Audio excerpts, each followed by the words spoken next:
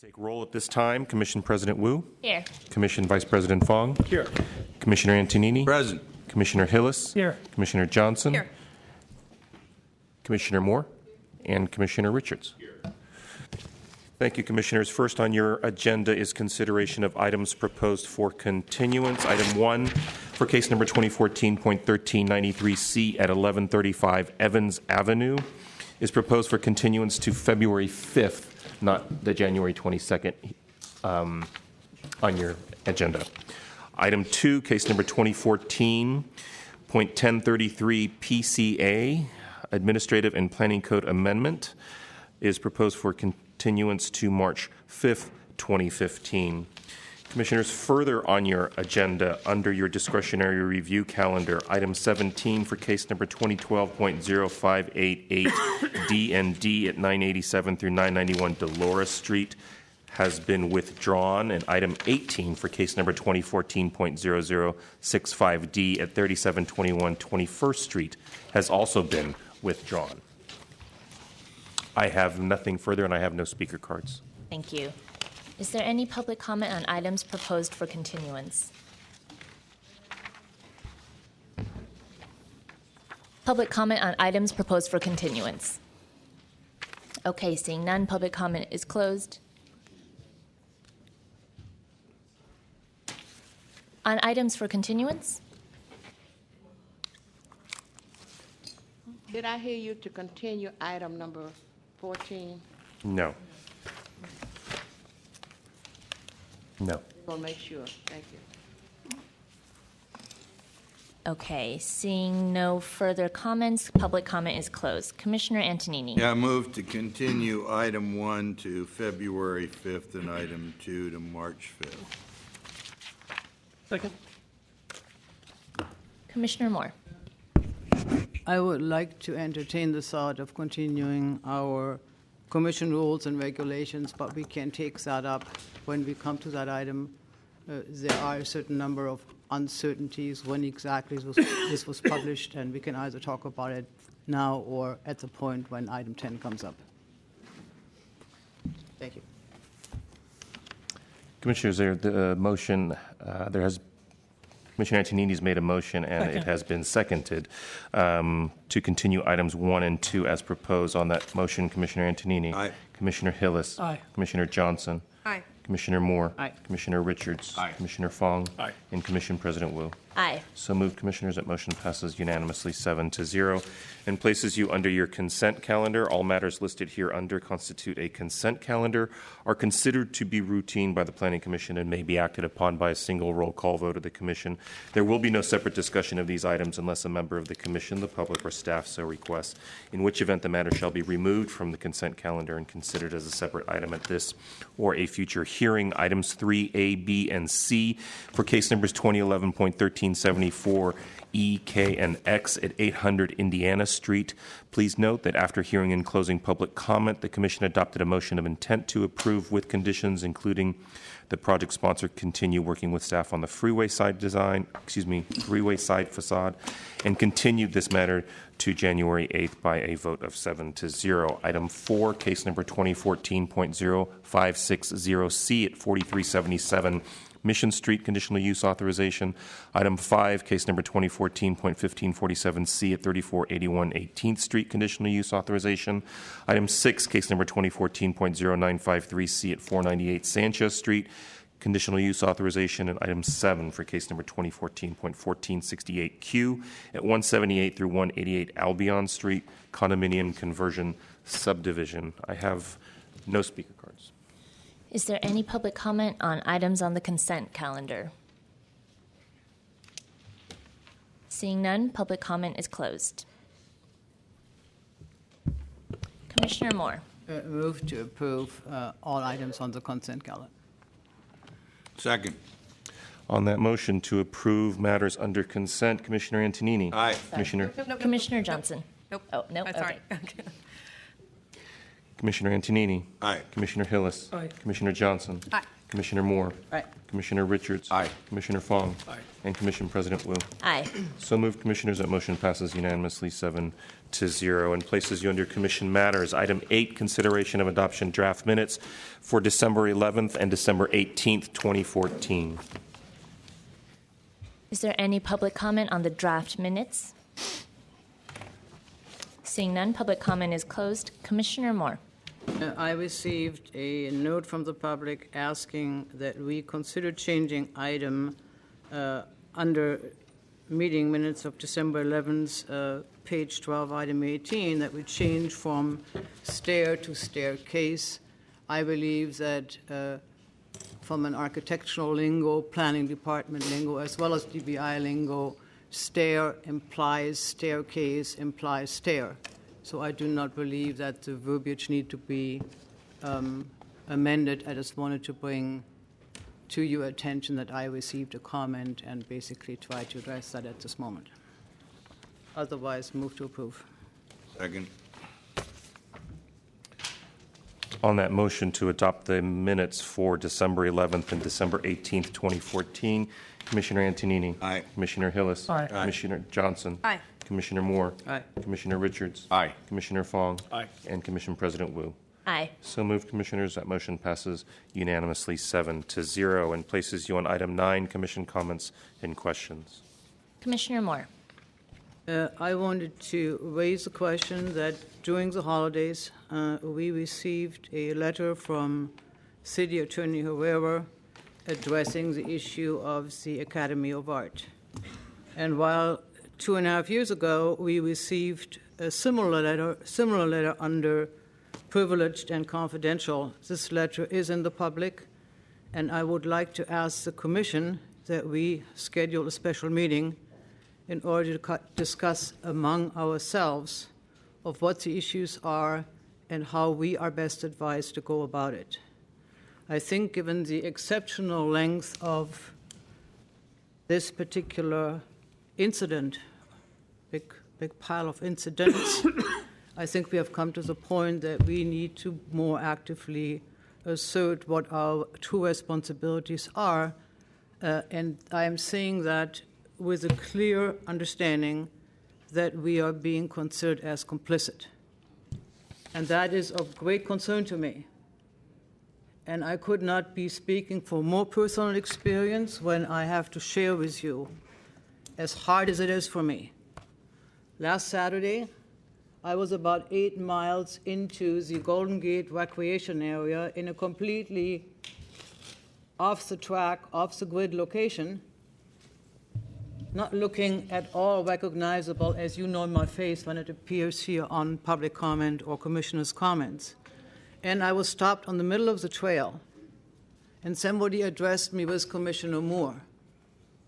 And on Saturdays and Sundays and for the rest of the week, I'm not Commissioner Moore, I'm just Catherine Moore. And this person said to me, how about the Academy of Art? You guys are not doing your job. And that is as far as I would like to take it. And I ask your support for scheduling this meeting, President Wu, and other commissioners, that we get a discussion going by which we are updated of what we need to do. Yes. Director Ram and I and Commissioner Fong, we spoke about it earlier this week. So originally you wanted to address during director's comments, but maybe now would be appropriate. Sure. No, I appreciate that. And I wanted to kind of give you an update of where we are, and I think there's some misunderstanding, frankly, of where we are as a result of that letter.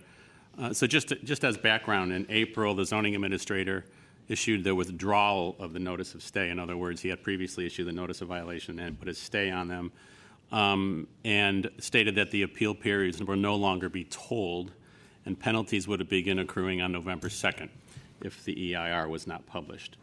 The reason for that, if you recall, is that there had not been progress in the EIR for about a year before that due to what we believe were substantial delays caused by the Academy. And the goal of that notice, of that NOV at that time, was to create a situation where the Academy would be incentivized, if you will, to move ahead with the EIR. In the last 8 months, in fact, that has happened. The AIR is 95% complete. And in consultation with the zoning administrator, we agreed that it would not be productive at this point in the process to issue the notices. In fact, the draft EIR will be issued next month, and you will have a public hearing on the draft EIR in March. As I said, we're about 95% complete with the draft EIR. And the Academy has, in fact, with new consultants, been working diligently with us, which is, in fact, a change from what had been the case before that point. I also want to say that I think that there has been a number of actions that have happened since then.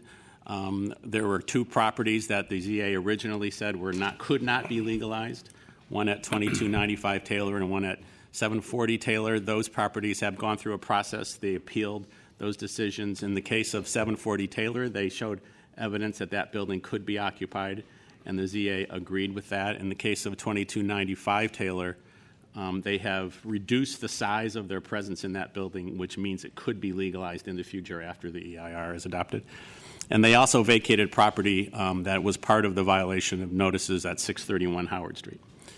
And there have been a number of ZA hearings that have happened where they have appealed his decisions, and then they withdrew those appeals after the hearing, and they did not contest the notice of violation. So the point being that they started the process, their own process of contesting the notices, and then withdrew their objections, if you will. And we have confirmed that they had vacated portions of the building on 2295 Taylor so that that building could be legalized. The other thing that's important, I think, is that the appeal of the withdrawal of the notice of stay, if you will, is pending at the Board of Appeals still. That is one thing that they have not withdrawn. And the department is currently preparing notice of violation penalty decisions for the 20 properties that were previously subject to that stay. So that we anticipate that those decisions would be issued after completion of the draft EIR with new penalty terms that would proceed at that point. So the bottom line for us is that the EIR is 95% complete. We have felt that, and the ZA has felt that it would not be productive at this point to issue penalties when we are that close. And we will be issuing the draft EIR next month. Thank you, and we will be scheduling a hearing. Thank you. Commissioner Antonini. Thank you. I'd like to speak for a moment. First of all, I want to wish everyone a Happy New Year, but I want to speak for a moment about an article that appeared in this Tuesday's Chronicle on the front page, authored by J.K. Deneen, entitled Growing Controversy. And unfortunately, there were lengthy remarks of mine, and they were accurate remarks, but they were taken out of context. And there's the picture that was on the Chronicle front page. And because these remarks were placed with that picture in an article about the developments in Corona Heights, the public was led to believe that my remarks were speaking in favor of this, what appeared to be one monster home. Actually, I was very fortunate to be helped by staff today, and given the exact information about, actually Tina Chang sent me those renderings that show it's not one structure. It actually is 4 different structures, 2 of which have their entrances on Museum, 2 of which have their entrances on State Street. And this was not approved by the Planning Commission. In fact, immediately after the article came out, my wife, among others, immediately said, "Why did you guys approve that thing? It's horrible. It's massive."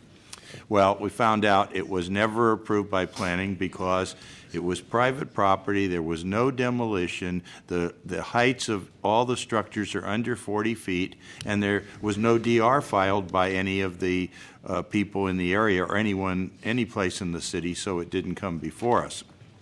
It was approved administratively. In fact, they are still large structures. The ones on Museum are probably over 3,000 square feet. The ones on States are probably under 2,000 square feet, but they are 4 separate single-family homes.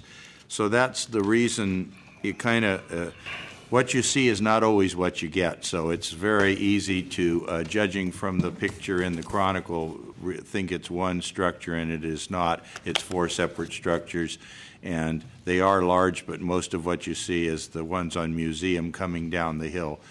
So, and it's not 6 levels as was presented. It's 4 levels on Museum and probably 2 levels on State Street.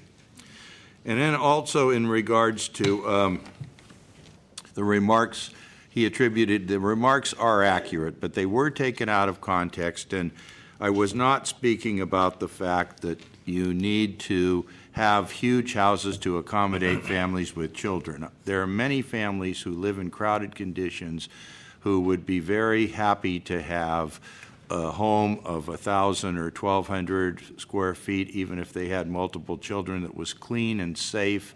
And we have to work on that. We're considering the housing element later on today. But what I was speaking to is the fact that we have a scarcity of 3-bedroom homes in San Francisco. Only 22% are 3 bedrooms or more. And we're building a tiny number of new single-family homes each year in San Francisco, and there is a significant demographic of young or of all ages, business and professional people with children who are making decisions every day whether they're going to raise their families in San Francisco or move to the Peninsula, Marin, or the East Bay. And oftentimes, one of the big factors in addition to cost is what's available out there. And oftentimes the older homes need a lot of work. In addition to the huge price they pay for those, there's another huge price to bring them up to the standards that they need for a family today. And I see this in my generation and my children's generation. So, and the needs of people are becoming larger for homes because we have many multi-generational families, as we hear about often. We have a lot of people nowadays that work from within their homes, or at least part of the time require a home office and a separate room to be able to keep their business affairs separate from the rest of the family. But as Mr. Dineen said accurately, I did not say people need to have large homes. I said if you choose to have a large home, it's going to be expensive. And I said, I'm sorry it's this way. We have a very desirable place. If anything, not building new homes of all sizes, even some that are a little bit larger, exacerbates the problem, because those families who choose to have homes that are 2,000 or more square feet are just going to compete with each other for the existing stock. So, I mean, I think that a letter to the editor talked about the fact, critical of my remarks, said for 150 years we've been able to meet our housing needs in San Francisco. For many of those years, we had enough land where private builders, without any different things, any incentives from the city, but met those needs by building new homes for all income levels in the Sunset, in the Outer Mission, in the Richmond, in all parts of San Francisco, eventually the area around Twin Peaks. So we have to find out ways to incentivize the construction of more single-family homes in this city, because there is a demand for those. And if we don't do it, then one of two things happen. More people with families who are productive members of our society and often have enough discretionary time and to contribute to philanthropic ventures or coach children, or it's good to have these people here if we can keep them here. And the staff, many of the commissioners have said, even if you build large homes, you can't guarantee they're going to be occupied by families, and you're right about that. It could be somebody or a couple just wants a huge home but doesn't have any children. But if you don't build the homes, then you can more or less guarantee that there's going to be more families who have the desire for moderate to large homes to leave San Francisco or drive up the prices of those that still exist. And another thing that sometimes is deceptive when we discuss this whole issue of housing size, years ago, maybe even today, people measure square footage. You don't count bathrooms. You don't count halls. You don't count the garage. You don't even count downstairs rooms that are semi-improved. So a house from years past that legally is listed as a certain square footage, and then today's new home often is listed gross square footage, which includes many of these same things. So you have to kind of compare apples and apples as to what the real size of these homes are. But I think that I just wanted to kind of clear the air a little bit about that, and I am very much in sympathy with people that want to help keep families here, want to produce income at all different levels, and it doesn't mean we need to only concentrate on large homes, but there is a place for those, and if they're appropriate to the neighborhood that they're being built in and they don't have adverse effects on them, then I think they serve a good purpose. Commissioner Richards. Great. I have a fairly long thing I'd like to say. I've done a lot of thinking over the last 3 weeks, and a lot of this, I've received a lot of feedback, specifically on some of the things that were in the press, as well, I think, picking up on some of the things that we talked about in terms of the role of this body and the policy, things we were struggling with on where exactly do we fit in, where exactly don't we fit in. So, the first thing I thought of was, if this were a private company, I take the Planning Commission as the independent board of directors. We would set policy and direction for the company with advice, obviously, of the experts in the organization. We approve initiatives and projects. We do that when we approve specific projects. And then we also decide conflict. That would be called our DR role. In a private industry, supporting actions on setting policy and direction would be having, in this body, a strategy committee, a compensation committee, which also does performance evaluations, an audit committee. Are we functioning the way we say we're functioning? A good example of that would be the letter we received from the city attorney, governance committee, and then legal and regulatory. The supporting actions for a board of directors approving initiatives and projects is they approve budgets. They also have line item spending authority above a certain level to make sure that nothing's going amiss and it actually supports the strategy that they set. And they also hire and fire the CEO. They also do have decisions in conflict, and those are kind of few and far between, because things that get to a board of directors in a private company that are conflict really mean that there's something completely wrong in the organization. I think for this organization, policy and direction, the only thing I've seen so far concrete that really lays out what our policy role is in deciding what the Prop M large cap office allocation criteria is going to be. That's the only explicit thing that I've seen in my 5 months. I think we're trying to set a policy and direction on the patterns of decision-making that we've made. However, as I look back, we're not always consistent. So we can't rely on our decision-making to say, well, we're setting policy by our decisions, because they're not always the same. I view the role of the director as the CEO of the organization. He manages the organization. This is in an industry analogy, and it's going to be probably 80 to 90% overlay here. There's always going to be some differences. Sets policies and actions and delivers results, operationally responsible, fiscally responsible, sets strategy and delivering on the framework of the policy that we develop in conjunction with you. And the city attorney, the ethics commission, what I would call the SEC in my example. And then the ultimate authority out there, which really woke me up here this week, was the ballot box planning article that actually Art Agnos wrote that says, hey, we're going to keep doing ballot box planning because we're losing faith in you. The voters are the ultimate shareholders of our company. And we've had several ballot box plannings in the last couple of elections, 8 Washington, Prop B on the Heights. We had several people here in the last couple of meetings got up and threaten right in front of us that they're going to initiate ballot box planning for us. So I think you've heard them. Around the Sites program was one of them. 5M could be one of them. Certainly the Flower Mart's coming up. So I think we really need to listen sometime to the shareholders as well. Now, I think in our organization here, our role in setting policy hasn't been optimized. I think sometimes we might have it a bit backwards, and I think as a result, from the feedback I've received and the letters I've received and the people I'm actually tired of running into on the street, they're losing trust in us. And they're losing faith that we can be fair and we can be impartial and that we have everybody's best interest at heart. A couple of items from a policy point of view that I struggle with are what takes priority over what, especially when we have a choice. Housing, office, PDR space, which, we have a project coming up where by right they can have an office, but if we don't give the allocation, it stays PDR.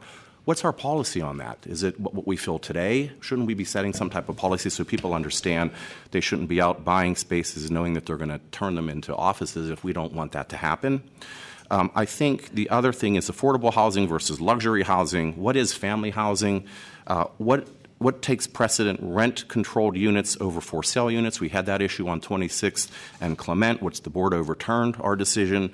The enforcement approach, I think we need a little bit more stick than carrot. I think, as I mentioned in my last commission comments, I'm receiving way too much feedback that enforcement's being taken as kind of a cost of doing business, and it's encouraging the kind of behavior that we really don't want.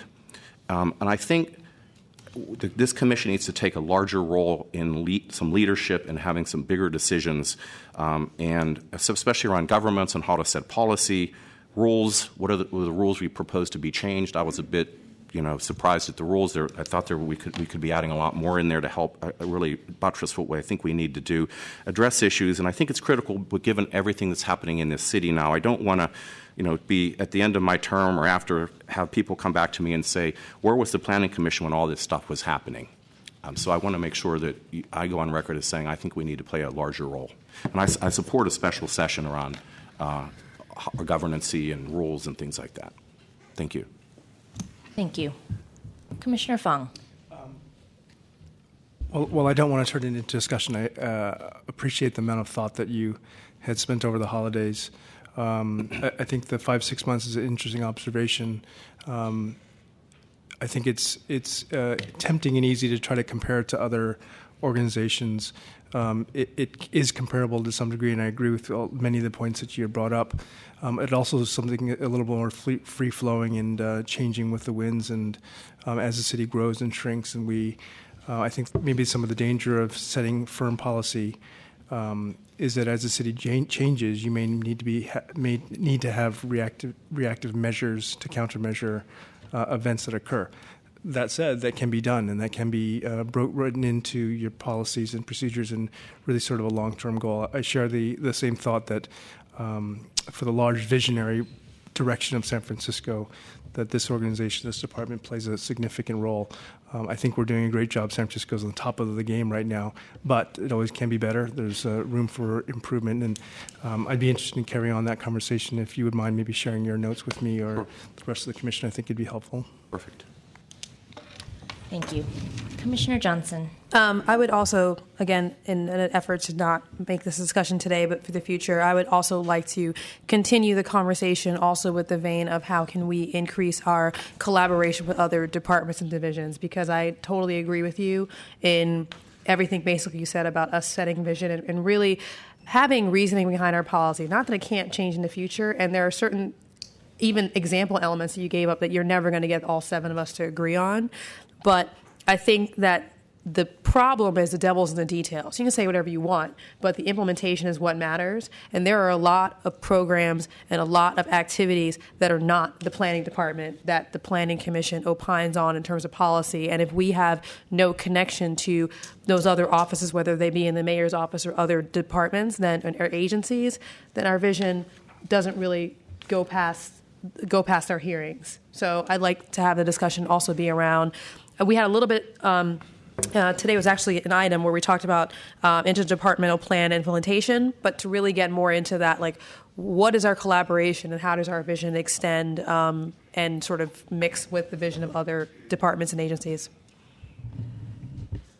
Thank you. So Commissioner Fong and I will definitely follow up with Director Ram and Mr. Ionin. I think that there's a start next week with the proposed citywide work plan. Mr. Kelly has alluded to trying to set department-wide policy through that work plan.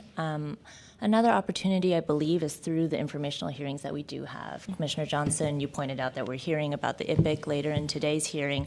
I think that may be some intentionality towards scheduling consecutive informational hearings that topically have to do with one another may help us create a forum to talk about some of the issues that have been raised. Very good, Commissioners. If there's nothing further, we can move on to item 10, Commission Rules and Regulations, consideration of amendments and adoption. Commissioner Moore is recommending that we continue this matter, I believe based on noticing, but I wanted to just point out that this matter was advertised on the December 18th agenda, which was issued on December 11th. And so it's been close to a month that members of the public have received notice. It was on the agenda, and since this agenda was issued last Friday, I've basically received one inquiry regarding the matter.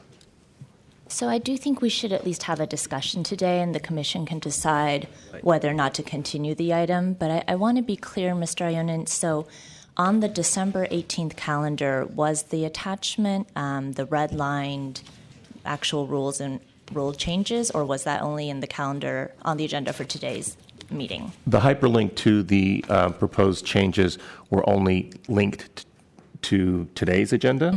The notice of this hearing was on the December 18th agenda. However, the one inquiry I did receive, that person received a draft on December 19th.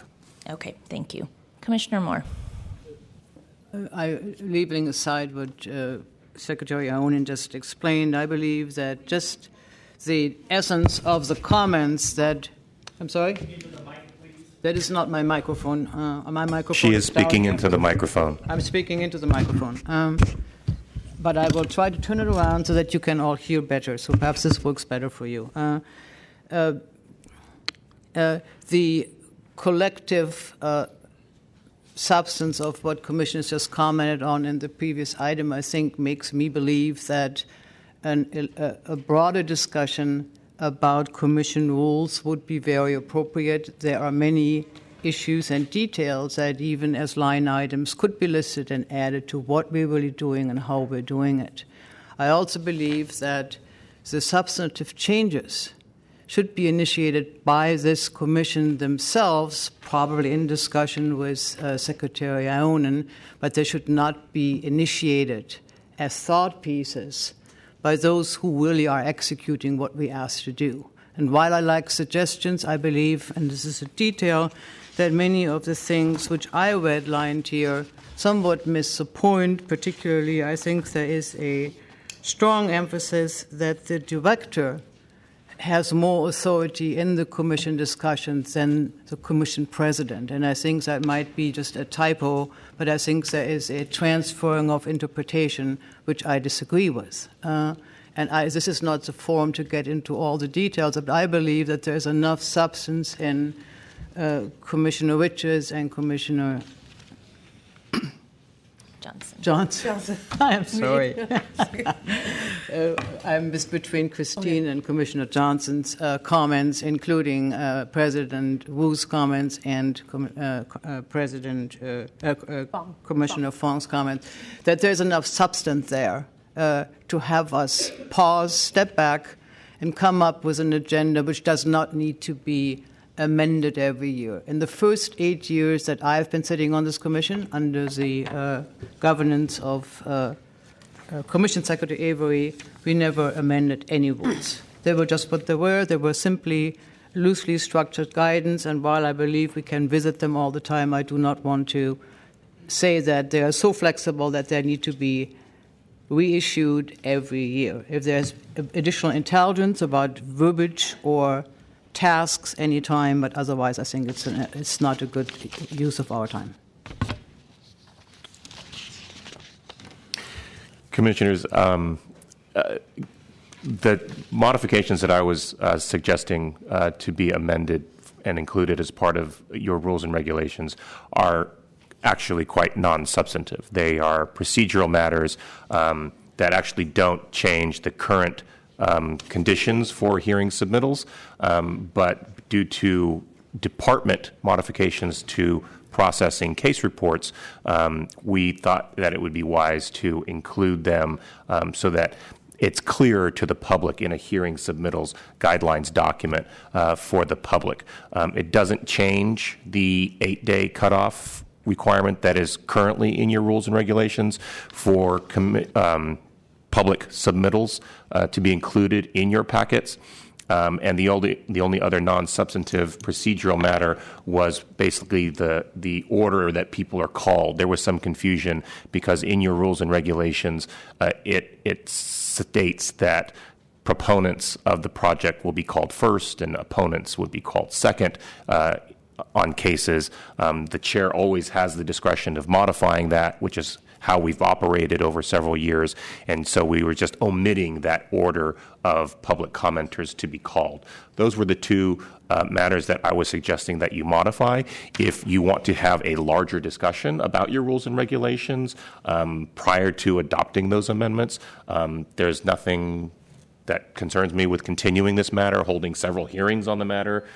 If you like, we recently updated these rules and regulations and had extensive conversations about them in December of 2013. And so I thought that because we recently had that conversation, that there was no reason to have a larger conversation about the rules. But if you like, it is with your pleasure to continue and discuss as much as you like. Secretary Ionen, I slightly disagree with you. I am using not a red line version, but those strikeouts where, for example, under submittals in paragraph A, fifth line down, you are striking out become part of public record, and there is no justification why. In the paragraph below, you're leaving it in. You're differentiating between two forms of submittals here. I do not understand why in one paragraph no and why in the next paragraph yes.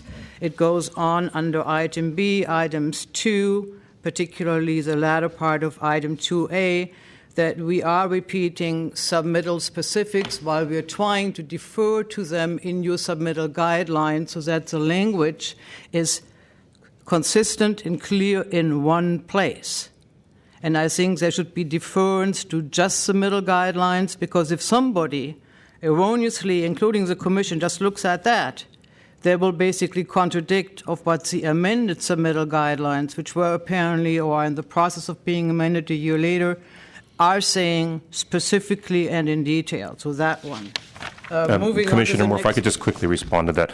These are two different documents. The plan submittal documents that are being referred to in the discretionary review section of the appendices is its own guidelines document. This is a new guidelines document that I'm suggesting just for hearing submittals. They are two separate documents. Well, I'm responding to this being given to me as Commission rules. This is part of Commission rules because they will be used by this Commission as their rules, which means that in answer to your question, I can ask the City Attorney to interpret as to whether I'm responding to Commission rules and what's in front of me. There are changes in there which require additional deliberation by this Commission, and I believe that we should stay away from fragmenting things, that we should think comprehensively and all in one. This is the document. That's at least what you send me. Okay, so at this point, I actually suggest that we pause. We had started discussing whether or not to continue the item. We're in the substance of the item now. Let's take public comment on this item. So if there are any public commenters.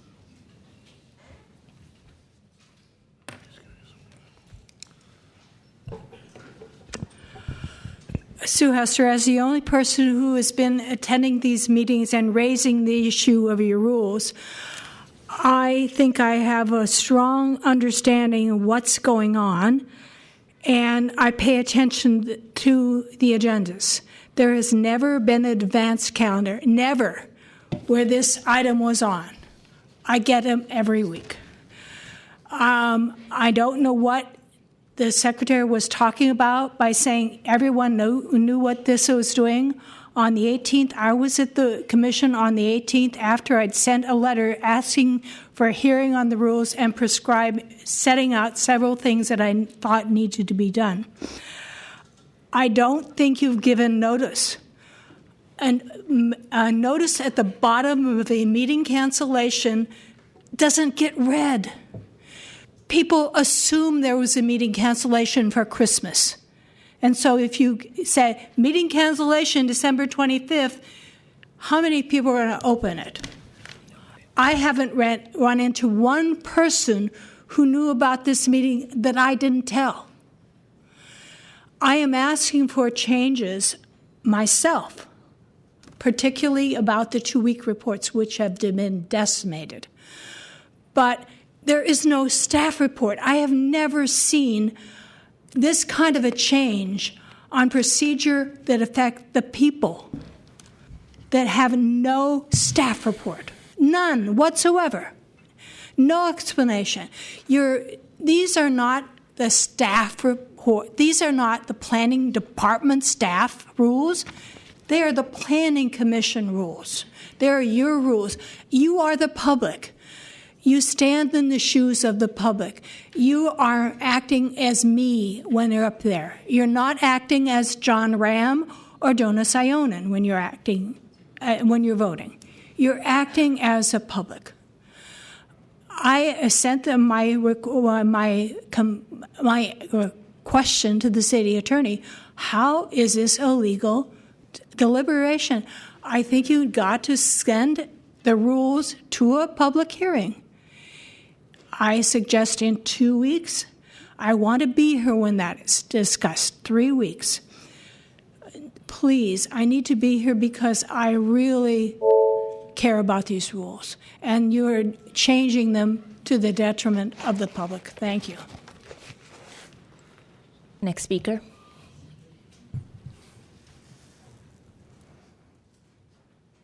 I'm Bob Planthold, and I also ask you to consider continuing this. You're told there was a notice for the 18 December calendar. Try to be realistic. The week before, December 11th, was that horrendous rain day. If somebody didn't have business on the 18th before this commission, why would they bother reading something that doesn't affect them? There could have been a period of several weeks when people who have interests in planning matters said, Christmas, there's no meeting. New Year's, there's no meeting. I got no business before the commission on the 18th. The 11th, I'm rained out. Functionally, even if you say the notice met the technical requirements, I'm suggesting the public did not get adequate, substantive, timely notice. And I'm speaking as a veteran of 7.5 years on the Sunshine Ordinance Task Force. Let's turn it around. What harm does it do to consider continuing this, especially since you've heard there's some differences of understanding already evident between whatever versions are present? That may take more time for you folks to read, for staff to read, and for the public to read. That's why I suggest a continuance is very appropriate to, again, as Commissioner Richard earlier had said, to start, I will say, to establish some trust. Thank you. Next speaker.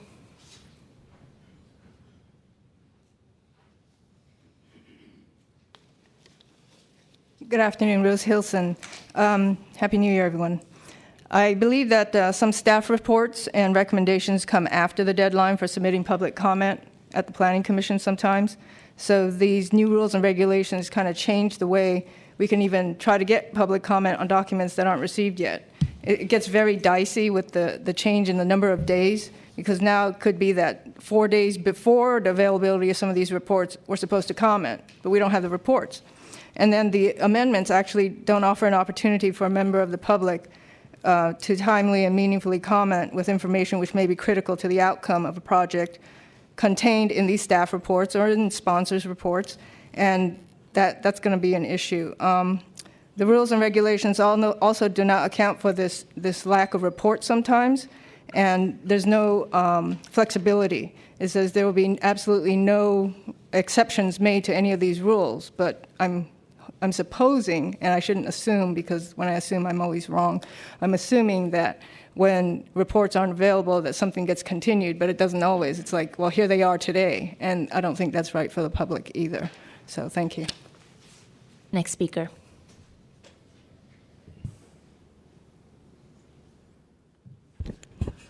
Good afternoon, Commissioners. Eric Brooks. I'm the Sustainability Chair for San Francisco Green Party, and I'm also the coordinator of the local grassroots organization, Our City. I would concur with previous speakers that during the holidays, technically you might have given notice, but I did exactly what Ms. Hester said. I saw the cancellation that I expected around Christmas time and did not open that document. So that's the first thing, is that this definitely should be continued for further discussion. Some of the reasons that it needs to be is that I would also concur with previous speakers that we've got a rule change now that is changing the numbers on when the public has to comment, and it's not clear that that jibes with what we fought for in 2013. And I just want to remind folks that in 2013, community advocates that tend to oppose large developer projects and developers that tend to support them had been battling for 12 years over the rules that we were going to use for, especially for CEQA items, things like that. And we finally came to an agreement after 12 years of fighting over it. And community advocates had to accept front-loading appeals much sooner than they probably should be. But we accepted that, and we got a compromise, and the Board of Supervisors adopted it unanimously. So you need to really take a close look at this to make sure that the changes that are being proposed for your rules at least jibe with the rules that the Board of Supervisors approved, if not make it a little easier for the public to be able to comment on staff documents after they come out. I would also say that I'm not real fond of the suggestion of striking that bit about project opponents being last in the queue for speaking. It's usually the case that project opponents are the ones that are outgunned and need to be able to make final comments. And so even if it's at the discretion of the chair, I would want to see that remain in the rules so that the chair is getting some direction. That usually what we want to do is let opponents go second so that they can get the last word, because they're usually going to be outspent and outgunned. So just to reiterate, please do postpone this so it can be given more consideration.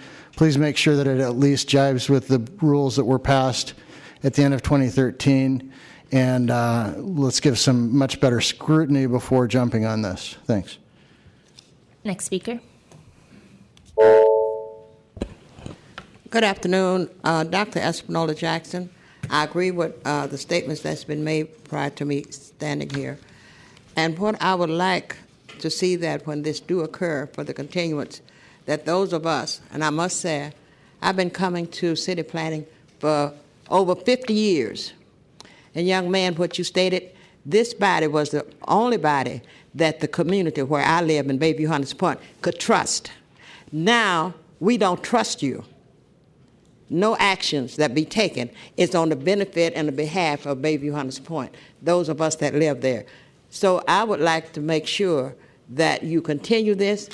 You need to be heard. We need to be heard. I have brought so much information to commissions to read, but you don't read. But those of us that live, and you do represent us, you represent the people of San Francisco and not the developers. Thank you so very much.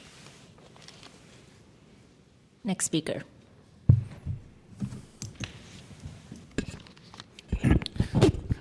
Good afternoon, Commissioners. My name is Hiroshi Fukuda. I'm the chair for the Coalition for San Francisco Neighborhoods Land Use and Housing Committee. First of all, I'd like to thank Commissioner Moore for your comments, and also to Sue Hester for bringing this point up. And most importantly, I think that that anytime there's changes in the rules, that there should be some discussion. There should be discussion on why it's needed. Are the rules working now? And do they have to be changed? And why? Why do they have to be changed? And there should be adequate public input for that. And in this case, there was none.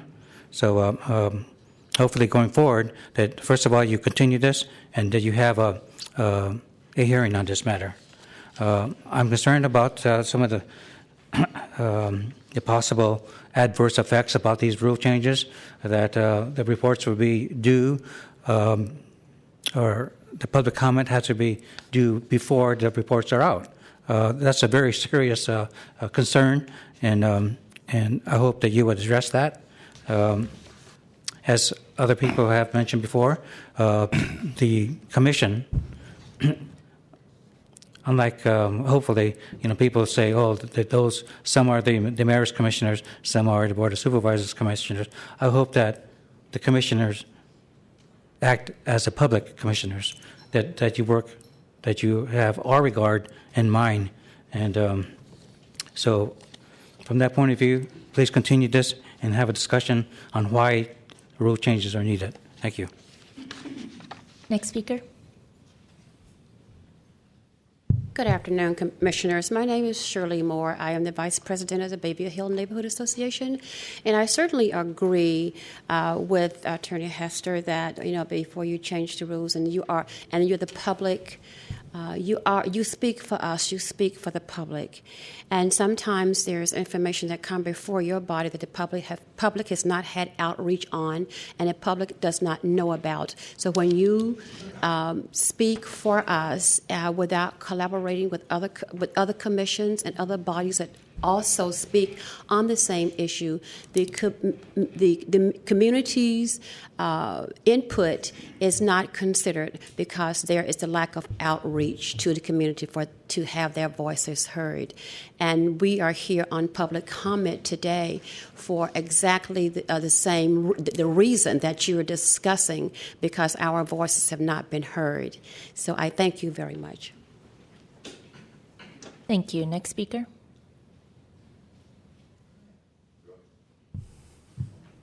Thank you, President and Commissioners. I'm Kathy DeVincenzi, and I would like to suggest that you consider imposing a condition on these rule changes that the deadlines only apply if there have been no changes to the plans or the project within 1 month of the hearing date, and that if there have been such last-minute changes, that the hearing date be automatically postponed for 1 month or such date as the Commission can accommodate the matter. This is because quite often when there is opposition to a project, the project sponsors hold the plan changes to the last minute. And if the opponents have to present their statements to the Commission before they find out about these modifications or shortly before, a lot of supplemental materials are submitted at the last minute to the Commission on the last minute modifications. So this increases the burden on the Commission as well of the amount of paperwork that you have to consider at the last minute. So consider something to require that these rules only apply if there have not been such changes within a month. If the project sponsor is delaying submitting the modifications, a 1 month continuance is not too bad, especially since many of these projects are very complicated. Also, the staff report should come before the deadline for public comments, at least a week, because you need to know what position the staff is taking. So it seems that these rule changes were driven by the sole criterion of the change in the copying of the department's policy to use an outside copying service. But there are a lot of substantive matters that should also be considered. So I hope that you would consider a couple of those amendments. Thank you. Next speaker.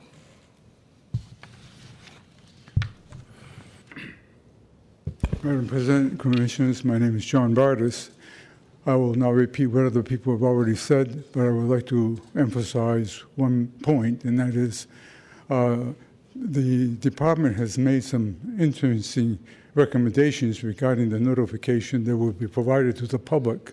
Now, when we asked that there be a postponement, I wholly support the postponement for at least a month, so the department can come back to the Commission and recommend to the Commission how the project sponsors and the department itself will also come to the same criteria for notification and for submission of materials that the public is being asked for. Thank you. Thank you. Is there additional public comment? Okay, seeing none, public comment is closed. I would suggest that we talk today about substantive issues with the rules, but that we postpone a vote until at least the 22nd, with a memo attached would be helpful. I did hear some requests from some commissioners to even expand the conversation, so I think that's something we can discuss right now about what areas that would or would not be appropriate. Commissioner Antonini. Yeah, I am amenable to a continuance. I think it makes sense to let us have the opportunity to study carefully any proposals for changes, and discuss why or realize why these are being made and what their effect would be. Because I'm been fine with the rules as modified; they seem to be working well. In terms of general policy, I think we have to be fair. We have to allow enough noticing, and we have to allow people the ability to see what the actual project is that's before them. But we also don't want to further delay process unnecessarily, because later on we'll discuss the housing element, and we'll find out that it costs about $500,000 in building costs to build an 800 square foot condominium unit, each unit in a condominium. So part of that is process. I mean, this city has very high process costs. So it doesn't mean that we don't want adequate notification. But we don't want to provide another opportunity to drive things even more expense. So we have to be very careful that our rules are fair, but they are, done in a reasonable way. So some minor problem can be used to delay a project even further than it is already. I think things have gotten better in the last few years. When I was first on the commission, we had a lot of projects that were continued over and over again, often on technical grounds or often on other things, and we seem to be hearing most of the projects on a more timely basis now. So, and I think that, but it is clear some of these are complicated, and I think that it's wise that all the data, as much of the data, be in there, but changes will be made. Changes are made to projects on the day of the hearing by the commissioners as a result of public comment or a result of other things.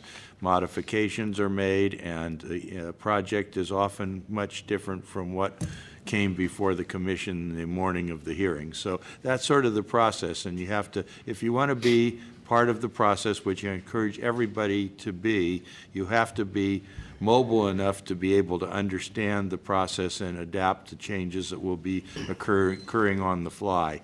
So that's part of my feeling on it. I think one suggestion I have on a continuance date, I know we've kind of emptied out January 29th, but I have a feeling this issue is going to take a while, because we're going to study it over ourselves, and then there'll be lots of public comment, and then there'll be a discussion of whether or not to make any changes. And hopefully on the day we do decide to have it done, we want to get it finished that day. We don't want to have to continue it still another time. So if that date's open, it might be a date that we could get this done if we're still having a hearing, without pushing all our other items off for 2 or 3 hours later in the day.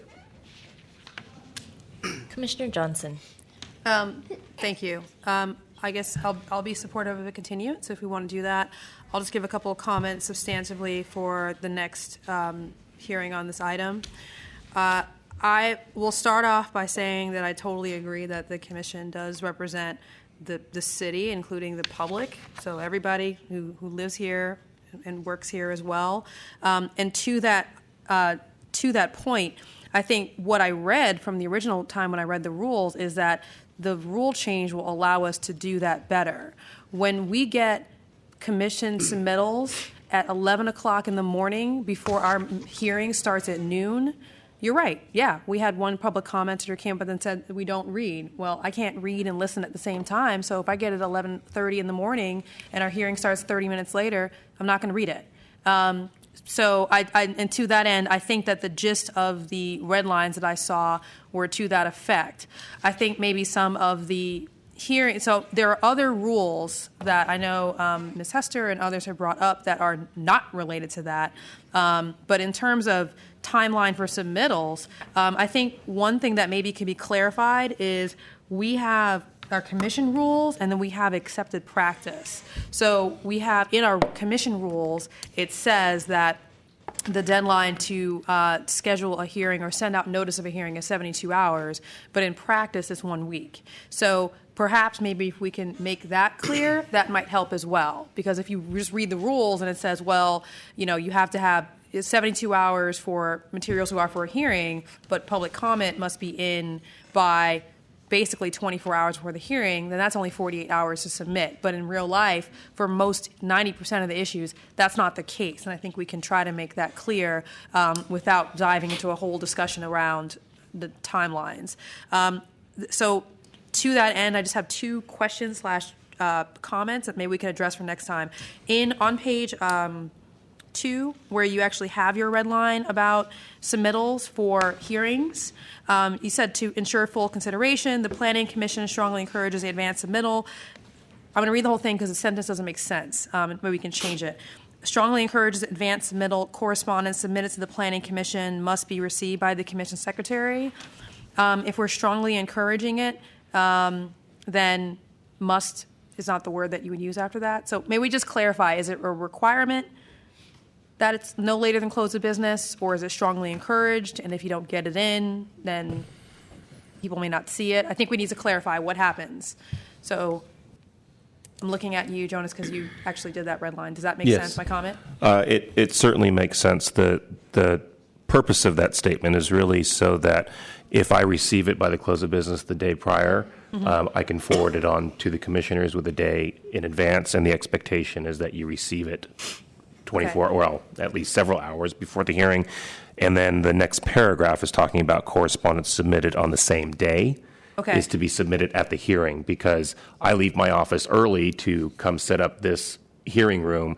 And so if someone forwards an email to me, correspondence to you intended for that hearing date, I may not have the ability to even forward it to you. So in order to ensure that their submittals are considered by you, they are to be submitted at the hearing if they're going to submit them on the same day. That's all. That's the only purpose for that. Okay, so without getting too semantic here, I think we need to make that more clear about advanced submittings have to be by the close of business. Day of needs to be in the hearing. So anything, and just say that, and then we can discuss at the next hearing whether or not that's what we want to do. And then the next thing is, I thought it was clear that the hearing submittals and DR or plan submittal guidelines are different, and that we've discussed over time ways to enhance both so that we're actually getting standard sets of information. So perhaps we can actually attach those in appendix for our next hearing so we can actually see it, and that will be clear. I don't agree that we need the city attorney to talk about that. That was pretty clear to me. They're two different things. So those are my comments. And then, of course, if we want to talk about other rules, that's fine. Thank you. Commissioner Richards. I guess a couple of points. First, I think our experience on Article 2 should teach us a lesson on trying to win the public's trust and goodwill. We did continue at 30 days. Some of us were for it, some of us were not, but we did see in the end there was no negative feedback from anybody in the public, and they felt that they were represented and they were heard. So, I just liken that experience to what I think we need to have here. Something that's not substantive to somebody is substantive to somebody else. So I think, we can sit up here and go, oh, these seem like minor changes, but people out on the other side of this railing, to them it's a bigger deal. And I think we need to give them time to process it and make sure that they're able to comment on it within a reasonable period of time. I do agree with Commissioner Antonini that I think this is going to take more than 30 days. I think one of the best practices I picked up here in the planning department is you have this table called the way it is and the way it will be. If we could do the way it is and the way it will be on this kind of a document, it would be amazing. People could see exactly what the change is going to be. I want to take this, time here just a second for Commission President Wu's discussion on part of a larger policy discussion or role of the Commission. I think ways we make decisions here can be very unwieldy, and I think we talk a lot about things that we want to do in the future, but we have no mechanism to do it. And I think that we might need to take a look at the rules on how we operate and say, I heard in the past there were subcommittees, 2 or 3 people went off into this. Like, how do we institutionalize that? I didn't see anything like that in the rules. Is it just on the fly? Is it as needed, ad hoc? I'd like to put something around that. And I think, as I mentioned before, I really want to understand on what kind of policy things we want to get into and actually be able to document them. It's a policy of this commission, like we were going to do on the large cap office allocation, to A, B, C, D. So people are really clear on that. And obviously, policies can change given different circumstances. So I don't want it to feel like it's cast in stone, to Commissioner Fong's point of view. I do agree with Ms. DiVincenzi that I feel sometimes that I'm sitting up here like we're trying to fix the airplane while we're flying it. Yep. And we're not really making great decisions. We're tired, and there's this new data coming in, and I do have to fault some of the public as well. And I'm guilty of this. Getting substantive emails an hour before the hearing is horrible. I can't do my job effectively. I think that this kind of decision making with this kind of data coming in so fast is actually something that's worse than when I was in tech. At least we had a couple of days to have our data. Here we have sometimes minutes. So I think we really need to start pushing back and making sure that we have a reasonable period of time to do the best job we can given the data that we have. And come back. I want to come back and ask questions sometimes, and I don't have time to. So I think we need to put that in there as well. So to Commissioner Johnson's point of view. Thank you.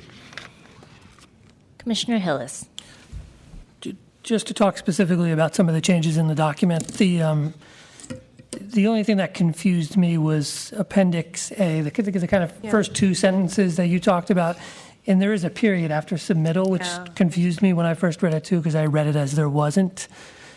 But it does say, to ensure full consideration, the Planning Commission strongly encourages advanced submittal, which I think is good. It's a good statement. We should have it in there.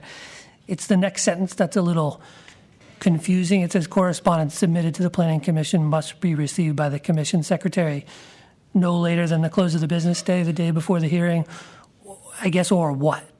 There's not really, you struck out where it said, or it doesn't be, or it's not part of the public record, but we know if it's submitted the next, or during the hearing, it becomes part of the public record.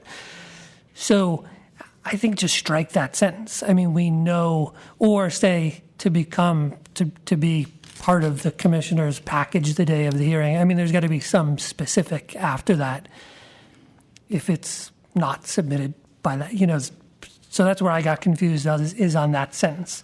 Other than that, I think this all is fairly non-substantive and makes sense. And I think similar to Article 2, we hear a lot about the continuance and the process and whatever theories people have, but it's good. Give some specifics. I mean, there were a couple of people who pointed to this exact two paragraphs, Commissioner Johnson. Two sentences. That's the thing that confused me. I think Ms. Hester had some specific comments in her emails. This is where we're supposed to make decisions. I mean, I can make a decision on those two sentences right now to fix it. If we're going to continue it, let's fix it. But I don't think there's anything nefarious in here. I think we're trying to be helpful and say, if you do submit it the day of the hearing, it's still part of the public record.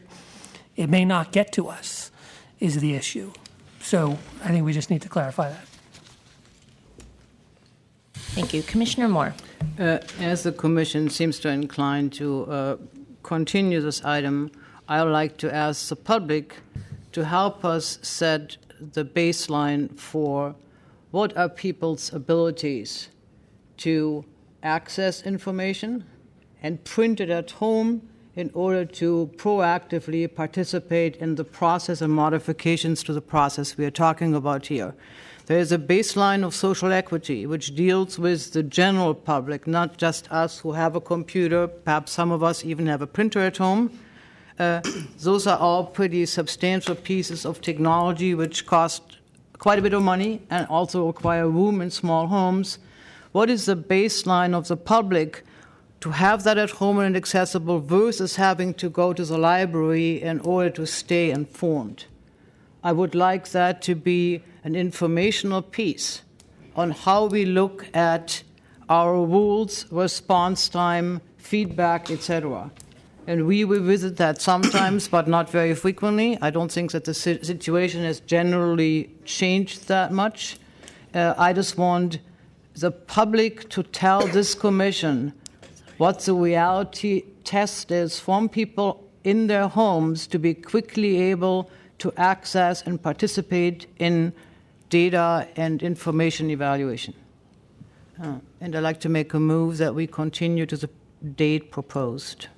Second. What is the date proposed? I understand that January 29th? 29th. If President Wu accepted Commissioner Antonini's suggestion. I will accept it, but there was one strong request from the audience, from Ms. Hester, that she is not here. So So it is very difficult for us to schedule around members of the public, but I know, Ms. Hester, you have been involved in these discussions for a very long time. I hadn't caught that. Commissioners, Whatever dates we have. February 5th is beginning to get busy. There were some things that actually were scheduled for the 29th that are being moved to the 5th, specifically the housing element in Sutro Tower. And so I would recommend that you not continue it to the 5th and potentially consider February 12th. That would be That's fine. amenable. I'm fine with that. Okay. I did not hear a second. I did. To Commissioner Richards, yes. thank you. And if I could just make two comments, because I do appreciate all of your thoughtfulness associated with the rules. It was agendized today, actually, at the request of Ms. Hester to specifically have it on January 8th. She made that request to you last year. And it was really to initiate the discussion of any potential rule changes that the Commission wanted to see and to give the public an opportunity to address those changes. So I do appreciate this continuance to allow more public input. Commissioner Fong. Oh, yes. Thank you. I just wanted to kind of make a couple of observation comments. And one, while I'm supportive to continuing and having some thoughtful dialogue about new rules, I just want to assure the public that we're operating under our existing rules and in good form. I think technology has somewhat caught up with us here, and some of the comments were about people sending things last minute and the expectation from the public, once you hit the send button, that it's there. Mm-hmm. They must have it. So I think we should address that here when we get this next version. I'd like to suggest, though, the thought of, I don't think it's appropriate or effective or efficient for us to wordsmith in this kind of forum here. I'd like to suggest that we take this time to continue it, let the public actually submit in writing what their thoughts changes are. Let us, 7 of us, including our secretary, submit what he or she thinks the best changes are, if there are any. And then maybe even bring up a subcommittee, a formal subcommittee, to really sort of begin to hash out some of these thoughts and really think them through in a little more thought than we can even in this setting here. And then come back with that subcommittee making a recommendation with, obviously, the input of staff as well as the commissioners or the director. So I'd like to throw that out. I don't know if we need to vote on that or when we bring it back to seek that sort of format. Commissioner Johnson. Thanks. Just real quick. I know this is from my point of view. I know that we're not changing our rules as of today, so it's still going to be the existing rules. But I really want to emphasize to the public: please send comments before the day of the hearing. Otherwise, it's just so hard for us. So again, just emphasizing that. And then also, I would love to be on the subcommittee. I completely agree with Commissioner Fong, and I want to echo some of Commissioner Richards' comments about standing subcommittees. So maybe that could be a rule change that we look at. That has nothing to do with submittals and everything. But I think that's a good one. Commissioner Richards. A couple of things. First, while we're talking about communication that comes to us, I just want to throw my 2 cents in. If there's a standard way we can format the title of the email, like the address of the project and the case report number, whatever, some identifier, I literally get hundreds of emails and it says, I support, Joe. I don't know what that's all about, so it takes a lot of time and they come in late. So some type of standard thing where, we ask that you send it in so that we can actually quickly go down the list and get those things read and we can respond to them would be good. I also think Commissioner Fong's idea of a subcommittee for these rules is a great idea. I'd like to actually establish it today so we don't burn any more time up. And I'd make a motion to establish the subcommittee and have Commissioner Moore and Commissioner Johnson on it. Is that within the So rules? procedurally, I am, and this is part of the discussion today, I'm unclear on how this happens. Right. What I'm hearing is a desire for a subcommittee, and so what I would suggest is that we turn... Well, one option is that we turn the 29th into more of just an informational hearing and that information is given to the subcommittee and then the subcommittee goes away and does their work. I think that, I'll ask the Secretary. Commission President Wu, as the chair, you would appoint members of a subcommittee. Mm-hmm. You could hear and solicit interest. The Historic Preservation Commission has two subcommittees, the Architecture Review Committee and a new Cultural Assets Committee, which we actually have to have public hearings in a similar setting. So, in other words, that subcommittee would possibly meet prior to your regular meeting to allow a public forum and public input and comment on the matters discussed by the subcommittee. Okay.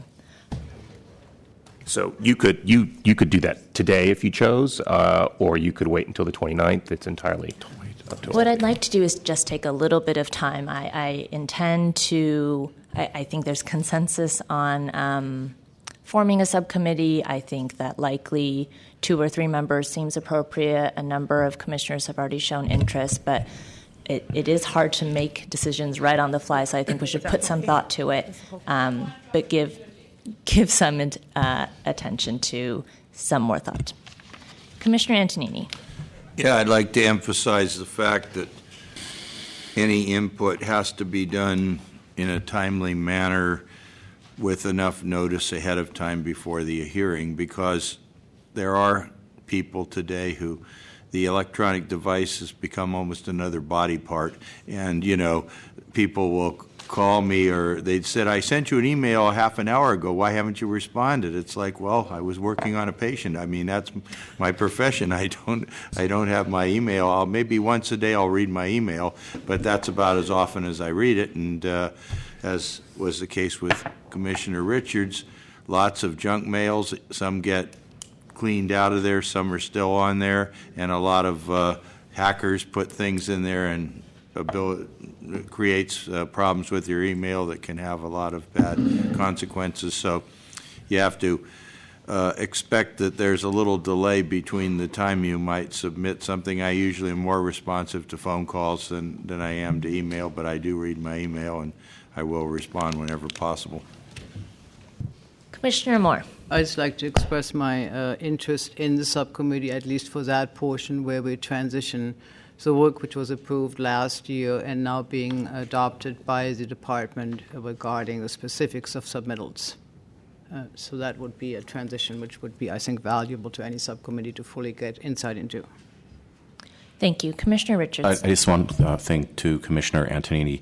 I set up a sfgov.org email account. It's great for getting all that spam out of there. And when there's a records request, it's so easy to just say, go take it. So you might want to consider setting up an official sfgov.org email to use for commission business.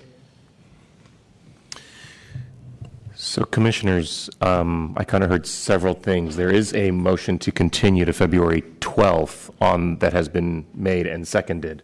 So are we going to stick to the 12th? Yes. Okay. Commissioners, on that motion then to continue this matter to February 12th, Commissioner Antonini. Aye. Commissioner Hillis. Aye. Commissioner Johnson. Aye. Commissioner Moore. Aye. Commissioner Richards. Aye. Commissioner Fong. Aye. And Commission President Wu. Aye. So moved, Commissioners. Our motion passes unanimously 7-0. Commissioners, that'll place you under Department Matters. Director's Report. Commissioners, the only item I wanted to bring up today was that we are regarding the Sunnydale EIR, which has been issued for the Hope SF project, but the Sunnydale project. Your hearing on this project on the EIR will be on January 22nd. I just wanted to let you and the public know that we are also having an on-site hearing that the staff will conduct to receive comments on the draft EIR, which will happen 2 days before that on January 20th at 5 p.m. on site at Sunnydale. We'll post the specifics of the address on our website.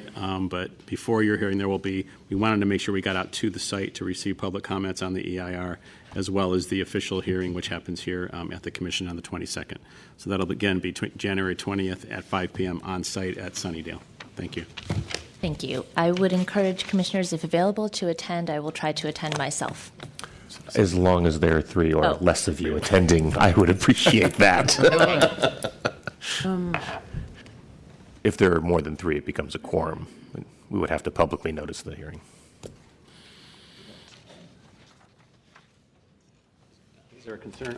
No, I actually didn't know when we were asked to attend that then automatically, if it would be 4 or 5 of us, that it becomes a quorum. I didn't know that. If it's more than 3, it would automatically become a quorum, right? Commissioners, if there's nothing further, we can move on to item 12, review of past events at the Board of Supervisors, Board of Appeals, and the Historic Preservation Commission. I believe there's no report from the Board of Supervisors. Board of Appeals and the Historic Preservation Commission did not meet yesterday. I guess the only news of note is that the Supervisor Breed was elected president today. Commissioners, we can move on then to general public comment, not to exceed a period of 15 minutes, because I do have about 10 speaker cards for general public comment. At this time, members of the public may address the Commission on matters of interest to the public that are within the subject matter jurisdiction of the Commission, except agenda items. With respect to agenda items, your opportunity to address the Commission will be afforded when the item is reached in the meeting. Each member of the public may address the Commission for up to 3 minutes, and we do have over 10 speaker cards. So to the public, my guess is a number of you may be part of the same group. Well, now looking at these, that is not apparent. We do limit this portion of general public comment to 15 minutes, and we continue it as the last item of the agenda. So I will call them as submitted. Bob Planthold, Dino Adelphio, Dr. Tompkins, Dr. Espinola Jackson, and Linda Markham. The court. I'm Bob Planthold. I'm here as a member of the Share Better San Francisco Coalition. I want to call to your attention that there is an ongoing series of complaints on file and being issued about violations of the law regarding short-term rentals. It's still illegal, but even some real estate brokers, landlords are advertising residential units as short-term rentals, taking them off the market. There are complaints that have been filed, and I want you folks to start thinking about tracking those numbers of complaints. Ask DBI for those. Ask what's their investigation process. We know that there was a joint hearing on enforcement some weeks ago, but it specifically excluded dealing with this. And yet we're noticing from mapping we've done that there's hundreds and hundreds and hundreds of units currently being advertised, full units, not just somebody's bedroom. So I want to call your attention to this and tell you that as these complaints continue, we will keep coming back.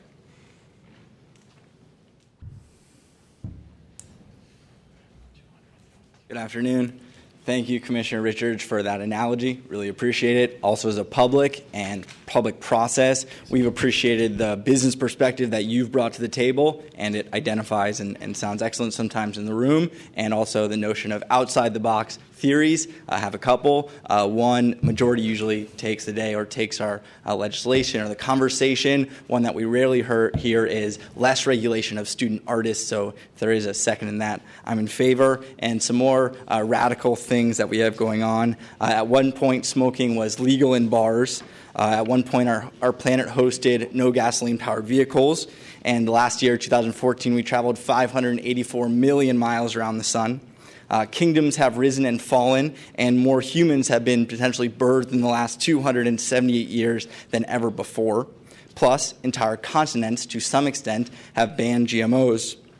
At one point, our own formula retail probably sounds radical. Where the line is drawn, and if one exists, is surely unknown. And how it could be applicable to our present-day legislation is thoughtful, at least. This is federally sponsored, locally protected, corporate graffiti, 140 calories. A conversation runs in conjunction with another enterprise that we often regulate. Is policy that's directed to support and promote small business a fallacy of political endeavor? Does it fall short of potential accomplishment? On a smaller note, separate present-day legislation has attempted, sometimes failing, sometimes succeeding, to regulate 1 ounce or 1 cent of such a beverage. Let's keep in mind that this harmful product is consumed in inverse relation with income and skin color. The higher income I make, the less sugar beverages I consume. The darker my skin color, the more SSDs I consume. It began as a ground of brown. We, the people, afforded a loan to the provider and purchased excess sugar to maintain the price of our investment. Next, we don't always use sugar in such a beverage. Sometimes we accomplish this process through corn. The cola company often sends these ingredients to another country where tax rates are lower, then to be shipped back to the states where sometimes locally protected federal factories can produce up to 75,000 cans of cola per hour. Let's question the idea of genetically modified organisms in our food consumption, along with the idea of federally subsidized food production, and let us advance the theory of transparency of ingredient. Mahalo. Next speaker.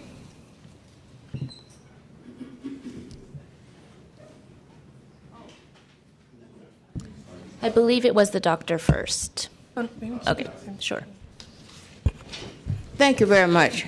Dr. Espinola Jackson, I have a statement because I know a lot of people are watching.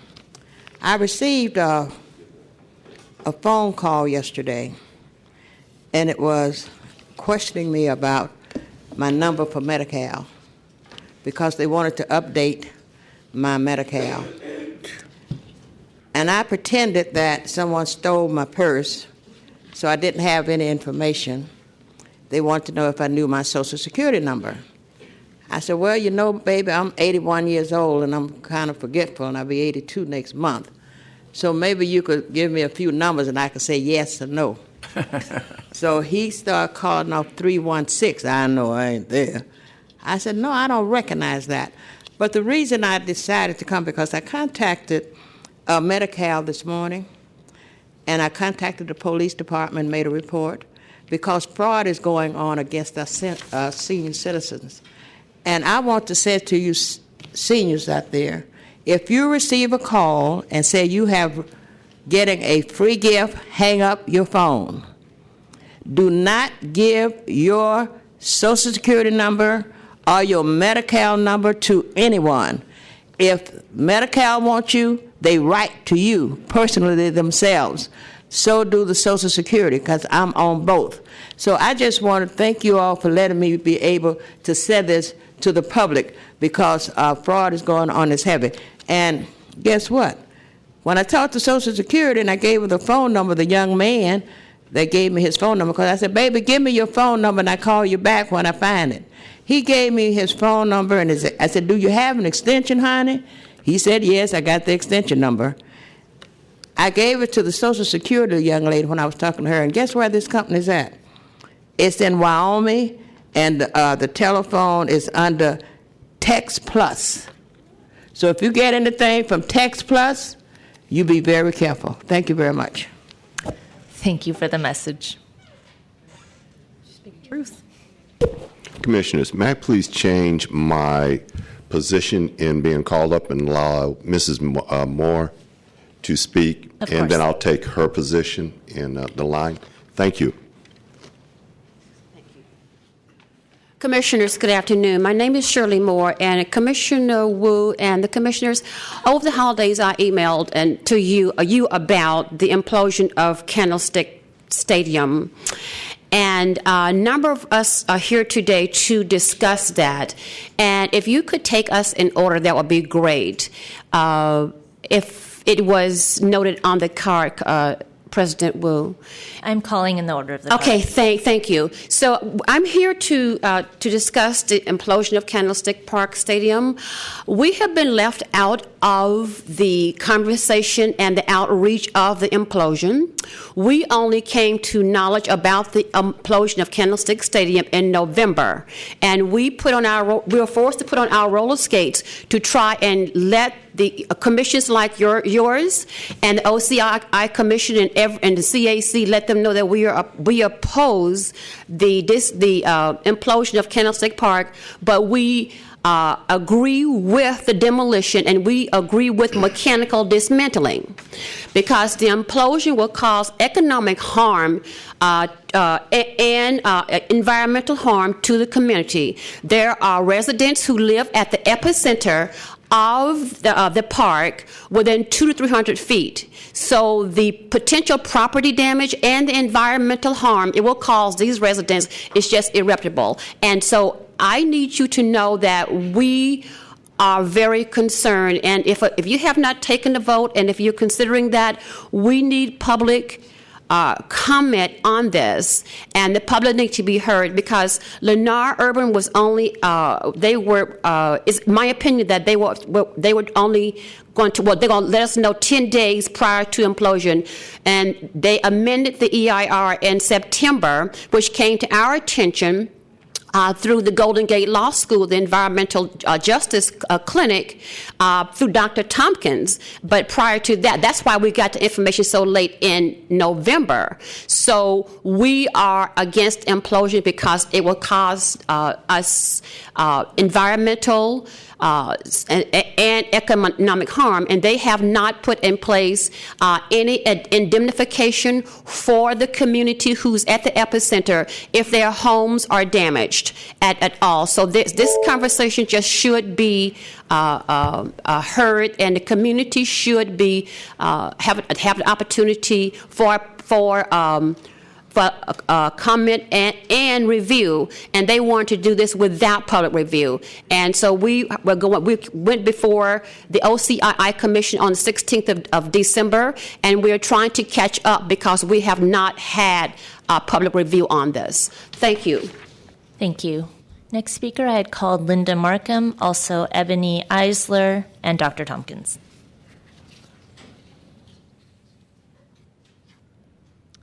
All right. Any of those members here? Oh, okay.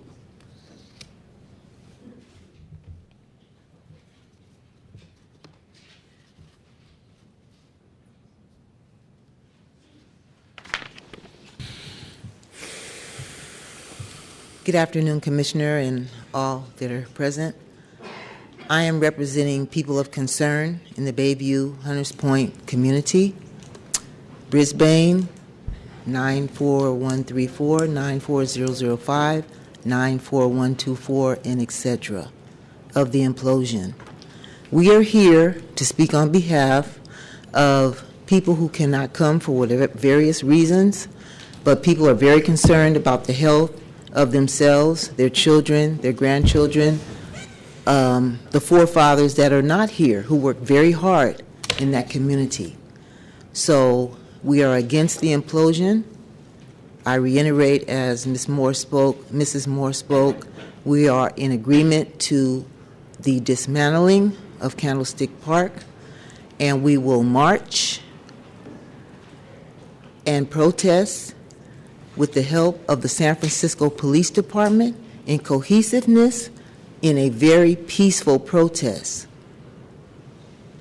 from Jamestown to Evans in San Francisco, and from there to the steps of City Hall to speak to the mayor of San Francisco. Thank you. Thank you. Next speaker.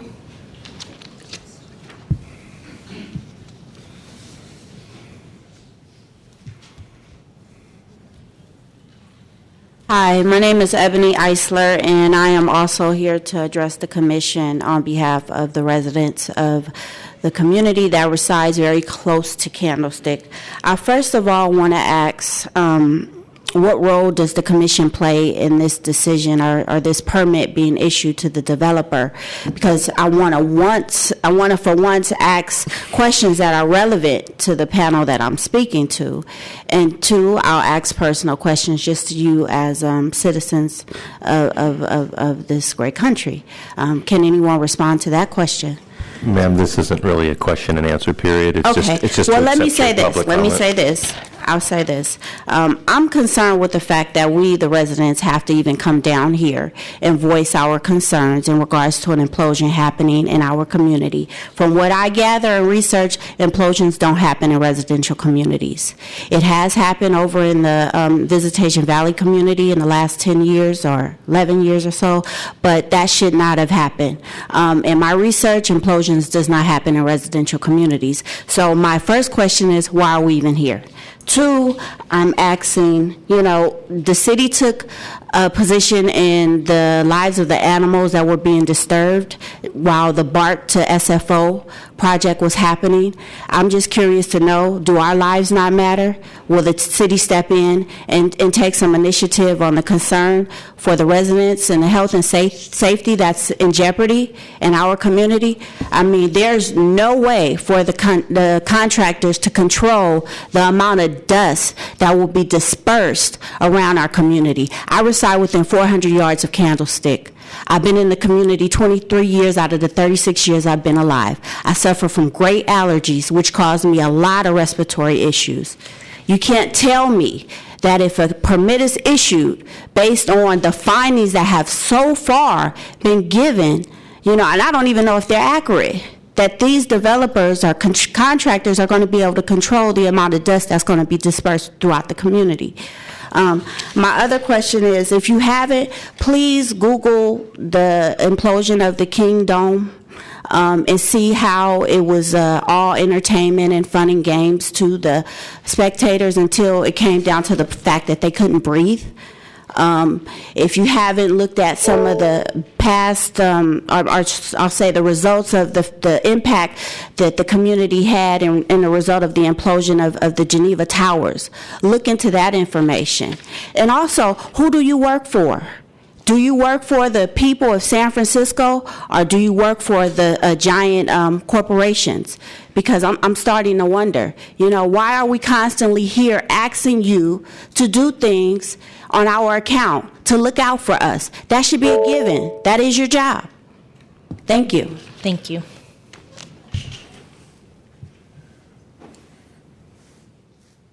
Good afternoon, Commissioners. I'm Dr. Tompkins. As been related part, and I agree with Mr. Richardson's comment in terms of modification of process is an important factor. The community needs to know how you function and operate. I need to have an operational definition of how an amendment that was submitted and passed on September the 19th that changed the entire dynamics of the demolition. When I was engaged in it, it was a mechanical demolition. I have no problem with it. All of a sudden, I get a call from Golden Gate University that it has changed. We were never informed. An addendum usually, in my experience, in corporate, as well as at public and as a dean, an associate dean, is part of when you add a table to something. This is a dynamic change. And that, as previously some of the speakers have stated, that sadly it becomes almost an environmental justice issue because implosions only take place on the southeast sector of San Francisco, not in the Mission, not over there in the marina or elsewhere in San Francisco. And just the demolition of the old Jack Tar Hotel, that was a mechanical demolition. It wasn't imploded. I'd like to then bring up what took place, if you could flip on here, please. This is a letter that we submitted to the department, senior planning, and that they never responded. We wanted to get answers to the addendum and explanations. It's a 4-page paper. We then did a follow-up sequence also on November the 18th, the 8-page paper, in terms of scientific issues and questions for an explanation. How can you come up with the dust won't even leave the parking lot? Okay? And I had finally, through Mrs. Moore and the community demanding, this is a map. I'm sorry, I don't have the technical skills to bring in. I have a larger one we can talk about later. That Bayview Hunters Point has over 300 toxic waste sites in the area. That in the EIR, which they submitted for your consideration, and their so-called addendum that was submitted twice, the traditional biasness and risk assessment was applied, that they do not take into account the condition. At one elementary school, 85% of the babies are asthmatic. It increased by 10%. When I did VOC studies in '98 with Dr. Palmer, 55% of the first graders. And you want to implode?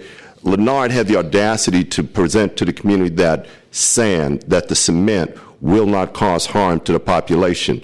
Harvard Medical School just finished their study last year showing that particulates at 2.5 is transferred to the unborn fetus. Thank you, sir. Your time is up. I ask, please, will you please consider the policy that is laid? Your time is up.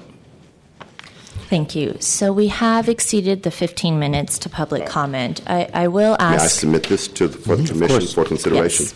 Everyone is Thank you. welcome to submit written comments, and we will continue public comment at the end of at the last agenda item of the hearing. But I do want to ask the director to address this. I think that there is some information. Clearly, there is a lot of concern, a lot of cause for concern, and this information may help.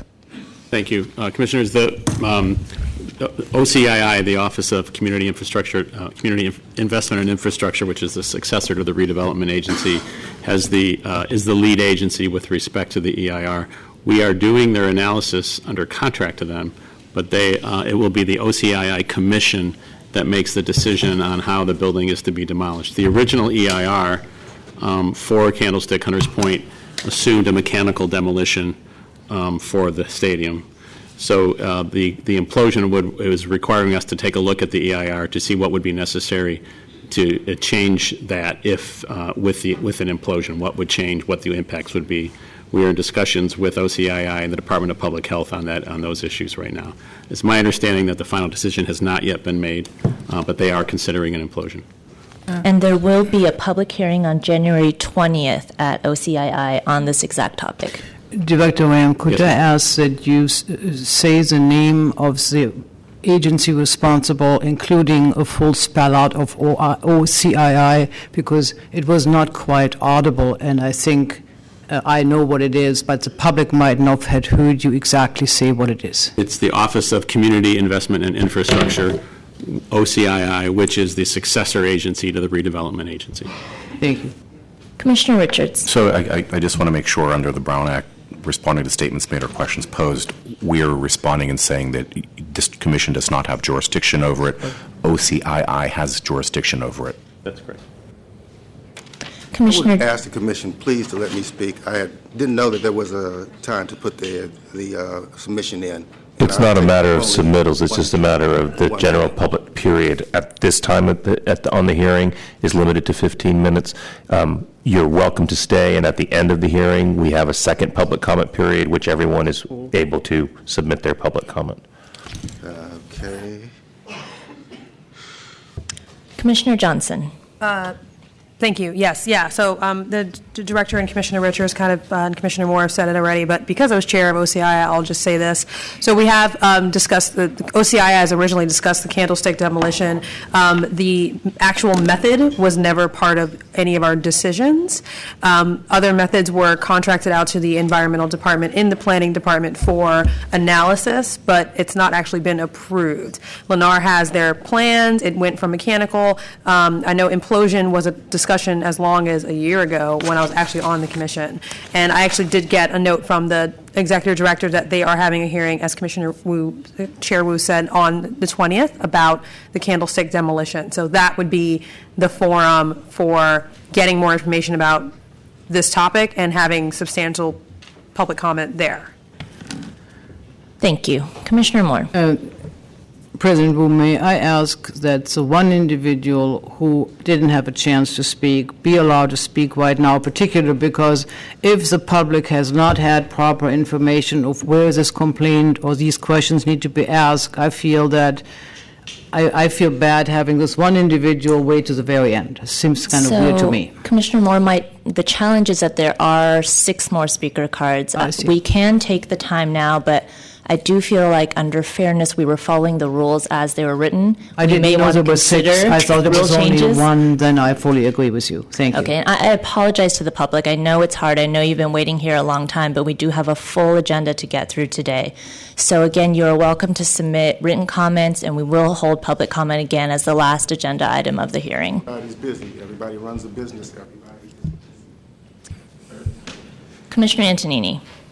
Could I have the address for the hearing on the 20th for the benefit of the public? It's OCII. They meet in City Hall. They normally meet right down the hall here, whatever room that is. Sorry, I don't know the exact room, but it's on this floor. Yeah, I don't know the exact room number. We would have to look at the agenda. 416, that's right. Right down the hall, right down here. So they meet every other Tuesday, first and third Tuesdays. Everyone would have to look at the agenda. I do not want to give incorrect information, but they do meet in City Hall in room 416. Thank you. For the benefit of the public, actually, if you do wish to remain to the end of the hearing, there's actually only 4 items between now and the end of the calendar, which is rare. So, Commissioners, we can move on now to then your regular calendar. Item 13, the Area Plan Implementation Update and Interdepartment Plan Implementation Committee Report. This is an informational presentation. Good afternoon, Commissioners. Kirsten Dissinger. Happy New Year. Here to talk to you about the Interagency Plan Implementation Committee Report. I'll just refer to that as IPIC from now on. So we present this report every year to you. It's an update on our proposals for expenditures of the development impact fee revenue that is associated with new plan areas. So that's anything that was adopted from 2005 forward. Our first year for this report was 2008, and this is one of the most exciting years for this report because we have a lot of big successes to report in terms of projects that were actually completed, infrastructure that's on the ground that this community is actually benefiting from. Before I dive into that, I want to just explain how the department approaches this work. So we have a team called the Plan Implementation Team, which is housed in the citywide division, and we do a lot of work around understanding how much impact fee revenue is available, working with the CACs and the area plans that have them, and then also monitoring the progress of implementing the plans, especially the infrastructure. So this team really leads the effort in this work here. And as a reminder, the IPIC focuses on the plan areas that have been recently adopted since 2005, as shown on this map. We work, most of these plan areas include a new planning code, an area plan, but also development impact fees. And so that's the starter revenue source that helps us work on an infrastructure plan. We do not work on development area agreements or master plan areas or former redevelopment areas. Those all have separate mechanisms where the infrastructure decisions are made, and they have their own sort of mechanisms. The body, the IPIC, the Interagency Plan Implementation Committee, is established as part of the City Admin Code. It was established by the supervisors who wanted to make sure that as we planned for all this growth, we also had a strategy to make sure the city delivered the infrastructure necessary to support them. The committee meets basically monthly, and the department heads that committee, but we also have representation from the MTA, Department of Public Works, the Recreation and Parks Department, the Library Department, Human Services Agency, who works on child care facilities, Mayor's Office of Finance, and the Capital Planning Committee. So it's through the work of all of those agencies that we come up with a capital plan and funding recommendations for the development impact fee. And the department serves as the interface between that agency, the agency-led committee, and the CACs to come up with the final recommendations. This is just kind of a high-level overview of our process. So every year we start with IPIC recommendations from the year before and revise them through that process I just described.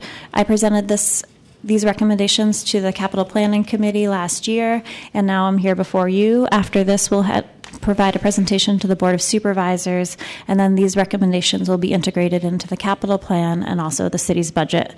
It's actually the Board of Supervisors that allocates the funding and makes the final decisions.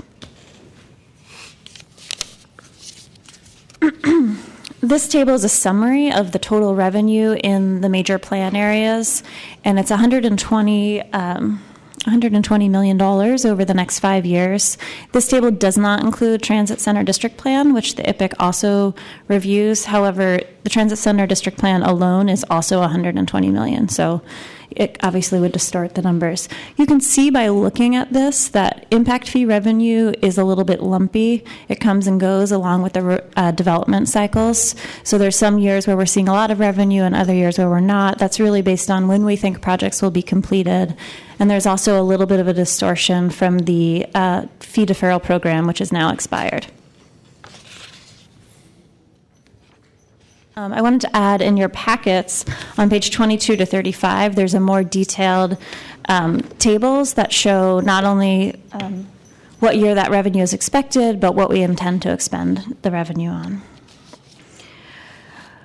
So I wanted to just spend the rest of the time kind of giving you some highlights of the major improvements that we're expecting to see or have been recently completed for each plan area, starting with Rincon Hill, which is our oldest plan area that the IPIC looks at. It was adopted in 2005, and it's unique because we understand all of the infrastructure improvements that the plan intends to fund. They're all designed in detail, so it's really about implementing them. New this year is the community is very close to finalizing a community benefits district, which would help fund the maintenance side of all the infrastructure improvements. In addition to that, we're very excited to say that this year construction of Guy Place Park will be completed. It's fully funded through impact fees. We acquired the site many years ago with impact fee revenue. There was a slump in the development market, so we didn't really have revenue available to complete the park. We've worked very closely with Park Rec on this, and we're excited to see it open. The Market Octavia Plan area, a project that's very near and dear to my heart, but also was the subject of a press release by the mayor earlier this week in relation to this report and all of the infrastructure improvements that have been kind of coming to life in the past year in the plan area. Here you see a picture of the Dolorison Market in-kind improvement, which this commission approved a few years ago. It's a streetscape improvement that was called for adjacent to a development project. I think it's really successful, but also illustrates the various ways that infrastructure might be delivered in a plan area.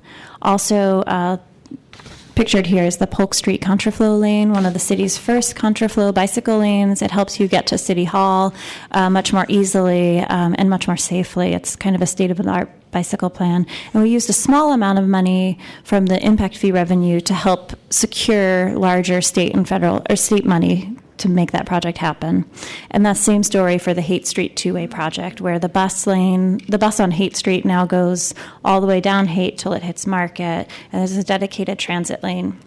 The department played a big role in securing the federal grant for that, or the state grant, I think it was, but also used the impact fee money to provide the local match. And then these projects kind of illustrate a bunch of improvements that were completed. They were part of the original plan. The funding came from a completely different source, which is the sale of the freeway parcels. So these projects are the new park at McCoppin, the skateboard park, and the dog walk park, which are all sort of under the freeway. And they really have kind of transformed that little part of Valencia Street. And if folks haven't walked down and kind of enjoyed them, I'd highly recommend. Eastern Neighborhoods, certainly one of the largest plan areas that the IPIC looks at, and also the place where the infrastructure projects had the least definition. However, when the plan was adopted, the board and the mayor called for an MOU, which called out priority projects. And so really the implementation of that plan has been focusing on these priority projects. In front of you, you see the 16th Street improvement, which is proposed, a proposed transit lane. I think there's a community meeting on that next week. Wednesday, which is the first step of implementation. The impact fee revenue, the proposal before you includes about $15 million of impact fee revenue to help match this much larger transportation improvement.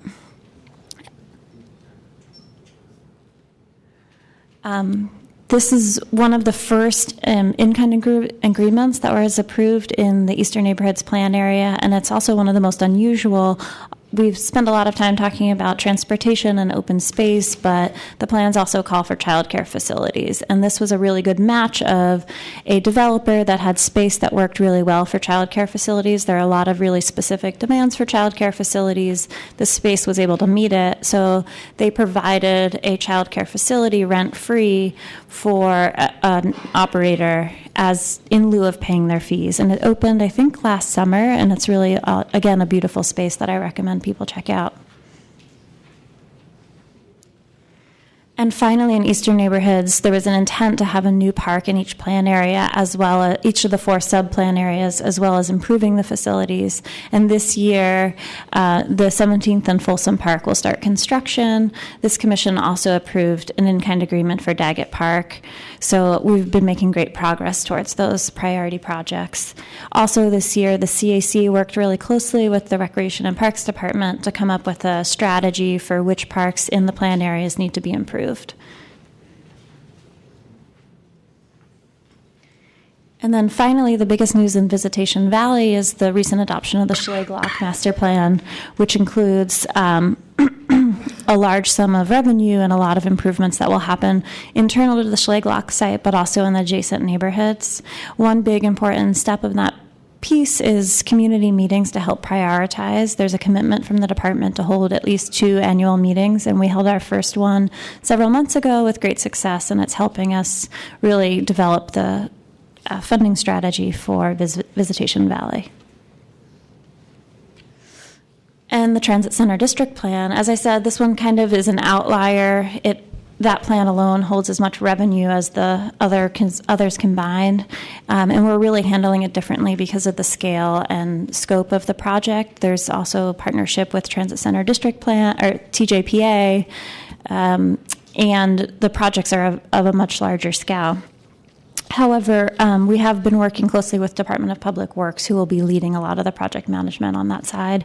And in your packet, there's a recommendation for expenditures for this plan area. So in conclusion, I think I mentioned this before, but this has been a really exciting year for the IPIC, at least for me, very personally rewarding in the sense that for a long time we've been having conversations about what to do with the impact fee revenue. And as we all know, the impact fee revenue covers about 30% of the total needs in each plan area. It kind of varies by plan area.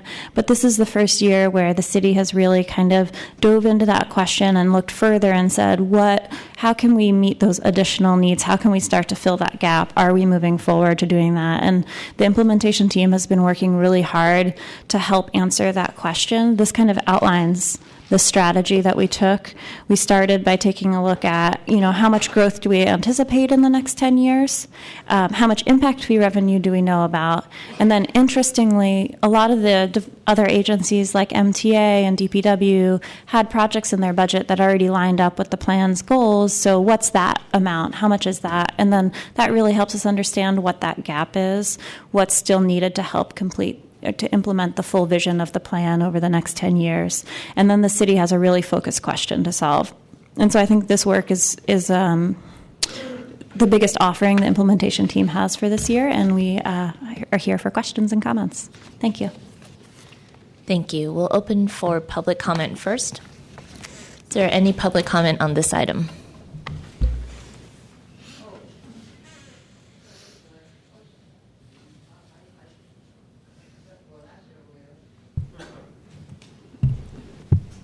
Thank you. Dr. Espinola Jackson, I hope that you're not passing on this today. What you need to do is make sure that an environmental impact report has been done, which I know it has not.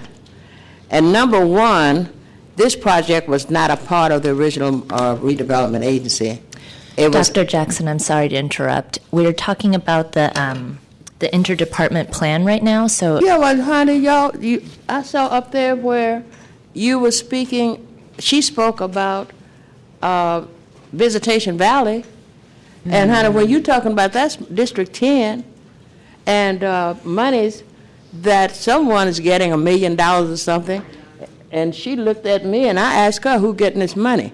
Okay, Dr. Jackson, I just asked that you try to keep your comments focused on Visitation Valley then. Well, we like to know. I say, I want to know, who getting this money? Who you all giving money to saying that they represent Visitation Valley? She's the chair. She's been a spokesperson for many years. She was a school teacher. She everything in that area. And when she look at me like I'm supposed to know, like I got some involvement in it and I didn't tell her. So please let her know, whoever made the report, that Dr. Espinola Jackson was not involved in any of this. Thank you. And I only took 1 minute and 32 seconds. Thank you. Next speaker.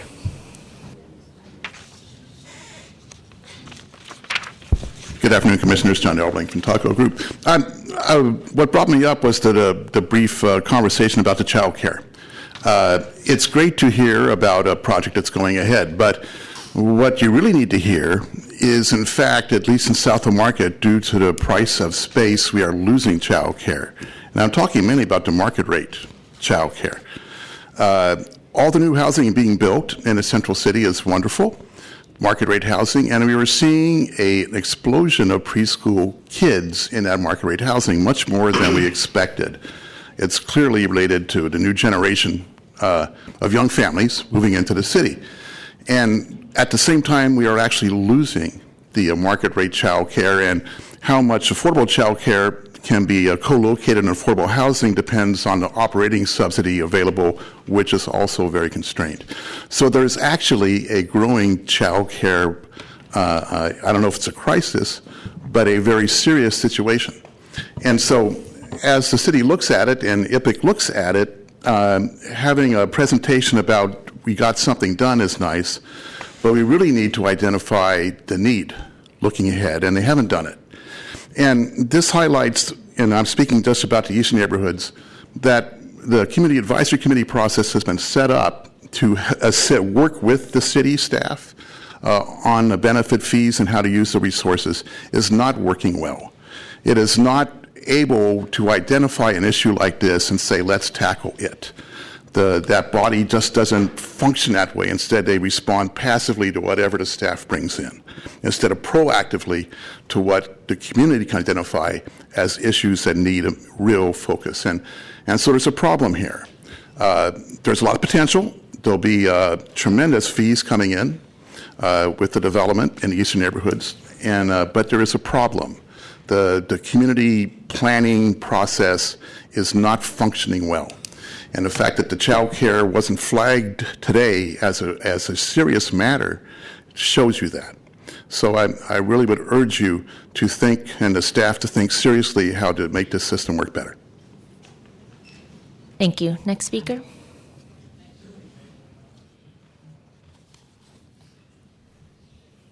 Good afternoon. My name is Diana Martinez. I'm representing the Mission SRO Collaborative. A quick thing about this report is I'm curious about whether there's anywhere in the report that touches on improvements and the impact on low-income populations in these discussed areas, especially as it relates to the mission and the open space and recreational areas. That's something that's very important that really needs to be thought about when we continue these discussions. Thank you.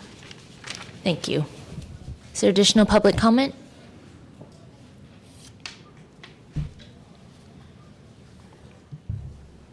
Ebony Eisler back again, and I'm basically commenting just as an observer of what is being discussed in regards to a lot of the up-and-coming developments and beautifying of our different communities.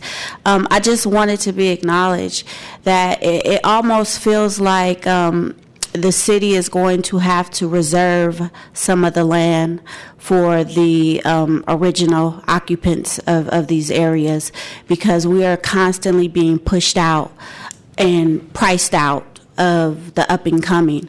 I was here maybe a few months back up in Park and Rec speaking on behalf of the Mission residents in regards to the permits that were being issued to the tech companies to come in and reserve the open space, the park, to do what they do.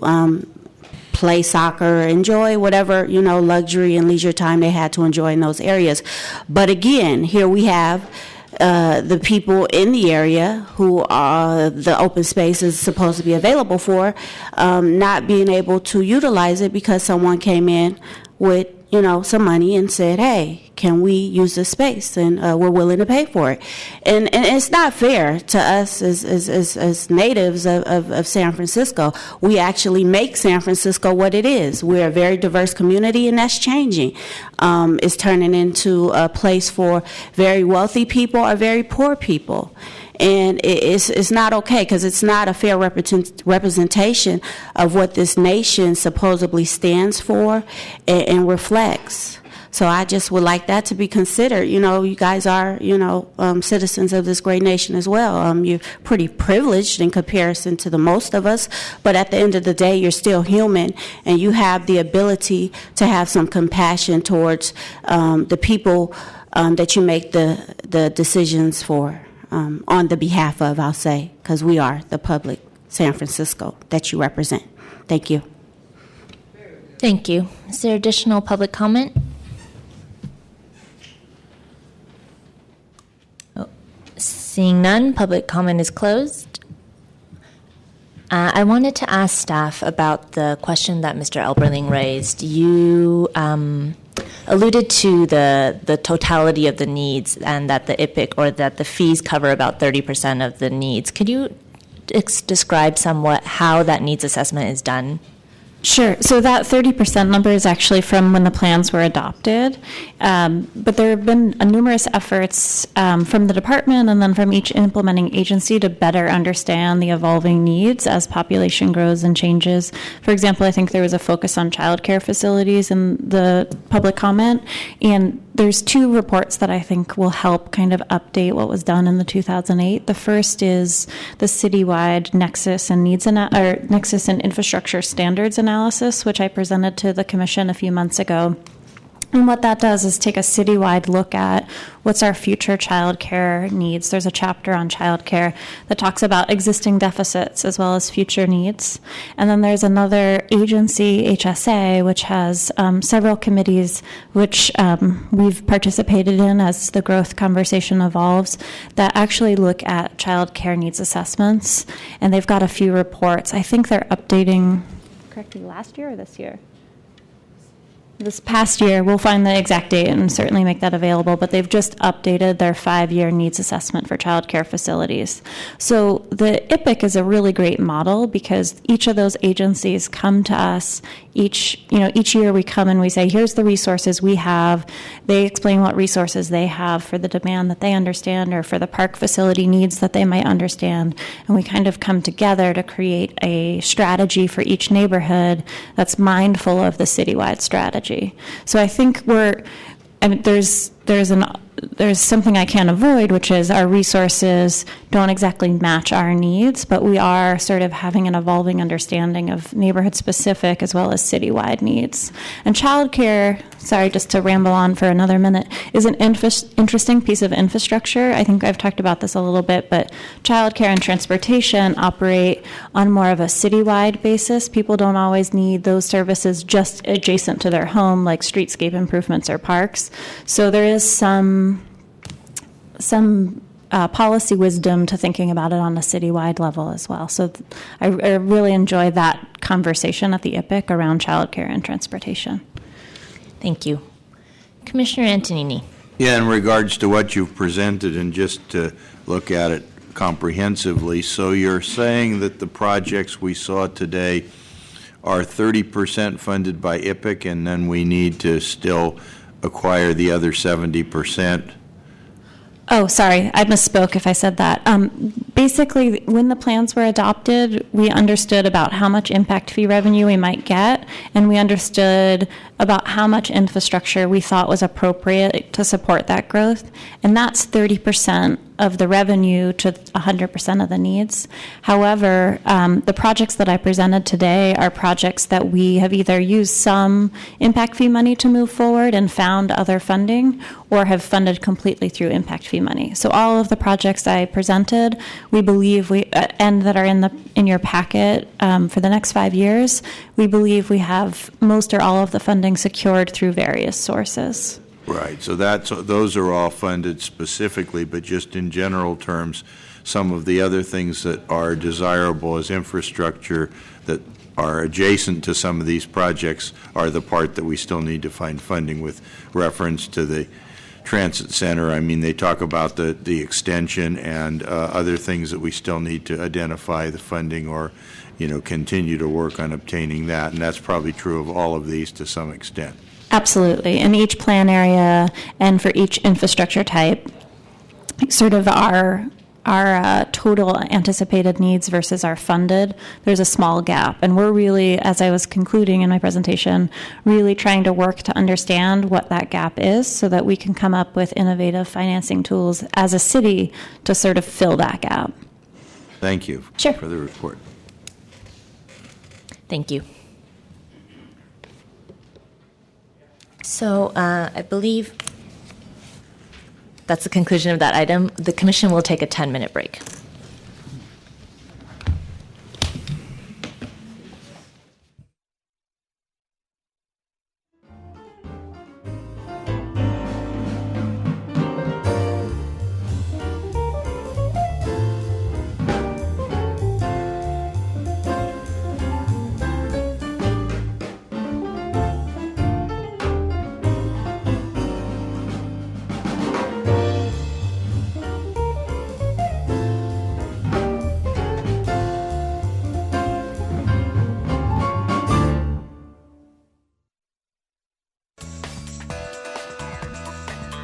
SF Gov TV, San Francisco Government Television.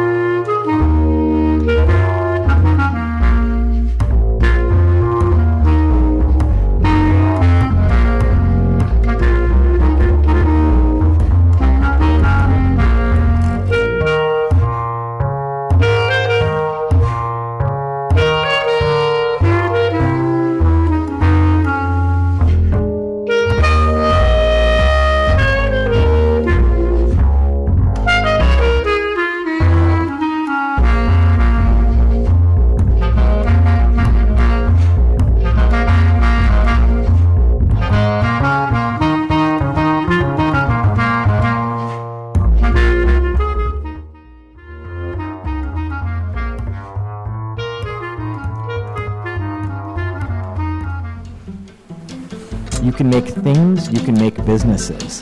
These are all within the realm of possibility. Starting a business is about going and moving. You just need to act. I started a business because I wanted to be in control of my own destiny.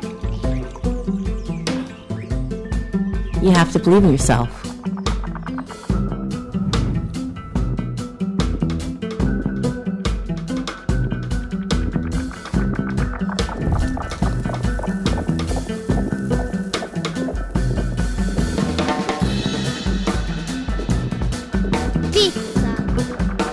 You gotta have passion for what you do. We've been keeping up with change for 5 generations. We're here to convince you to think about what you're buying, and in return, we promise that the craftsman making it is going to make something beautiful. San Francisco has it all.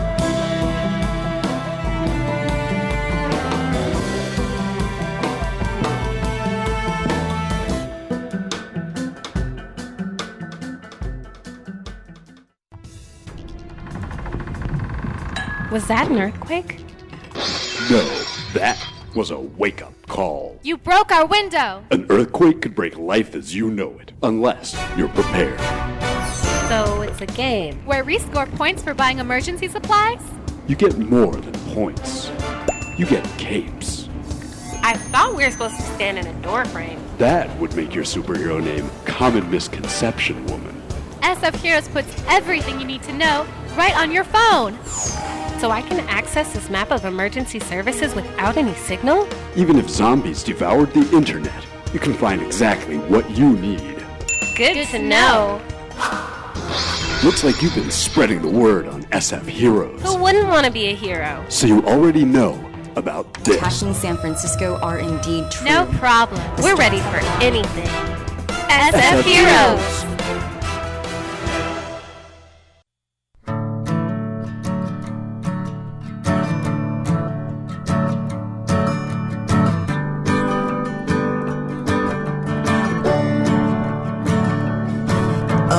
Listen now, can you hear the bluebirds? Oh, look up now, can you feel the sun?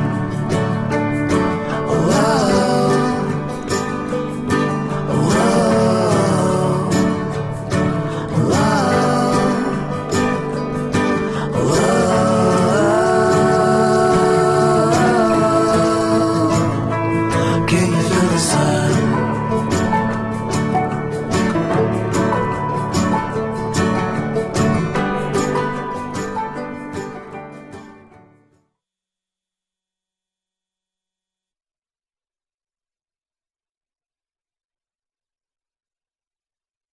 Welcome to North Beach. Sunny day today. Thank you, everybody, for coming out.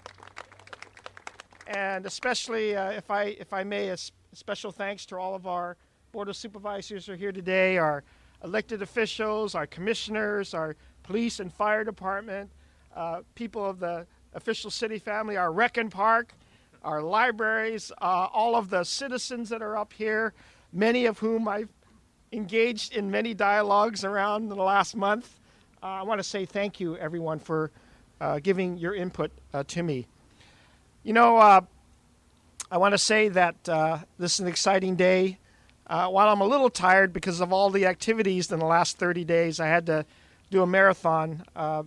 I know that this district, District 3, is very complicated, very diverse, and one of the most exciting districts in all of San Francisco. And I recognize that because I spent a good part of my adult professional career in this district, particularly in Chinatown, and I know that Chinatown, North Beach, Telegraph Hill, Russian Hill, Nob Hill, both lower, upper, and middle, Polk, middle, upper, lower, Fisherman's Wharf, the financial district, the waterfront. It's incredible diversity that makes up this district. And that's why when I had a many chats with David Chu before he successfully left his position to kind of understand what he had gone through as a supervisor for this district. It's no less important than every other district in San Francisco. I say to you with great gratitude to the members of the board, because I know that for the last 30 days, I spent some great time here, and I kind of put myself a little bit in what a supervisor would do on a daily basis. I was down there at Lombard Street on the back side, making sure that cliff wasn't going to be falling when we got those heavy rains. I reoriented myself for what I did many years ago, just walking the streets as I had coffee with different people of different interests to talk about what this district needed. And quickly came to the conclusion, after so much great input by people, that they wanted someone who recognized the strength of this diverse community in this district, was willing to spend hours understanding the issues, listening before acting, but then acting to make sure things got done. And whether it was potholes, transportation, housing, public safety, all these things, cultural, art, playgrounds, families, seniors, renters, property owners as well, all of that came in to play and was all the diverse topics that had to be covered. I also came to the conclusion that I needed to find someone who had the experience as well as the commitment to do this job. I even had a chance to talk with several members of the current Board of Supervisors to kind of see what they go through on a daily basis. And I've been with them as I've gone through different corridors of the city. I have shared with them the things that come at my way, along with the things that come their way. And more, we've gotten together closer with the Board of Supervisors. And I hope that's been reflected in the kind of conversations we had on a citywide basis. But getting back to this district, it gave me a really good sense of what it needed. And the characteristics of a person, their compassion as well as their advocacy for this district has become very important. Well, I want to say that I found somebody that reflected that, someone who has spent a good 20-plus years living in this district, a business owner, a small business owner, but also somebody that has been also out here putting together campaign after campaign to improve parks, preserve open space, improve that open space. I've known Julie since my city administrator days when she and so many others pulled me here to make sure we got this library done. Isn't this a fantastic library? Yes. And I wouldn't say it's no longer your grandmother's library. This is an interactive library with so many generations of people. Same things are going to happen with this Joe DiMaggio Park, with Julia's leadership and with the leadership of this board and the relationships that are being built. I also want to say this, that I know, you should know that this has been a very complicated decision-making, and I've had to talk. The way I've made a decision, I think, was the right way. It's something that I did before, and that is talk to the people. Make sure you make a connection to the people who live here, who work here every day, get their input, because that's going to ground this decision. And I did that, and I got grounded very quickly, and I'm confident that we're going to have a lot of shared stories, a lot of shared history, but a lot of shared accomplishments with Julie Christensen. I have seen in her the spark, the innovative spirit, the dynamism that this district needs. I know that she will be as much a advocate for this area of the city as she will be for Chinatown, for Polk Street, for Van Ness, for all parts of the entire district. I know she will do that because she's got that spirit and that commitment. I know that she will also reach across to all the members of the Board of Supervisors to be a good compatriot, a good supervisor that works with the others. and she clearly has my support. And so I'm excited to introduce to you someone who has been a very good figure here, but also an active person, a person who loves this district, but also someone who is now going to be in the public realm representing all of this district, neighborhood, and the supervisor. Please let me present to you the next supervisor for District 3, Julie Christensen.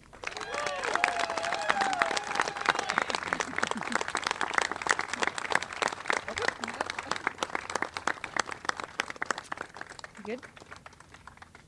Okay, let's take this moment. Just take a breath.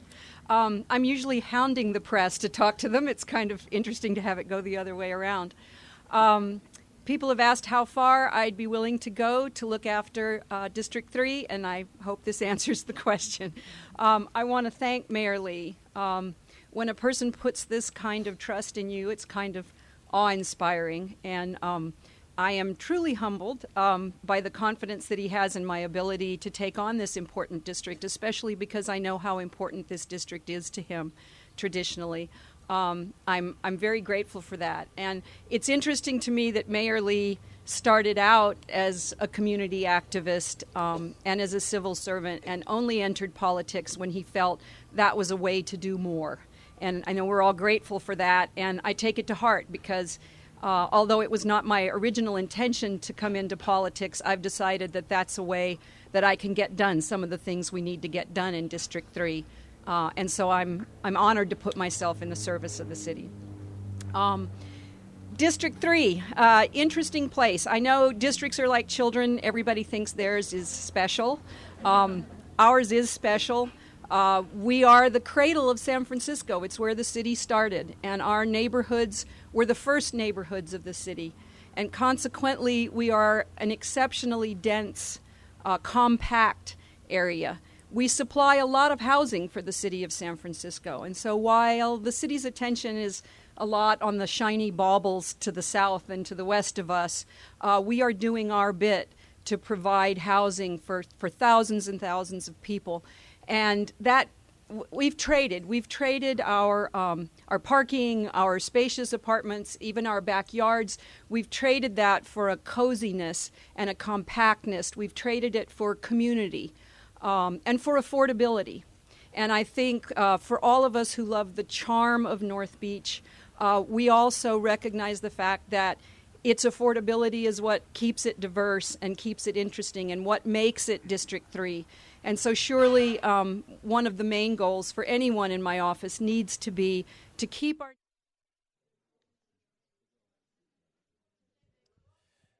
Good afternoon and welcome back to the San Francisco Planning Commission regular meeting for Thursday, January 8th, 2015. I'd like to remind members of the audience that the Commission does not tolerate any disruption or outbursts of any kind, and to please silence any mobile devices that may sound off during these proceedings. Commissioners, we left off under your regular calendar on item 14 for case number 2014.1503 CWP. You might notice we've got longer case numbers because of our transition to the Excella system. So you'll see several more zeros and several more letters. But this is for the 2014 housing element. This is to initiate amendments to the San Francisco General Plan. Good afternoon, Commissioners. Gil Kelly, Director of Citywide Planning. I just want to briefly introduce this item before turning it over to staff, primarily to set a little bit of context for your consideration of the 2014 housing element, both in terms of policy and in terms of timing. As you may recall, the 2009 housing element update was a fairly major policy, a set of policy revisions, a very robust discussion and substantive changes to the housing element of the general plan. Whereas the current proposal in front of you, which we're hoping you will initiate today and then return to as a hearing for adoption at your first February meeting, is really a set of fairly selective and relatively minor updates to the current housing element. That being said, the schedule is somewhat constrained in the sense that we have The courts just ruled over the holidays, in fact, on December 22nd, I think, upholding the city's CEQA process and decisions with regard to the last housing element update.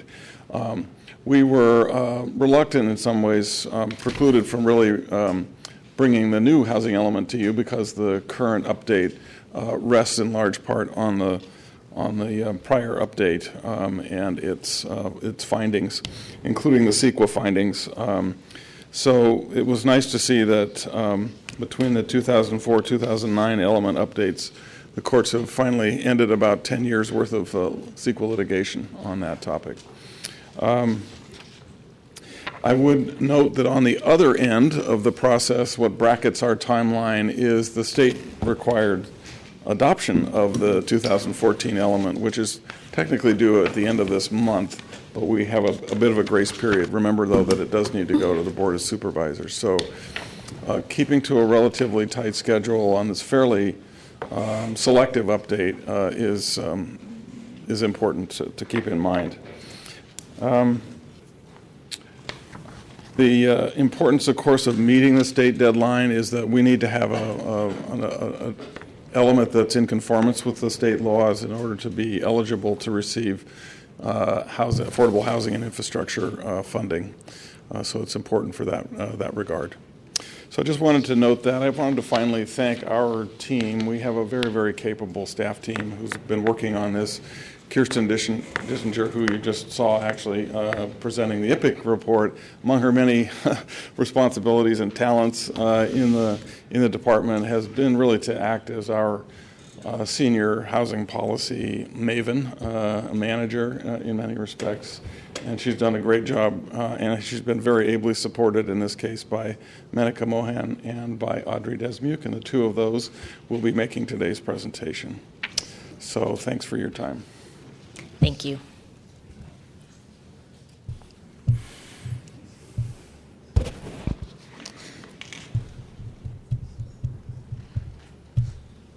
Good afternoon, Commissioners. My name is Menaka Mohan, and I am here to request initiation of adoption proceedings for the 2014 housing element.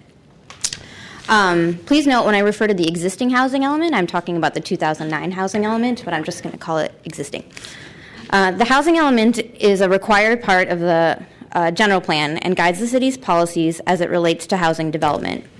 As an overall guiding document, the element provides the overarching policy framework and vision for the city's housing strategy.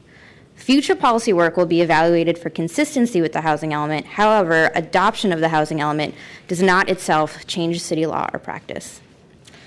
In the past year, housing in San Francisco has been the forefront of many conversations, articles, and legislation in the city.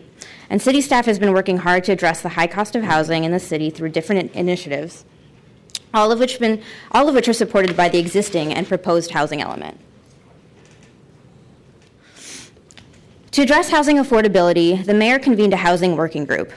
The working group was tasked with addressing the critical housing needs facing San Francisco, and this commission was updated on the working group's progress in November of 2014. Additionally, several pieces of legislation targeting housing affordability and stability have been passed. The 2014 housing element is required by state law, and many state funds for infrastructure and community development are tied to an adopted housing element. As stated before, it provides the policy framework and vision for housing in San Francisco. The element itself is broken up into two primary parts. Part one is the data and needs analysis, which contains a description and analysis of San Francisco's population, households, and employment trends, as well as an assessment of existing housing characteristics and housing needs. Part two is our objectives and policies, which define the city's policies and goals related to housing. Additionally, the element includes implementing programs, which includes a number of measures that result in specific actions to help implement the city's housing-related objectives and policies. Note that in your case packet, you will have highlighted text changes as well as strike-throughs. These changes represent differences from the existing housing element to the 2014 housing element, i.e. the way it was and the way it will be. The existing housing element was developed and updated through the hard work of many community and staff working groups, including a 2-year outreach effort which resulted in a community advisory board and over 30 community workshops. In drafting the 2014 housing element, staff began its outreach with key stakeholders that were involved in drafting the last housing element in early 2013. Noting the extensive outreach that had previously occurred, stakeholders agreed that the policy framework of the existing housing element addresses current and future housing goals for the city. With this in mind, the Planning Department focused its efforts on Part 1, the data and needs analysis, to ensure that we have the most current data to address future policy initiatives. Audrey Desmuke will be highlighting these key components from Part 1.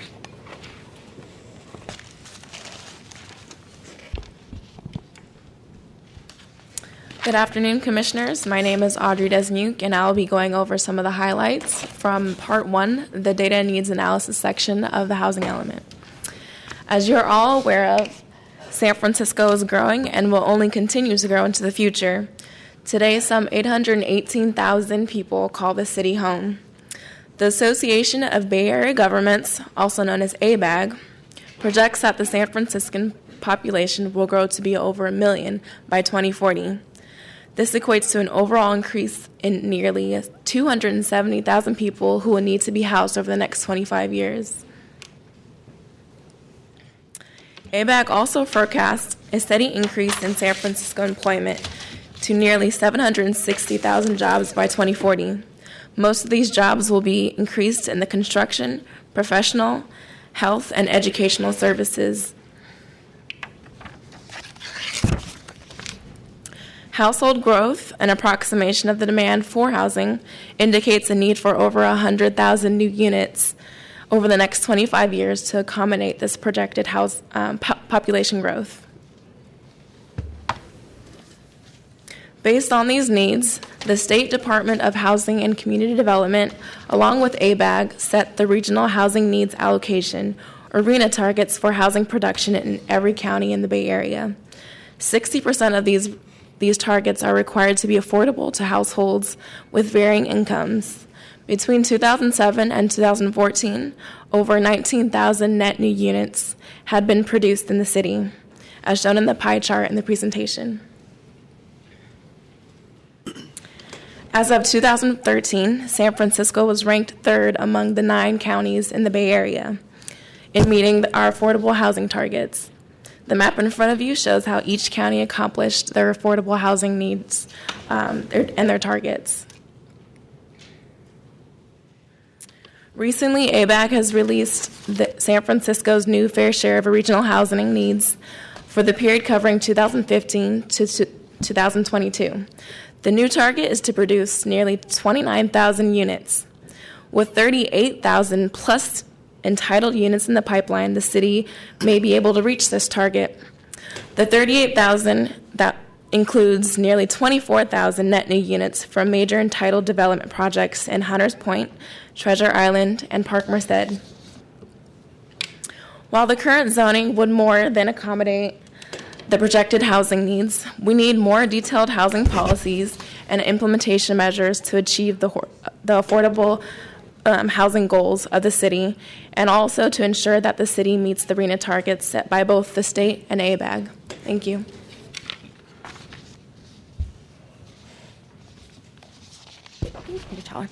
As Audrey just stated, the city has enough zone capacity to meet regional housing needs.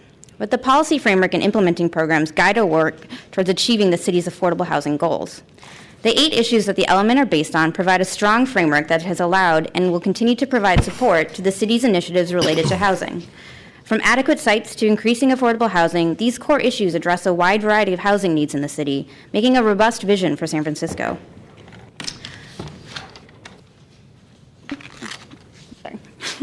A number of housing initiatives that I mentioned earlier are supported by the 2014 housing element. In particular, the Mayor's Housing Working Group was one of these initiatives, which resulted in 5 key recommendations. Preserve affordability in our neighborhoods, direct more funding for the construction of affordable housing, enable a wider band of households to benefit from affordable housing, achieve greater affordability in new development, and look for efficiencies in our permitting and approval system. All of these recommendations are reflected in the 8 core issues, policies, objectives, and numerous implementation measures in the 2014 housing element.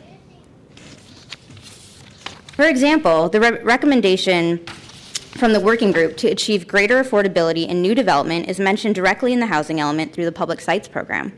Policy 1.3, to work proactively to identify and secure opportunity sites for permanently housing, directly addresses using publicly owned land for development of affordable housing. Staff also recognized that there is a need to update the implementation measures and add policies where appropriate. In your case packet, we have outlined new policies related to short-term rentals, displacement, and homelessness. We have also added new implementing programs around the density bonus work and the newly passed Proposition K to achieve 1/3 of permanently affordable housing in new area plans and special use districts.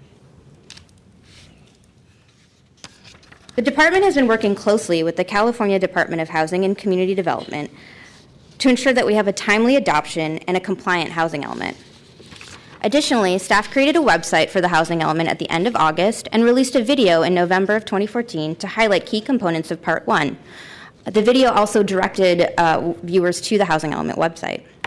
Staff has received a few comments about the draft and has worked with organizations and individuals to incorporate changes as much as possible while still maintaining the vision and policy framework. Going forward, we ask that the Commission schedule an adoption hearing for February 5th. Sorry, the date is wrong on the slide. It's the 5th. Note that this is different than on the case packet, which requested an adoption hearing on the 29th of January. Given the court case, we are taking advantage of the grace period given to us by the state to ensure that we have an adopted and complying housing element. This also allows 4 weeks for us to respond to any public comments between now initiation and the adoption hearing. We ask that the Commission initiate amendments to the housing element of the general plan and adoption proceedings for the 2014 housing element update, and schedule an adoption hearing for February 5th. And staff is available for questions. Thank you. We'll open for public comment. Bob Planthold, Espinola Jackson, Nancy Levins, Diana Martinez, Tim Colin, and Frank Rodriguez. I'm Bob Planthold. Regarding your February 5th date, I wanted to suggest that in the future, when you have hearings that have a lot of information, that's very bulky and dense, I'm told this might be 150 pages, you think about making special outreach to communities, to agencies, to constituencies that do not read print. Notice how seldom you see people in here with guide dogs or with white canes. Anyone who uses screen reader software, it takes a very long time. It's much easier to read material with your eyes than to absorb material read to you.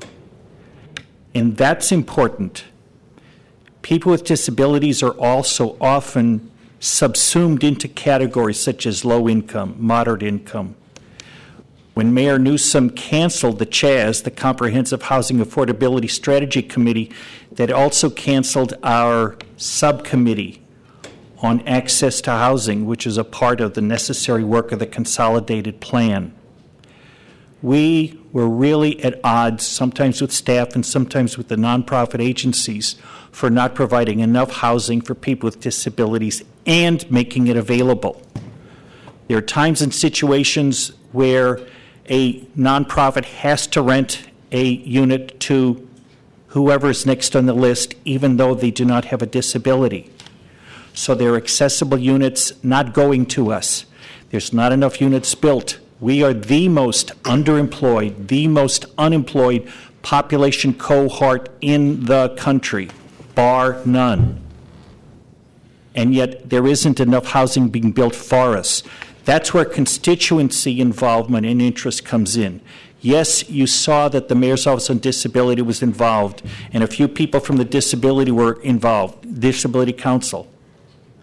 But when we were running our subcommittee on access to housing, we had representatives from the Mental Health Association, from Independent Living Resource Center, from the Lighthouse for the Blind, from the Farmer Senior Action Network, from the ARC, a variety of agencies serving people with disabilities, to hear from the constituency directly. So that's going to be an issue I will try to take up to alert those agencies about this plan, that they can be aware of your recommendations to see if it conforms with what we see as our unmet and undermet needs.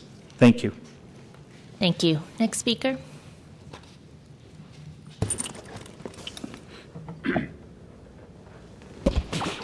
Dr. Espinola Jackson here. I'm going to put this here for you to see.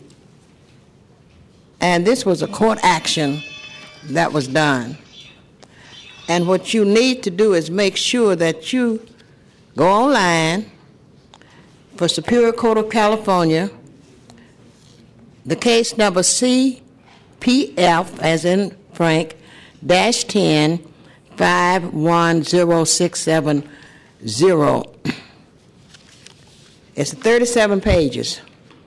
And the ruling, the conclusion of the judge at that time, the court found that the EIR for the CP-HPS2 redevelopment project cannot be a basis for early transfer approval for shipyard partials. The court ordered that the development of partials at the shipyard may not proceed until the circular redemation process is complete and approved by regular agency as safe for health and development. A petition is ordered to prepare a writ of mandate consistent with the court's ruling. This was dated July the 8th, 2011. You know, when this young man was speaking, when I hear people talking about low-income housing, affordable housing, it do not mean housing for those of us that live here in San Francisco.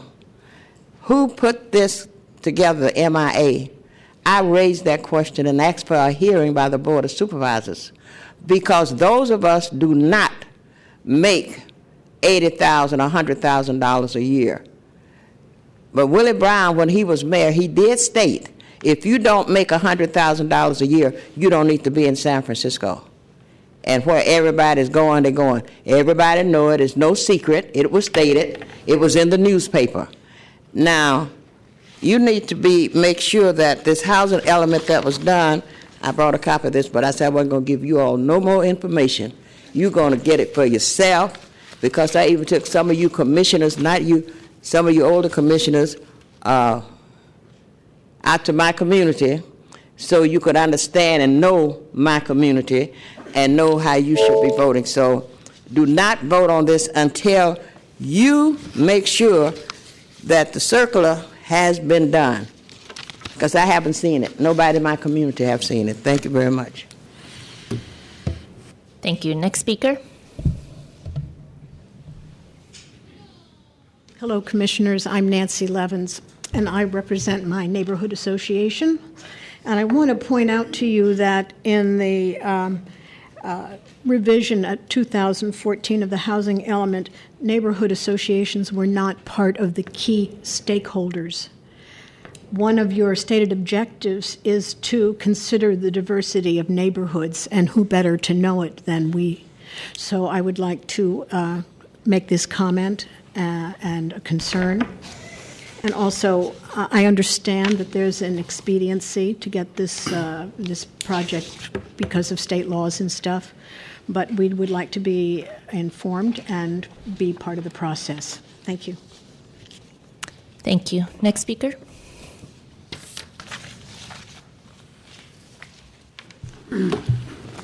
Good afternoon. I'm Diana Martinez, representing Plaza 16 and the Mission SRO Collaborative. We know that item 14 discusses the updates on the housing element, and we know that the mayor says we need more condos to address the housing crisis, but we do not need unaffordable luxury condos. We must preserve affordable housing in the city of San Francisco. We saw the video released by the planning department advocating for luxury condos in the Mission, but this project will not benefit the community. In order to meet the needs of the community, the Planning Commission must ensure that we respect Policy 4.5, which ensures that new permanently affordable housing is located in all of the city's neighborhoods with a diversity of unit types provided at a range of income levels. Construction of luxury condos does not meet the size accommodations for average working class families. Policy 5.3 prevents discrimination in housing, particularly to immigrant communities, and we must respect it. We demand that the San Francisco Planning Department abide by the community planning and land use process outlined in Plan Popular, specifically the guidelines outlining community planning for people, not profit, in any future developments. The Planning Commission should reject market rate housing developments until housing needs for the poor and working class are fully met. Maximus Real Estate Partners plan to build 10-story luxury condos on 16th and Mission. This project cannot go through. This will further gentrification in the Mission District and displace families. The 10-story buildings will overshadow Marshall Elementary, leaving the school in the dark for 5 months out of the school year. As city representatives, it is your responsibility to preserve affordable housing in San Francisco. And as a community, it is our priority to make sure you do so. Thank you. Thank you. Next speaker. Good afternoon, Commissioners. Tim Colin on behalf of the San Francisco Housing Action Coalition. And before I say anything, I want to commend in the highest terms the planning staff and the heroic efforts to produce another iteration of the housing element. They've done a great job and done the city proud on this. Second thing, I'm delighted to hear that there's court validation of the EIR and that we can finally start to put that issue behind us, whether an environmental planning document like the housing element needs an EIR. But hopefully that is settled and we can start to move ahead now. The housing element, it's such a modest document. It mandates nothing. It requires nothing. It's a sort of a statement of where we should be going. And it's great that we're here. I can't tell you how strongly we feel that you should get this moving right away. It would be a real change of affairs for us if we could actually get one on time, closer to when they're due. If we had one criticism of the housing element to make is that it's a little timid. We understand the political realities of what it takes to get one approved, but it doesn't quite match the challenge that we face today in terms of the housing crisis and the environmental challenges we face. We drastically need to look at new ways of using land and figuring out how to increase housing production if we're going to preserve any diversity at all in the city. The housing element is a modest step in that direction. It gives us some guidance. We wish it had more, but we understand why it doesn't. Delaying this one day serves no plausible purpose for the city. So I really urge you to move this ahead and let's get it adopted and get working on solving our housing challenges. Thanks. Thank you. Next speaker.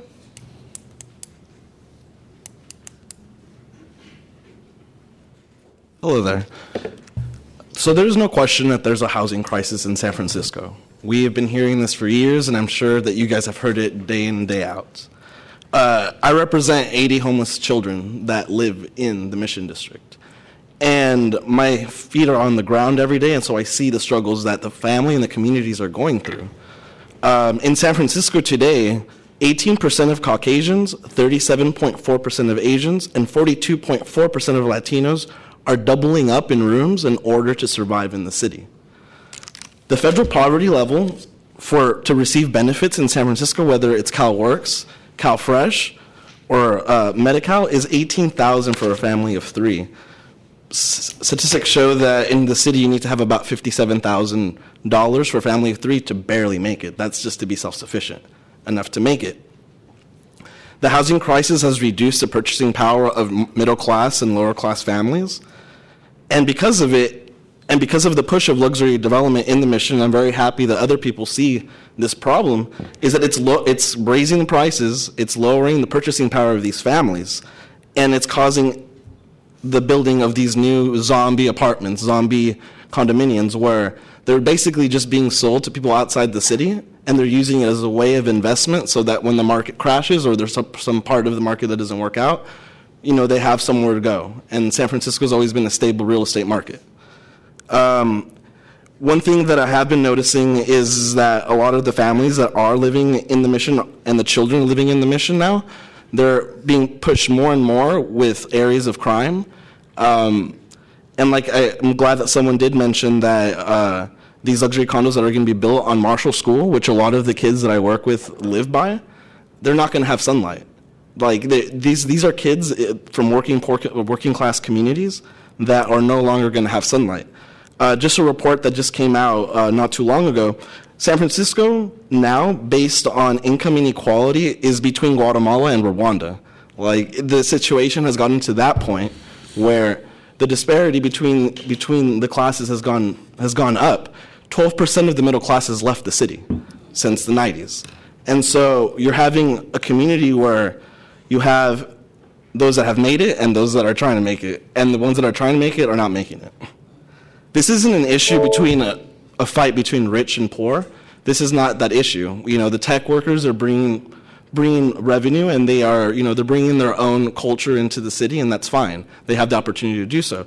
But for me, it is a fight with the city to complete its task, and the housing element's task is to bring equity in housing, which is the main driver that's driving away purchasing power of these families. $57,000. I meet families every day that they make $57K a year. They can't even afford food. So it's an issue that it's hard to me. And like I said, I represent 80 homeless children in the Mission District. Thank you. Next speaker.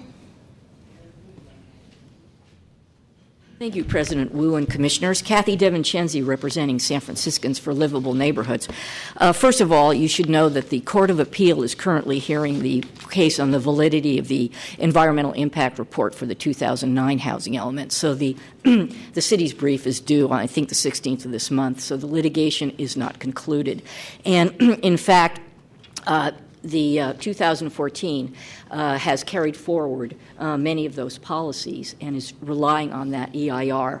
And then you are attempting to produce an addendum just on the minor changes that you claim were made and embodied and added to the 2014. So that's the procedural context. First, the city has until April 30th. You've heard about the grace period. They have until April 30th to adopt the next housing element and maintain itself on the new 8-year update schedule.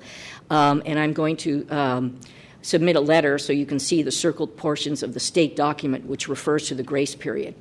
And the city is preparing an addendum as your environmental document for the 2014 housing element, but we haven't seen it yet. And we don't know how many days before the hearing it will be ready. The environmental review officer said the city has no initial study, and we haven't seen the addendum. So we are asking for 2 weeks. We'd like to have the addendum at least 2 weeks before the hearing date so that we will have an opportunity to explain to you anything that's wrong with it, because under your procedures, an addendum cannot be appealed to the Board of Supervisors or even to this body. The environmental review officer approves it. It's an unusual procedure. So we just want the addendum 2 weeks before the hearing. If you could build that into the schedule, we'd appreciate it. And there's definitely time for that because of the April 30th deadline date. And also, although there was a robust planning period in relation to the 2009 housing element where there were at least 3 neighborhood representatives on the Community Advisory Board, there were none on the advisory board for the addendum. As the document says, as to the changes in the 2014 addendum, the city only consulted Spur and representatives of for-profit and nonprofit developers such as Mr. Colin's group. So the changes in the 2014 were not subjected to review by the neighborhood associations. They weren't consulted as stakeholders, and they were not designated as stakeholders. Also, usually the city gives 30 days notice of intent to adopt. And here there was only 21 days for the January 29th date, but I understand now you're pushing it to February the 5th. We just would like to have the addendum 2 weeks before the hearing, and I thank you very much for that. And I'll now pass in my letter that has that information. Thank you. Next speaker, please.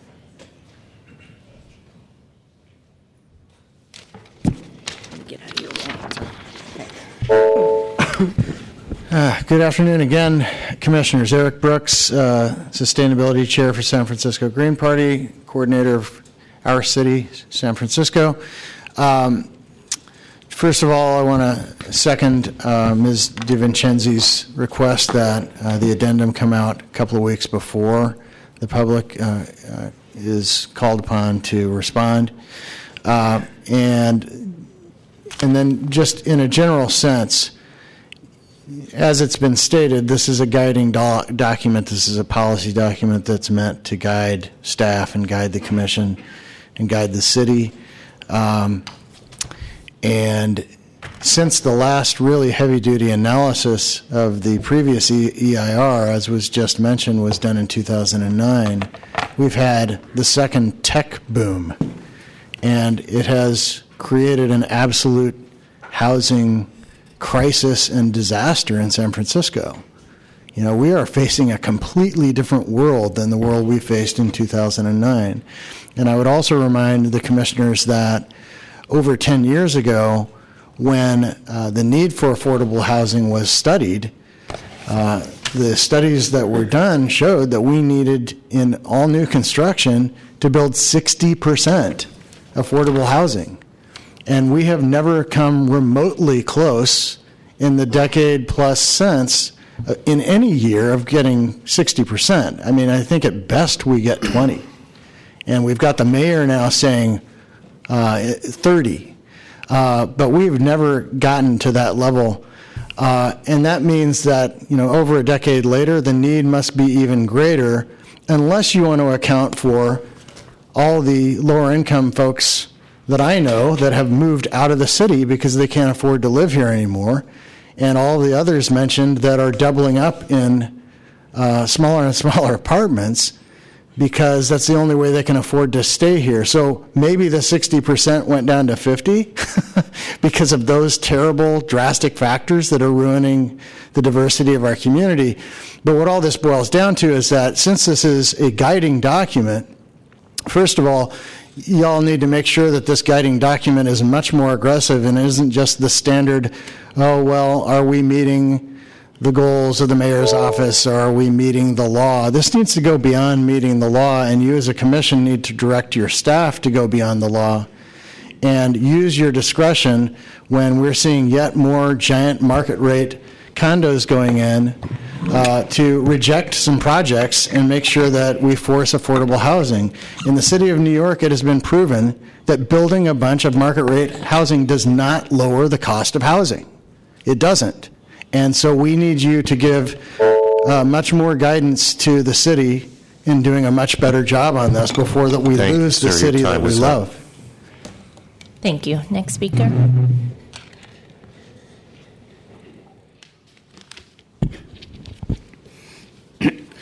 Good afternoon, Commissioners. My name is Hiroshi Fukuda. I'm the chair for the Coalition for San Francisco Neighborhoods Land Use and Housing Committee. A few comments. The 2009 housing element had the same kind of structure, data needs analysis, and part one. Part two was policy and implementation. And I'm concerned because from what I heard, the 2014 housing element is just a minor change, no significant modifications. Well, that's a major problem because the 2009 housing element was not successful in meeting some of our goals. As we all know, that the affordable housing crisis was supposed to be addressed by some of the housing element policies and implementation. And that was not done, not near done. And here, if you're going to just modify it slightly, what can we expect? It's going to be more the same, except worse, because now we're going to have more people. And on that basis, I think the staff has to be serious and revise the housing element. Look at the data needs analysis and look at the policy and implementation. Are they going to resolve some of the issues, or if the past track record is any indication, no. So there has to be some major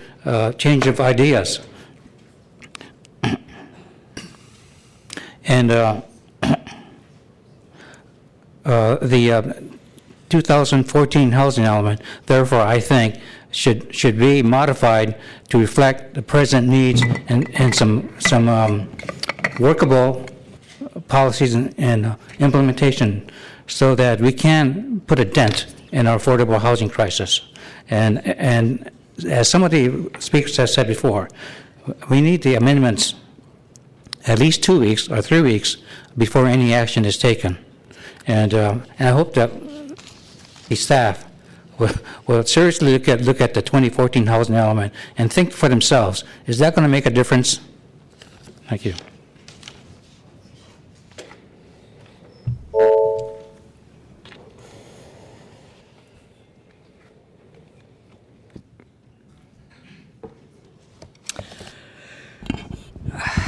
Sue Hester, as a side note, I would ask the staff how much it costs to print out the housing element with the color and everything for the public, because we have to do that. Second thing is Airbnb is coming back to you with an amendment on March 5th. And when it does, you may or may not be increasing the problem.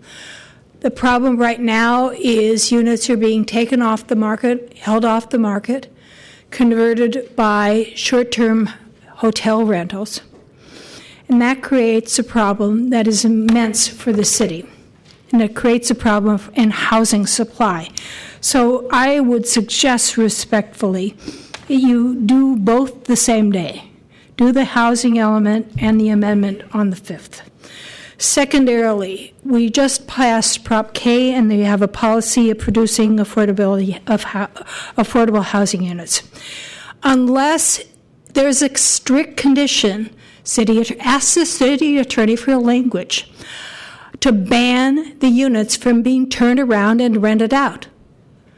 Unless every single condo conversion and every unit that's produced as new housing has a simultaneous condition placed on it that it cannot be rented out as short-term rentals, you're not increasing the supply of housing, and it shouldn't count against Prop M. That seems to me very rational. Second thing that is going on is we have, as you heard from several people here this afternoon, a major problem with people being displaced. And that's not factored into your housing goals.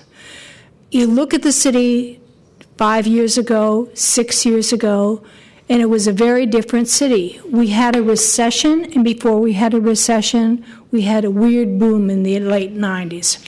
So we are increasingly having needs for housing, not for the expanded workforce, but for people that are losing their housing, and that needs to be factored in. If we don't face up to that, what the hell is you doing as a planning commission? You have to be based in the real world, and the real world is people are losing their housing. Last point, we need a factor for reverse commute into San Francisco for housing, because we have developed a new problem over the past 3 years as the Google buses come into the city. They're bringing well-income people into the city that are buying up housing and renting up housing and evicting people in the process. So if we are not having the full scope of the problem by having the commuters in, we're not meeting, we have not the inadequate data. I'm sorry. Thank you. Next speaker.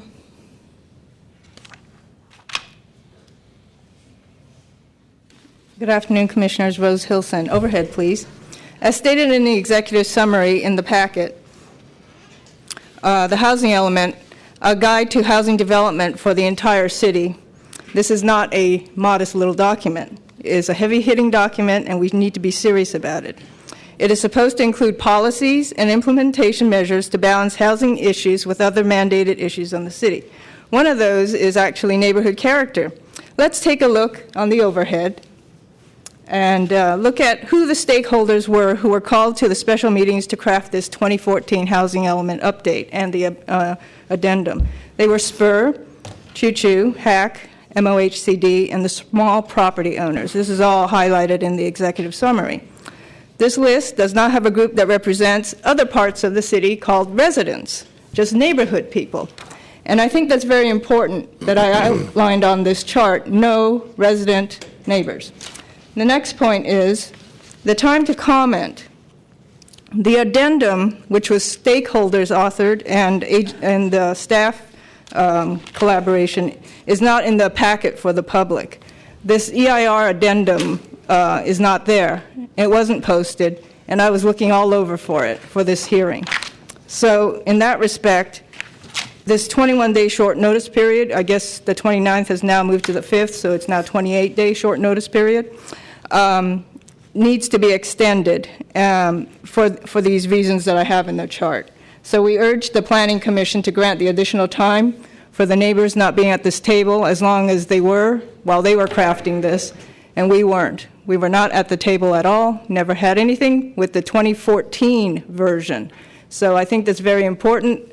The robust community input was done for 2009 and the 2014. Believe me, if I had been involved, besides the Article 2 thing, which was actually kind of fun, I would have been doing both, and I have not even been in that loop. So just to let you know. Thank you so much. Thank you. Next speaker.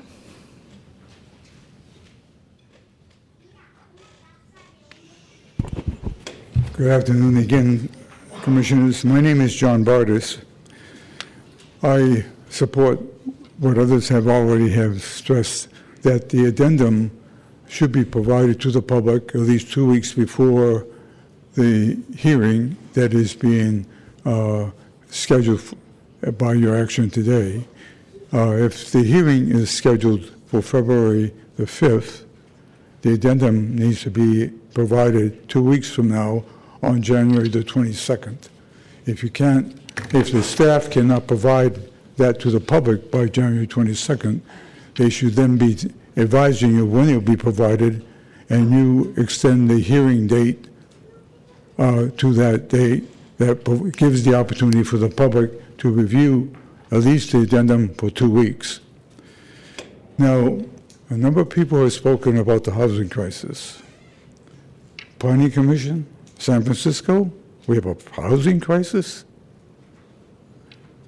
Where is the housing element that guides the city as to how it deals with housing? The housing element? And the housing element is something not that has actually been initiated and has been moved forward by the commission or the staff, but we're trying to comply with a state law. Sophisticated, world-class San Francisco has to have the state law tell it that it needs a housing element and done in the appropriate time to deal with a housing crisis. And a housing crisis that has persisted and has gotten worse over the last 2 or 3 decades. This is a very shameful experience and also performance. So I hope you will take seriously the task you have with the housing element and address one part in omission. The housing element should define not what housing will be needed for 2030 that ABAG says, but what people you are saying will be living in San Francisco on 2030 and the housing that will be needed by those people. And you put yourselves on the line as to who you're going to have populate the city in housing element. And I hope that you then say not the units, as the mayor will say, that we built, but the number of units that will meet the needs of those people that we say will be needed in this city to provide a diverse population and a healthy city. If you fail to do that, your business community, economy will be strangled by the housing crisis. Thank you. Next speaker.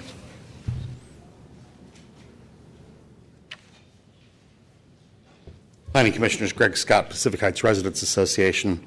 Back here, unfortunately, again, 2 months or so ago, we complimented the Planning Department on the process around Article 2. Unfortunately, this process, has been previously noted, did not follow the process around Article 2, and the stakeholders who were included in planning for this update excluded neighborhood representatives. That is inexcusable. There's no excuse for that. This neighborhood groups need to have their input. Without that, you're going to have us back at this podium giving you input and prolonging these meetings, and that's a shameful way to run the process. No excuse for it. We do need more time. We do need the 14 days. Please see the addendum is issued at least 14 days before the next hearing. We need time to look at these things, and we need a chance for input. We should be brought to the table along the way and not just have to give our input at these public hearings to prolong and waste everyone's time. Thank you. Thank you. Is there additional public comment? Okay, seeing none, public comment is closed. Could I ask staff to first address the question of the addendum and some explanation of what the addendum is and when you expect it to be available? Good afternoon, Commissioners. Pardon me, I'm tailing at the flu here. The addendum is currently being prepared. It's in a draft stage. The addendum is an addendum to the 2009 EIR, which, as you know, has been recently recertified and also found valid by the courts. The current schedule is for the end of the month, and the city attorney, I believe, can confirm, but I think the requirement for the addendum is that it just needs to be done and finalized prior to the action by the commission. Kate, can you comment on that? I think that's the correct timing, the requirement for the addendum, that is. Kate Stacy in the city attorney's office. The environmental review does have to be prepared by the time the planning commission makes a decision. That's not to say that it could be made available earlier. It just needs to be finalized. To clarify, I'm sorry, Kate, excuse me. There's no public review process typically with an addendum. The nature of the document is that it's really just documenting that minor changes to the project have occurred and that there's no new significant effect. There's no increase in the severity of a significant effect. So it's not a particularly interesting document in this case. Again, it's only in draft form, and the ERO will be the one that signs it and finalizes it. I'm not directly involved in the preparation, but so I don't want to commit staff to a date certain. Let me just make a suggestion here, if I might, Steve. My suggestion is that we would ask you to initiate for February 5th, and if we cannot get the addendum done 2 weeks in advance, we simply continue it at that point. But that we will get the addendum to you 2 weeks in advance of the hearing, whenever that hearing date ends up being. We will do our best to get it done on the 22nd, and if we can't, we would ask that you continue it at that point. Thank you. I think that sounds like a fair process. To me, I want to see this housing element finalized. I think that it is clear there's a housing crisis. We've been talking about it for years now. The work behind the housing element needs to be there, though, and there does need to be kind of fair process to analyze that work. What I would ask going forward, though, is that we really do look at the RHNA goals. I think the RHNA goals are set very aggressively. They're set at a place in which, if we could reach them, we would be solving our housing crisis. So the problem is not that the goals are not set at the right place. They're looking at 60% affordable housing. It's the challenge of us figuring out how to implement that. And I know it's not easy. I know the amount of money it takes is extraordinary. I think we need the dual strategies of neighborhood preservation and building new affordable housing. I think that looking at the challenges of owners doing short-term rental when they're not supposed to be, when they're outside of the regulations that have been set, looking at Ellis Act, of course, it's something we've been talking about for a long time, looking at the demolition of or the merging of 2 units into 1. I think those are the things that the Planning Commission has been able to do and will continue to do. I would ask in staff reports, I know that this is only in the presentation, but that we don't aggregate RHNA goals. There's sort of a total target here of over 28,000 units. I think that it's really important for us to continue to look in each of the income categories. Commissioner Antonini. I want to thank staff for excellent job, and this is a revised element not a full new element, but I've been through this process twice before, and I think that the presentation you gave us was probably the best I've seen as far as an overview of what's going to happen in the future, because in previous elements there was a tendency to base a lot of the statistics on things that were the city 5 years ago, the city 10 years ago. You're forward-looking, you're projecting populations, and you're projecting jobs, and this is very important because what we must do is try to address not only the situation today, but what it's going to be in the future. And to that end, it's quite clear that people will continue to move here. It's a desirable place, and so we have to have strategies that address not only the population here today, but the population who will come in the future, identify them, and try to build where we can encourage housing to be built for that. I think that's very good, and just in general with the housing element for the benefit of the public. As you probably know, these are guidelines. These are things that state general plan policies, but they do not deal with any particular projects. They do not dictate, approvals or disapprovals of projects.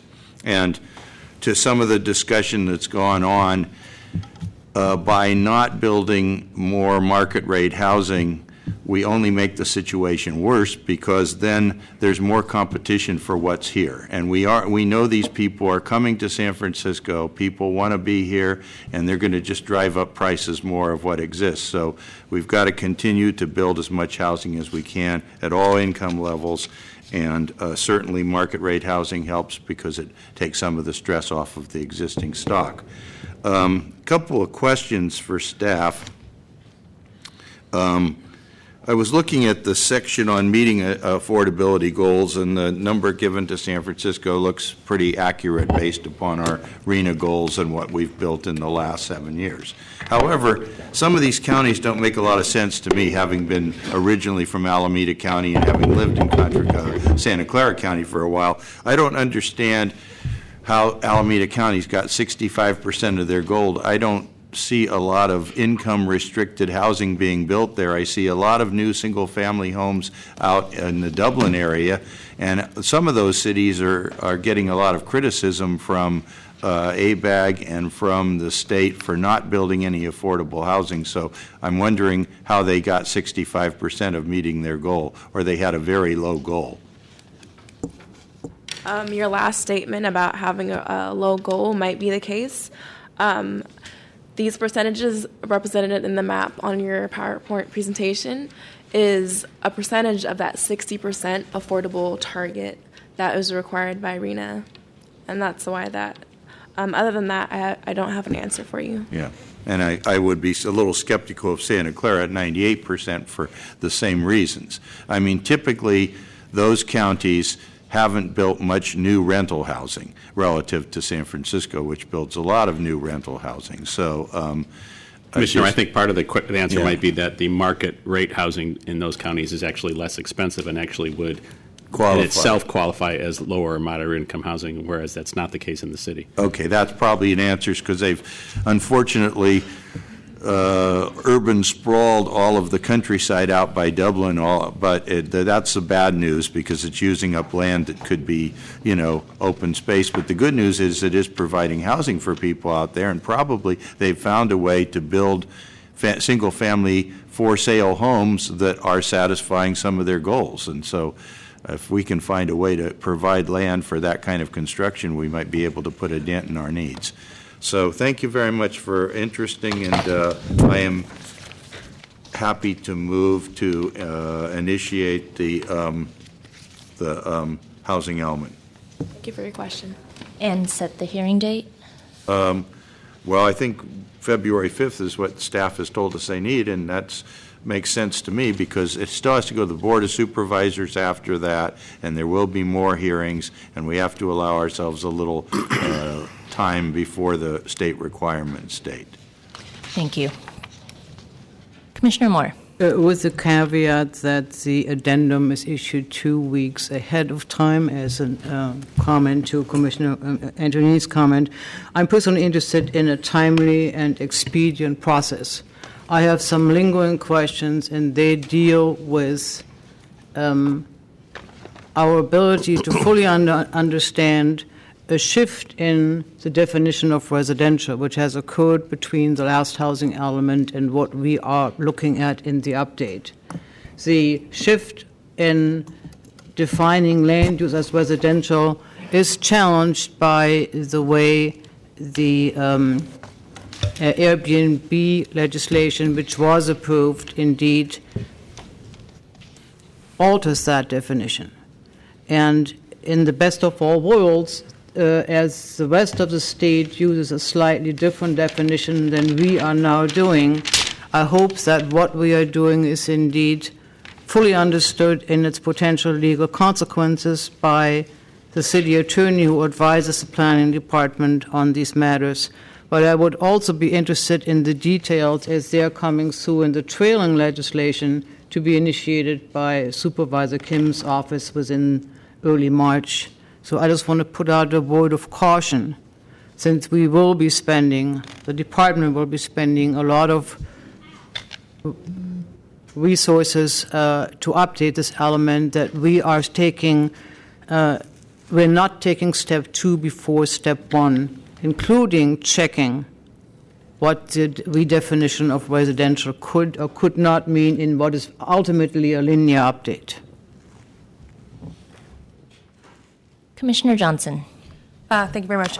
So just a couple of things real quick. So I definitely support, initiating this item, but I just have a few things. When I started reading the housing element, I sort of, I'm not going to lie, I thought of it like a lot of things that we have in our general plan, where they say so much that sometimes they say nothing, in the sense that they're all very good policies and objectives, but what's the teeth is the actual implementation program. So I started reading the housing element from that perspective, and then I came to something that I want to actually mention that I don't know that we're going to get to in the 2014 housing element, but maybe we can talk about it as an implementation program. So my first comment, and we'll see if any of this results in having to actually look at how things are worded, is when I read through the implementations of the policies and objectives, I noted that there were a number of places where the program or the implementation policy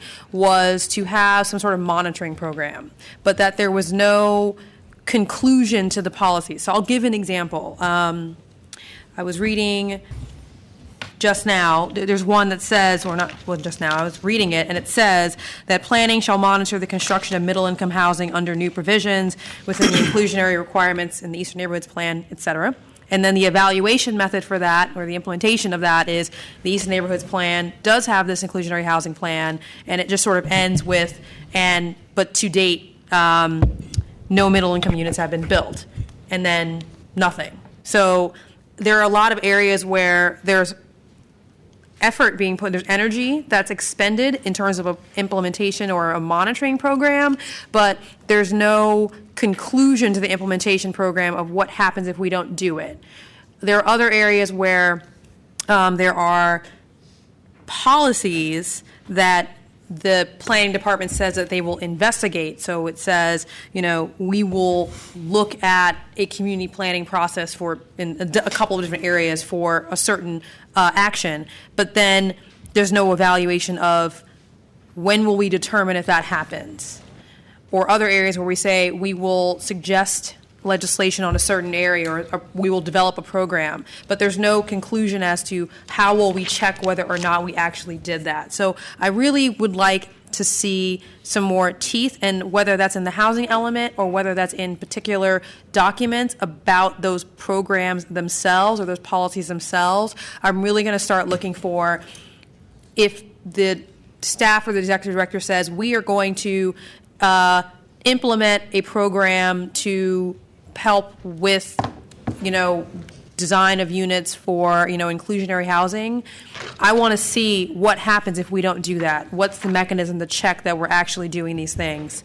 The next thing is just a couple on our actual policies. So I understand that we've added some policies around displacement, and I think that they're commendable because, again, the housing element doesn't actually change law, and it doesn't actually get those units built in and of itself, but it determines the roadmap through that that forms the lens we look at for the projects that do come before us. But one thing I noticed about displacement was that there was sort of a token item in there about enhancing, diversity in the city, but I want to see some more implementation programs that really speak to not just displacement and people actually having housing, but actually maintaining, enhancing diversity in the city. So I saw words around that in the policies, but that's the one area where I didn't see any actual implementing programs. And that caught my eye because when I looked at the statistics around ethnicity, we can talk about displacement all we want, but the fact of the matter is that literally the only category of people whose population has declined in terms of percentage have been African American. Everyone else has been stable to increasing in terms of percentage of population. So we may have individual stories about people being displaced, but overall, those sectors of the population are maintaining their numbers in the city, except African Americans. So when I look at, so what are the implementing programs to maintain diversity in the city that in and of themselves will help African Americans because that is the population that is declining, I see nothing, but I see lots of other implementing programs everywhere else. So I would like to see a discussion around that and whether that means it's strengthening the policy language in the housing element and then just coming up with implementing programs as we go on and we figure out what's going to work. That's something that I would like to see. And I sort of had that same feeling, but not as strong around families. San Francisco has the lowest percentage of youth under the age of 18 of any metropolitan city in the United States, which is crazy. So what that means is that's the lens through which we look at should we create family-sized units, right? It's sort of like if you already have a small percentage of the population that has families with children, let alone families with more than one child, what's the incentive there to actually build units if that population isn't already here with that need? It's almost like you got to talk for a population that isn't there. So I want to see, a little bit stronger language in the policy around increasing the population of families in the city because then they will have a need that corresponds to a need to create housing for them. So those are my comments. But again, other than that, again, hats off to the staff. I know that I've said that a lot in the 6 months or 7 months that I've been on the commission, but fantastic job with updating the housing element. I'll echo Commissioner Antonini's comments that I love that it's forward-looking rather than saying, in San Francisco in 2000 and then trying to form a forward-looking policy based on that. So definitely hats off on the work of the staff. Thanks. Commissioner Richards.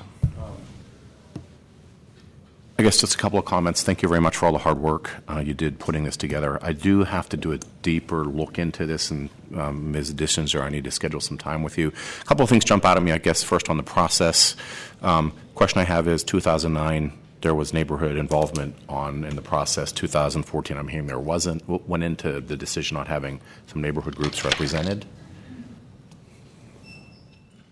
Kirsten Dischinger, department staff. So I did want to explain a little bit more. I heard a lot of comments about sort of our outreach process on this round. And just so you know, the housing element is generally, a big undertaking. And in 2009, we spent a year with the public. We started with a community advisory body, which had representatives from each district. Mm-hmm. The Board of Supervisors appointed those people to represent each community. And then we had community meetings in over 30 community groups. Mm-hmm. And the document before you is basically that same document with some nips and tucks. So basically, that was adopted in 2011. And here we are 3 years later. We decided that really the document stands really strong. I think there was some comments about neighborhood character. Unique to San Francisco is an entire objective around maintaining the existing neighborhood character. And that has 9 policies that were crafted by the neighborhood groups through the community advisory body and those meetings. The feeling really was that this element, the theme of this element, is not changes to the existing neighborhoods, but really around solving how do we achieve the affordability component of the RHNA. That's really where all the new and more energy was focused. And on that point, we reached out to stakeholders that were really focused on that, and that was our outreach approach, if that makes sense. I think that's great.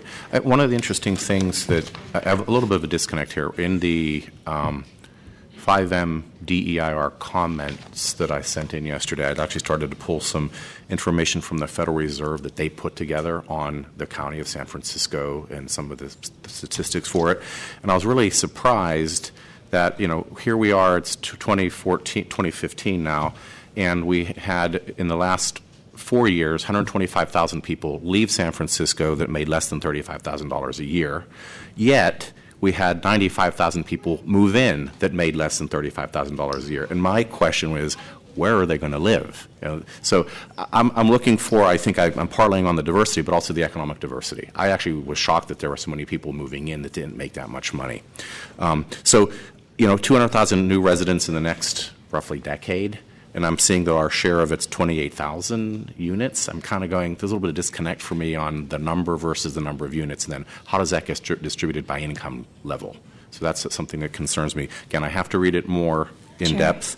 I just want to make sure that the housing element lays the groundwork to address the housing crisis, and that's my kind of litmus test. Absolutely. Great. Sure. I think the policies in it are good as an update, and I love to see how those policies translate into things that we can put in our heads here when we make decisions to further the objectives. Absolutely. Thank you. So I support support the motion. Is that a second? Yes. Thank you. Director Ram. Thanks. I want to thank everyone for your comments today and members of the public for your comments, because I think we are generally there is hardly anyone in this room, clearly not me or the planning department, who disagrees with the issues that were raised today. What is, I think, important to remember is that the vast majority of what I heard today from both the public and the Commission is that are issues that are to be addressed not within the context of the housing element and the policies in the housing element, but how we implement policies around affordability and how much affordable housing is built and how much displacement is addressed. So to be honest, I think that's one of the reasons we should move ahead with the housing element so that we can get to work on the other stuff. And so what I would suggest is that we do perhaps a biannual update. We have to do an annual update to HCD on how we're the state housing, what HCD stands for, Housing and Community Development Department, on how we're doing on the housing element. So I suggest we at least annually, probably at least semi-annually, come to the Commission and give you that report, because it's look, this is the issue of our time. There's no question about it, right? But changing a policy statement in the housing element is not going to change whether we get affordable housing built.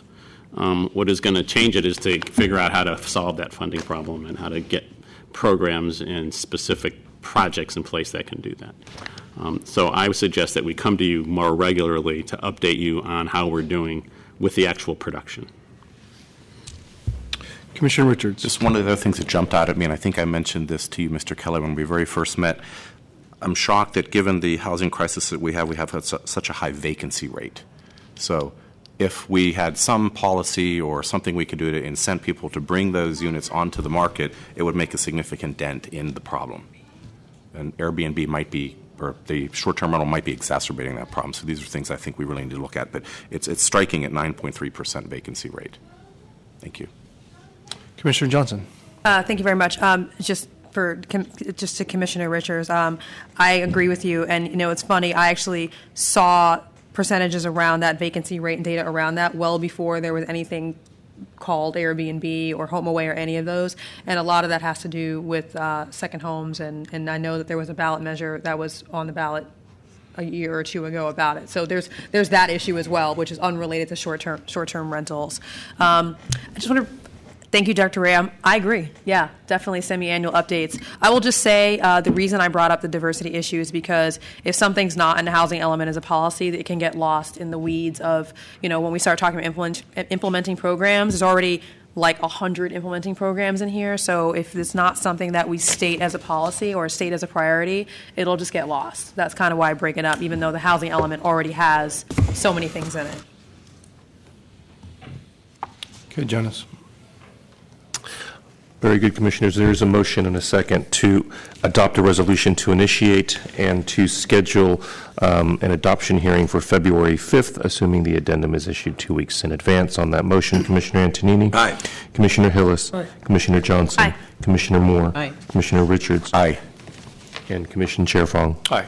So moved, Commissioners. That motion passes unanimously 6-0. And places you on item 15 for case number 2013.1600B at 340 Bryant Street. This is an office development authorization.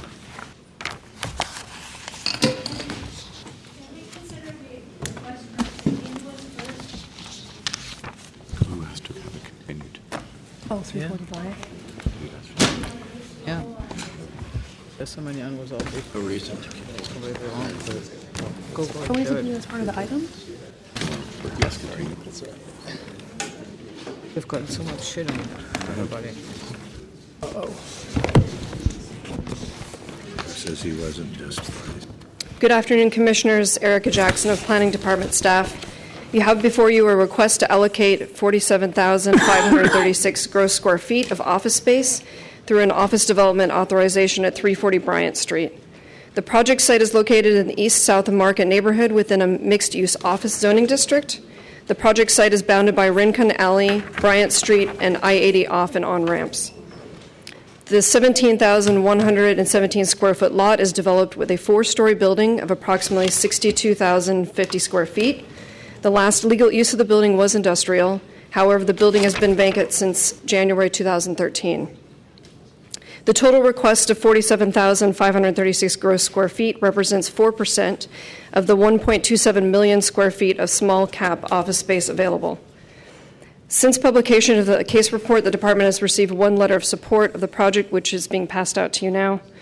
The department recommends approval of the proposal with standard conditions on the basis that the project is consistent with the intent of the MUO zoning district, which is designed to encourage office uses and housing, as well as small-scale light industrial and arts activities, and principally permits office use. The project is located outside of the Central Soma plan area and is not subject to restrictions on PDR conversion. The project represents an allocation of approximately 4% of the small cap office space currently available for allocation. The project retains existing PDR space on the ground floor of the building, approximately 16,500 square feet. The project will produce fees that will benefit the community and the city, and the project is consistent with the objective and policies of the general plan and the planning code. This concludes my presentation, and I'm available for questions. Thank you. Project sponsor, please.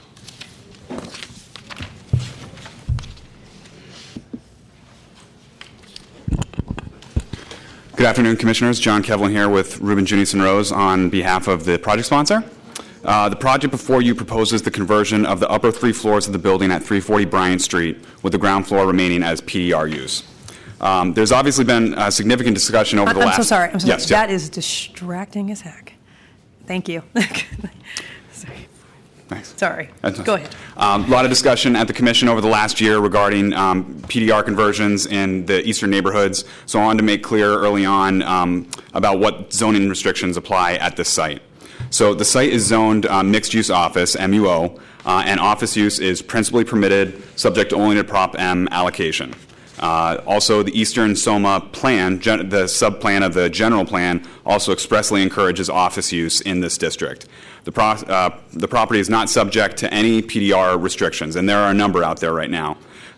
You've got the SLI and SALI districts that are, again, expressly intended to protect against housing and office development, and only PDR and arts uses are permitted. There is an exception in that district, and that's why you had 663rd Street in front of you last summer, which was another office conversion. They were coming before you because they were a historic building. They were seeking an exception to the otherwise applicable zoning rules. This project is not 663rd. It's in an office district, principally permitted, no restrictions, no exception here.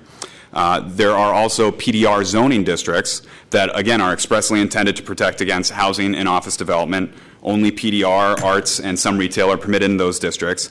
And again, there's an exception there for historic buildings in that district as well. That was the Pinterest building that never made it in front of this commission, but obviously I think most are well aware of that. This is not the Pinterest building. We are not seeking an exception. We're in an office, principally permitted district. And finally, Supervisor Kim has enacted or was a sponsor of a moratorium on office conversions in the Central Soma Plan area. Just want to make clear again, this project is not in the Central Soma Plan area and is not subject to that moratorium. So the site is zoned for office use. Highly developed city policy at this point has not subjected it to PDR protection measures. Now that said, we've been listening to the Commission very carefully over the last year and the developing concerns of the Commission. And as a result, we are maintaining a ground floor of PDR as part of the project. That's 14,500 square feet of PDR space. The project sponsor has already been working very hard over the last couple months to identify PDR tenants. It wasn't as easy as one might think, but we did identify two that would occupy the balance of the space.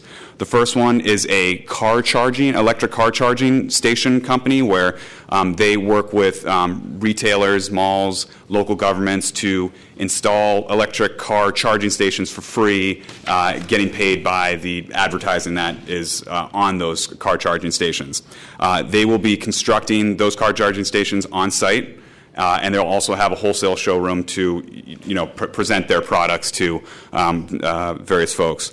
And then the rest of the space would be, right now we're working with a wine wholesaler that would be connecting the wine industry with local businesses, local restaurants, also commercial storage of wine for overflow for certain businesses, and also some possible educational opportunities for folks in winemaking. I also want to mention that keeping the ground floor as PDR also brings this project outside of the large allocation bucket for Prop M. So this project will not be taking office space that is obviously going to become very valuable here very soon with Central Soma and the various other major office projects coming your way. So it also gets us out of that larger category. So I do want to speak to the previous tenants in the building, which has been brought up by folks. The project sponsor has been sensitive towards their needs and generous in their dealings with them. All tenants received at least 8 months of notice of the project sponsor's intent to renovate the building. No tenants were asked to leave prior to the end of their lease terms, and in fact, most were on month-to-month basis and were allowed to stay throughout the period of this notice period. The project sponsor also allowed other tenants to leave their leases early without having to, without penalty or keeping them on the hook for rent. And also, there's been a significant amount of unpaid back rent that the project sponsor has simply forgiven. So illustrating that is that you've got a letter in front of you right now from one of the previous PDR tenants discussing their experience with the project sponsor. So I want to make very clear that this is a legal change of use. All impact fees are going to be paid. This includes the transit fee, the jobs housing fee, as well as the Eastern Neighborhoods fee. Over $800,000 will be paid in impact fees for this one conversion project. No new construction, but the fees will apply, and this will bring the project, the building in consistent with the planning code. So one of the other things that have been brought up is the issue of permitting in this building. So I wish Mr. Sanchez was here because I've been through this a lot with him, and Mr. Benales, you might be able to speak to this as well. But this is actually surprisingly not that uncommon.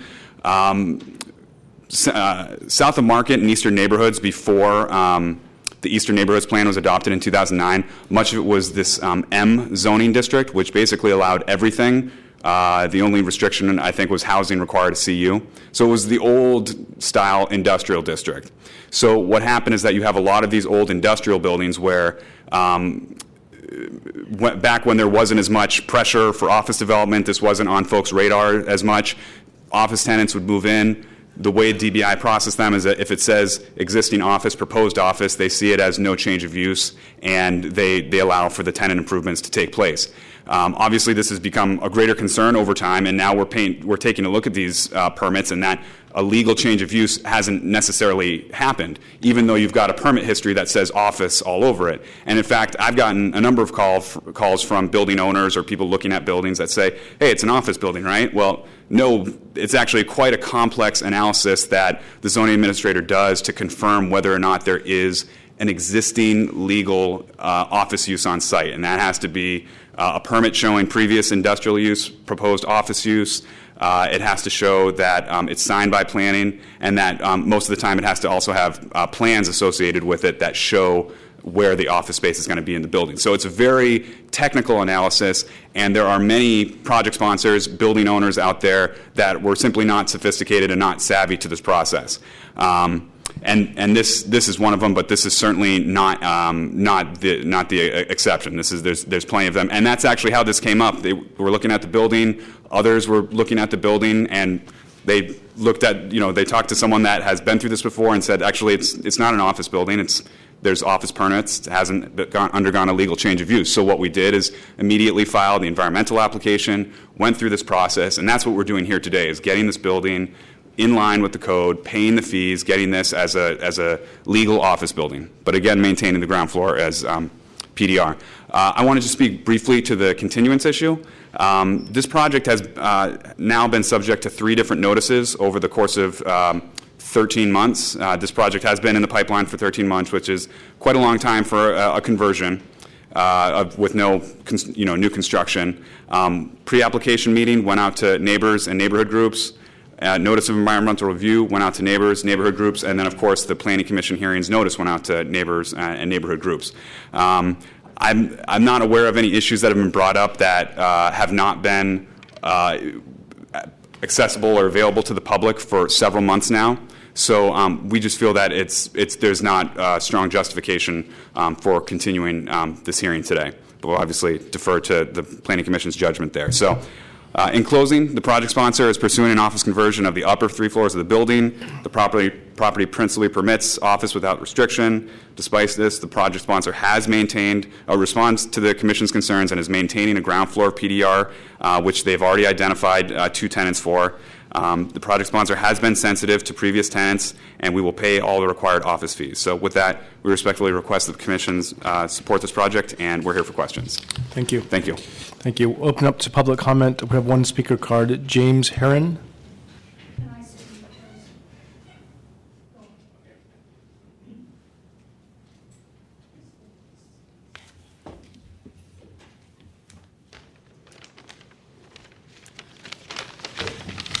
Put on my glasses.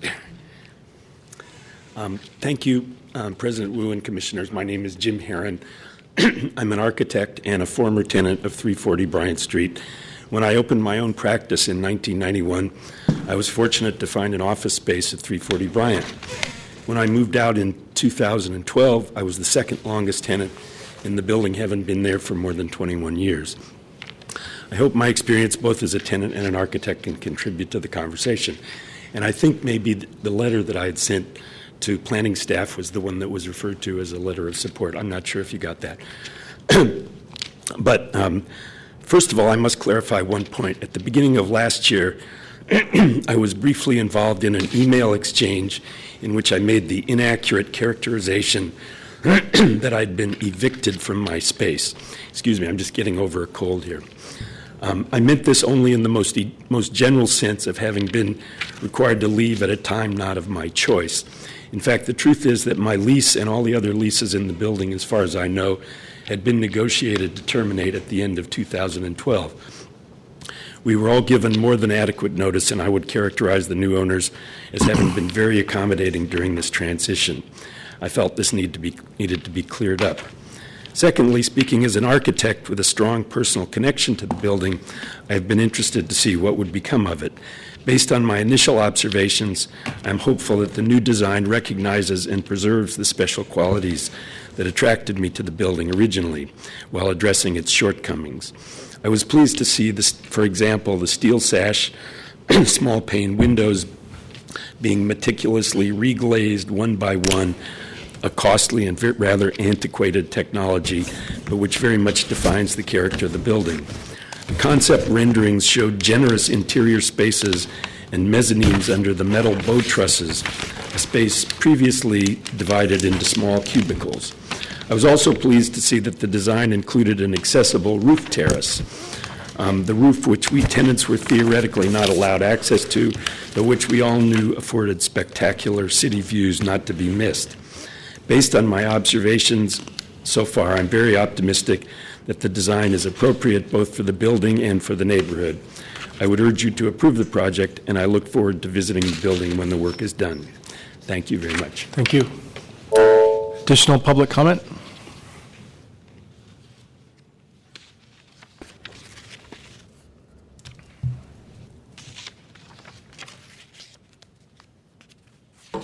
I have a photo to put on these.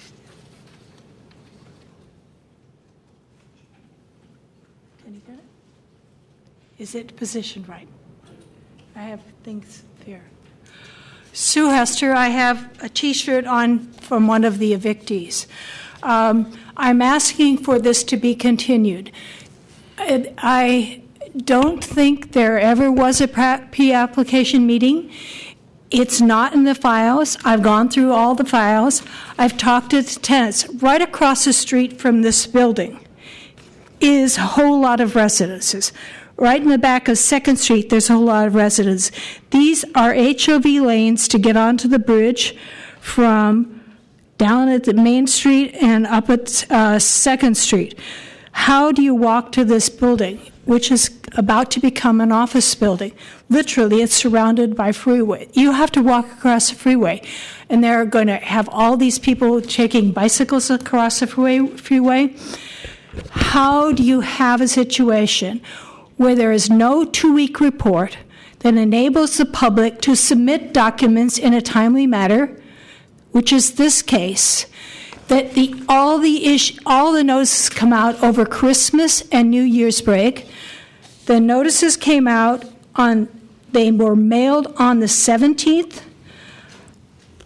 There was a there was a posted notice on the 17th on that building you can't get to, as well as a newspaper notice.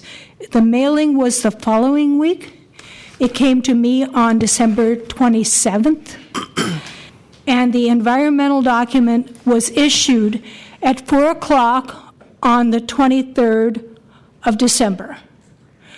This screams basically Christmas break. It's not a break.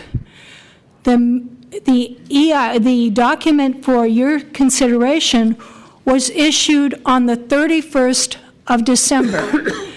We have in Eastern neighborhoods, it doesn't have a process for community meetings. If there was a community meeting, no one that was affected know about it. I met with the residents. I've been meeting with the residents because I've been dealing with Warrior's proposal up here 3032 for the past couple of years. And so these people were involved in it. I met with them about what is happening in their own neighborhood about 3 months ago. They said they had been trying to meet with the owner. They were not getting phone calls returned. If there was a community meeting, these people would have been there. Believe me, they were very frustrated. The tenants who were evicted, the PDR, this T-shirt company, used to be at this location and sold its T-shirts on Columbus. I am asking you to do the right thing, to say, hey, continue this case 2 weeks, let people submit documents, and don't say you can cheat by doing... Thank you, Sue. Your time is up. Thank you for your courtesy. Thank you. Thank you. Additional public comment?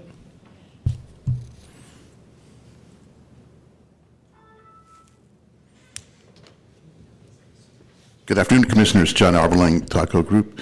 We certainly support the staff recommendation and the Commission's willingness to use your ability to limit the Prop M allocation to achieve a policy goal, in this case, to preserve PDR in south of Market. I know that the Central Soma Plan is going to have much more detailed provisions and address further issues. But this tool is what we need to use now, and I really am grateful to see the Commission willing to do it. As you know, our general proposal is in south of Market, the Service Sally District should be 100% replacement of any PDR converted. or no conversion at all, or 100% replacement. And in what remains of the SLI service light industrial district like 663rd, to maintain 50% of a building in PDR. But everywhere else in SOMA, and not just Central SOMA, but West SOMA and East SOMA and this MUO district, whatever it's called, to otherwise maintain 25% of a converted building as PDR.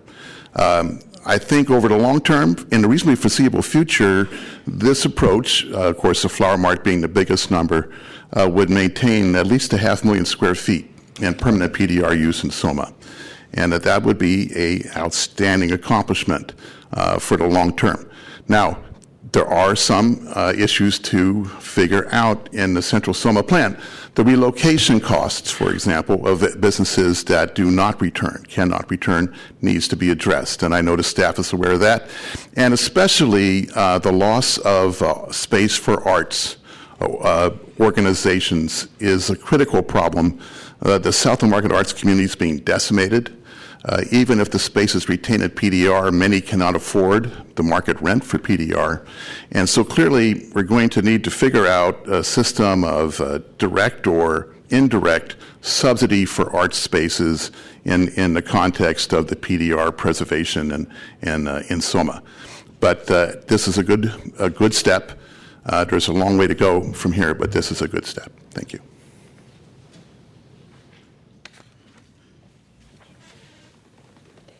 Good afternoon, Commissioners. I'm Alice Rogers, and I'm here as a member of the South Beach Mission Bay Retail Task Force. We talked to you a couple weeks ago.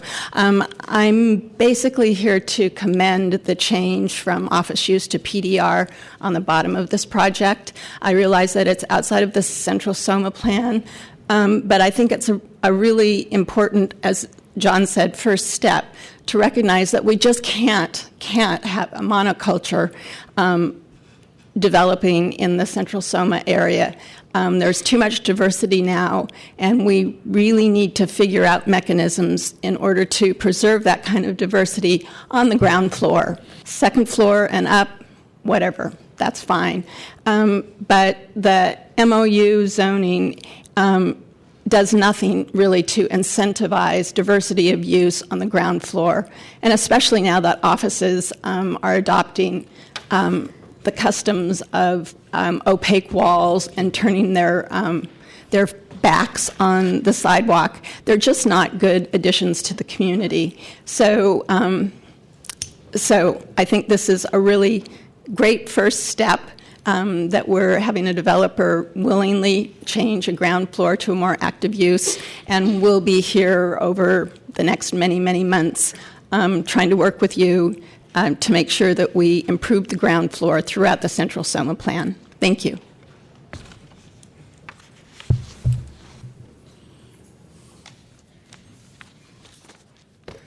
Good evening, Commissioners, and Happy New Year. Jim Miko from South of Market. And I was never invited to any pre-app meeting, nor were any of my South Park neighbors either.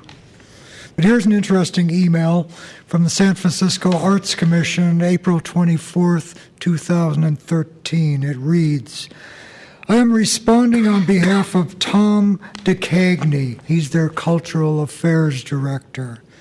I believe the studio in question is 340 Bryant Street, which was a large industrial building that provides studio space for over 150 artists, many for over 20 years. A developer made an offer on the space after visiting Open Studios in 2012, and then evicted everyone from the building as of January 1st, 2013, to turn it into market rate tech offices. Please let us know if you have any further questions.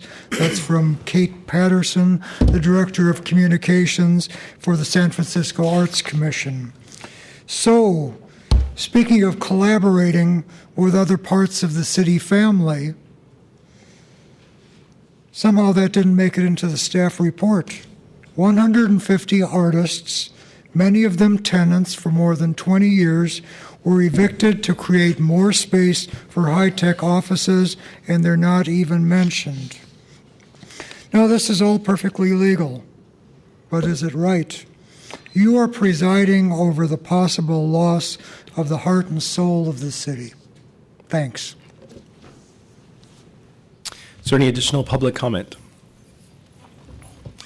Okay, seeing none, public comments closed. Opening up to commissioners. Commissioner Antonini.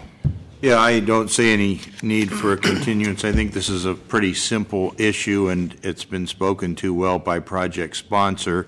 And if I could ask staff a question, there was some talk about the so-called evictions, but is in fact, with your research, the leases did expire and tenants were informed with adequate amounts of time as to, the fact that they would no longer be able to be tenants there?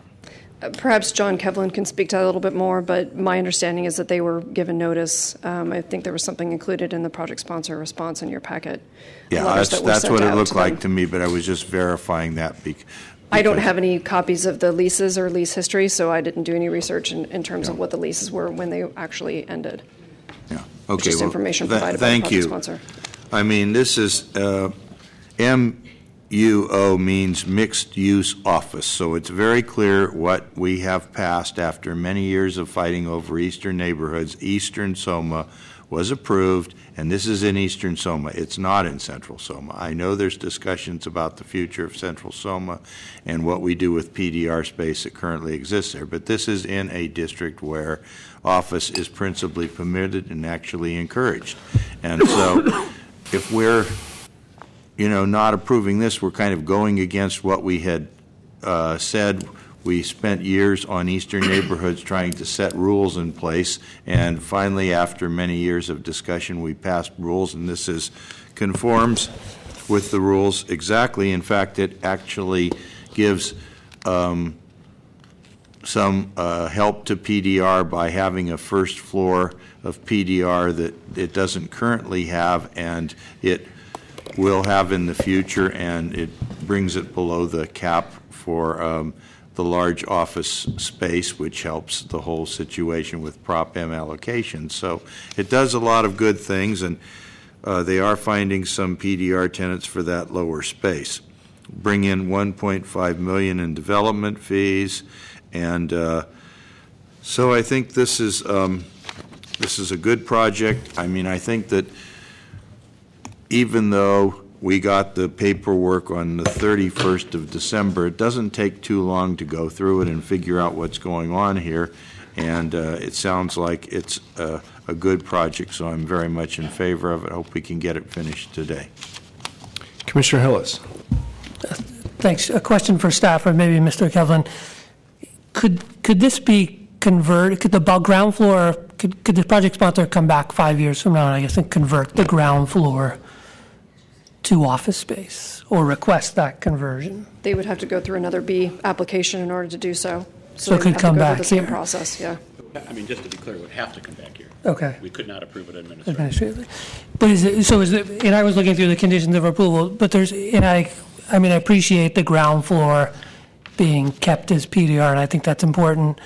But I'd like to make that as part of a condition, and I don't think it's currently in the conditions of approval that kind of in granting the top two floors or the conversion, that we're kind of, as part of that, recognizing the conversion, the retainage of the first floor as PDR use. Is that a motion? Well, I just want to see if that's possible. Well, if I may, you could put the condition in the case report, but it's very similar to the case you had before. It would not necessarily prevent someone from coming back in the future. You can't, but you could put it as a condition if you wanted to in this. I think we want to recognize what the project sponsor is saying and what the staff is saying, that's important. It's an important, it's important precedent, I think, as we look forward to other conversions or the Central Soma plan this was part of it was important to us in granting the conversion that the ground floor kept as PDR. So I don't know if you made a motion. Well, we'll see what other folks talk about, but I would make a motion to approve the project, but add a condition recognizing the retention of the first floor as PDR. Second. Commissioner Johnson. Thank you very much. You turned my mic on, took the words out of my mouth. Commissioner Hillis, that's what I was going to say as part one. The second thing is one of the public commenters said this, and this was my main issue with the project, which is the transit impacts and the streetscape improvements. I live in that area. I bike up 2nd Street all the time, and 340 Bryant was a fantastic location before Caltrans built the I-80 entrance right there. So I really want to, if maybe project sponsor or staff could come up and talk about whether or not there are any planned improvements to the streetscape in that area or other traffic measures, calming measures or otherwise.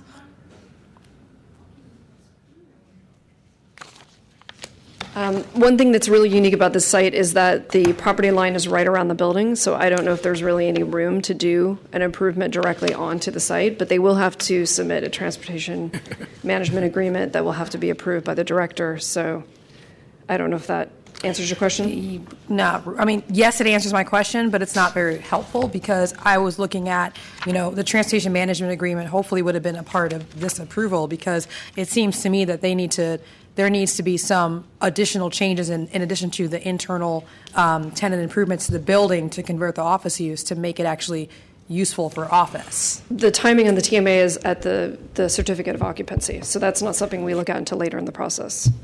I mean, I think what I hear you saying is that that plan, the transportation management plan, has to include pedestrian improvements around the building, which presumably would include sidewalks. I'm not. Sidewalks are typically not within private property; they're in public right away. So, I mean, I think that's something that we can actually work on with DPW and MTA as we move forward in the transportation plan phase. I would like to add that as a finding as well. And the reason, because it probably won't come back to us, I'll just say, I understand that that the sidewalks are going to be part of the public realm and the property line is just right around the building, so that's sort of an issue that is a little bit of a special circumstance here. But we've had many, many projects where pedestrian improvements and streetscape design have become part of conditions of approval in some ways, and I think that this space particularly needs it because the conversion of office space will change the traffic patterns and will change the type of people who are coming in and out of there during the day. And from a personal note, I have friends who live and work in the area, even some who maybe work on that building across the street, and it's important. So I want to see that as a finding. Is that amenable to the maker of the motion and the seconder? Okay. Thank you. Commissioner Richards. I guess a couple of things. Mr. Alberling, question I have for you. How did the 25% number come about as you support versus 50? Or is 50 in the LRI? We, in our community planning process, we took a good look in Central Soma at the existing buildings that had PDR, and few are, if any, are above 4 stories. And so it was simply, but there were a good number of 4-story buildings with PDR content. And so, just as, to simplify, the real genesis is the planning department staff told us many times, it's so hard to monitor what goes on, they need to deal with whole floors. Right. Whole floors. And so, frankly, the 25%, 50%, system, it works well with the 4-story buildings or the 2-story buildings and so on. It was a practical. Another question I have for you, please. As I read the San Francisco Business Times each week, it seems like PDR space is at such a premium. There are craft brewers, chocolate makers are leaving the city in droves because there's not enough space. Do you think 500,000 square foot in Soma is enough space for PDR? Well, I was referring to that would be actually implemented in the course of approving a conversion or new project. Okay. Of course, there's still existing today a very substantial amount. Your data should have the number, but I'm sure it's 500,000 today, probably. I don't know the number, but We do have that data. Okay. Yeah. And so there's still some will remain as well. And the planning staff, and we're talking with the staff about the zoning, there's going to be further techniques proposed to protect PDR space or incentivize its retention. It isn't just going to be this approach alone. I hope that's it. Am I right? Yeah. Cool. I guess one last point to the project sponsor. Commissioner Moore and I went there last night to take a look at the building. We were on our way home from another meeting. And it's the most unusually located building I think I've ever seen in the world. And I think to Commissioner Johnson's point, something has to be done about pedestrians. We nearly got flattened trying to cross the street 3 times. You're literally on a freeway on-ramp in all directions. The benefit of the section of the planning code that requires streetscape improvements is that it's written very broadly and done so in a way that on a case-by-case basis we can really work with staff to figure out what makes sense there. So I think the project sponsor is obviously in favor of making this building safe for its tenants. So I think that we understand that and we're fully supportive of it. Thank you. And that's included in the motion? As a finding. Okay. Thank you. Commissioner Moore. There's always an upside and a downside to any of those things. The strong concern about the diminishing of PDR at all costs is of great concern to me. The somewhat contradictory and conflicting permit history, which is quite obvious when you go on the web, is even more disturbing to me because that can happen anywhere. Somebody could buy a building. It has already been adapted to office by default. People have legally been exited because their lease were terminated. However, when the rubber hits the road, the approval here should be really only the beginning point of any construction, and many of the things which have been permitted quite a while back are huge alterations on a train moving very fast forward to a complete adaptation or readaptation of an industrial building. Having said that, the adaptation is skillfully done. I think it's fabulous. The only thing is, Mr. Kevlin, if you wouldn't mind answering these questions for the Commission, we're talking about an industrial building sitting in an apron of asphalt with no curb delineating the property from the surrounding public transportation network. So the question I'm asking you, how will you be using the additional space around the building? Are you intending, currently there are porta potties for construction in the building in that space. There are a couple of homeless people who talk to us who are using it as their residence. And in addition to that, there are a number of cars parked there. Are you intending to park in there? Thank you for the question, Commissioner. If we could get the overhead for a second. So here is the site plan. And as Ms. Jackson mentioned, this black line right around the building is the property line. Everything else immediately outside the building is state property. It's Caltrans. Nice. So there is not, the project sponsor does not have control over that, and so it makes it for a bit, it makes an awkward site even more difficult to make less awkward. Because that site is currently being used all the way to the extent of the external curb, with cars parking, porta potties, and construction equipment, as well as people residing there. I think the planning department needs to totally stay on top in order to integrate this awkward geometry, that's the best word I can find, into a reasonable, accessible, safe building.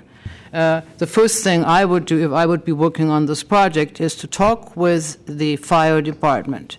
Emergency access by a building with this occupancy is extremely important, not to talk about the dual use of industrial PDR and office. There's other rules which come into play. The architects happen to be old colleagues of mine, know this stuff, but I think the department needs to track that, including yourself, because we are encouraging and wanting PDR to be on the ground floor. We need to understand the interplay between the two uses in order to create a new building type surrounded by residential, pure office, retail, etc. In order for that to function, there is a streetscape improvement, which everybody talked about, which I think are a must because we indeed had a hard time getting across last night.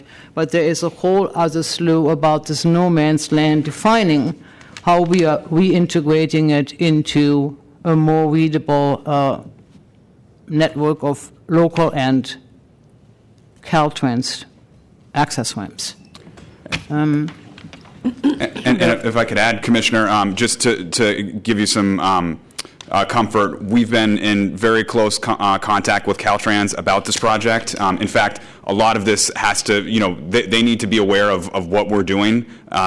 So we've been in touch with them very closely. In fact, our environmental planner, Kansei Uchida, has been in touch with them. So we've got the communication systems set up, and I think that that's absolutely something that we can ensure that all of the groups are coordinating together to make this a better site than it is today. Okay. Yeah. The other thing I would ask, and this is a discussion I would ultimately the department be engaged in, when we hear Soma and other people speak about streetscape and a kind of a people-friendly ground floor environment, as we are making it a multi-use part of the city, I would like to know who's more suitable to be in what PDR space. Which the building itself participates in different ways in the streetscape, particularly because of its curved geometry.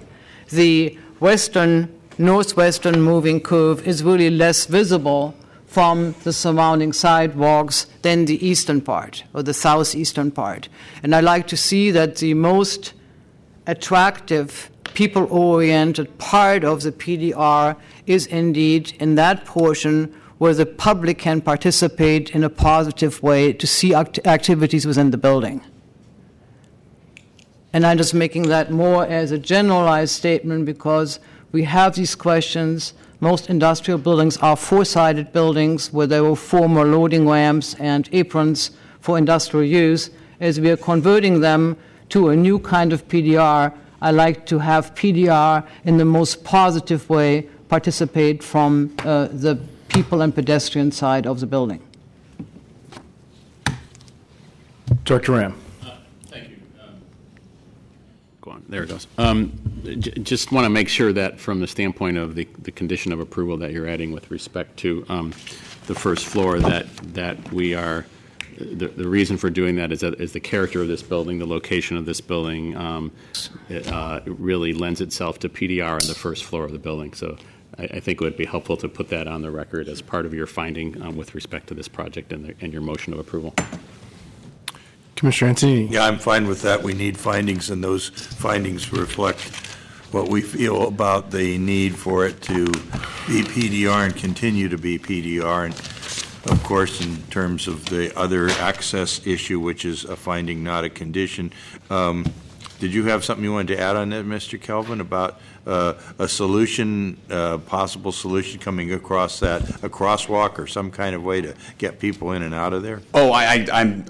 I don't want to personally speak to the actual streetscape aspect of it. Just that we need to work on improving it for the tenants. The one thing I wanted to add, just to respond to Commissioner Moore's last comment, is that these PDR tenants we've identified, fortunately, do have this kind of dual function of having the kind of back-in-house, heavier industry, construction, wine storage, and then in the front around the street, the intent is that the showroom for the electric car charging stations would be there, activating the street, and also with the wine, the wine tenant having possibly a wine tasting room, maybe a small accessory retail deli, something to activate that street. So we're already thinking along those lines, and fortunately, we've identified PDR tenants that it works with. Mr. Kaplan, I actually am not saying that. I believe that looking into manufacturing and the practical way how things are put together is part of an enhanced, really vibrant city. Walk through Venice,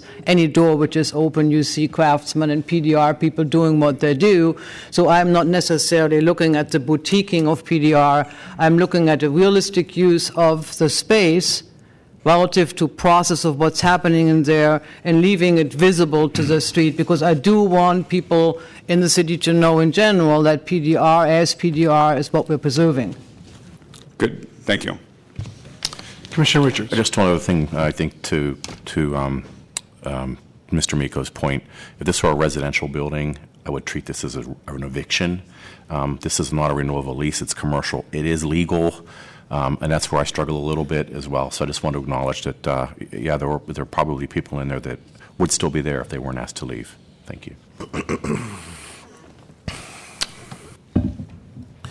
Commissioners, there is a motion and a second to approve this matter with conditions as amended to include that the ground floor be retained as PDR with appropriate findings supporting that condition, as well as a finding that the transportation management plan include pedestrian safety and traffic calming measures. On that motion, Commissioner Antonini. Aye. Commissioner Hillis. Aye. Commissioner Johnson. Aye. Commissioner Moore.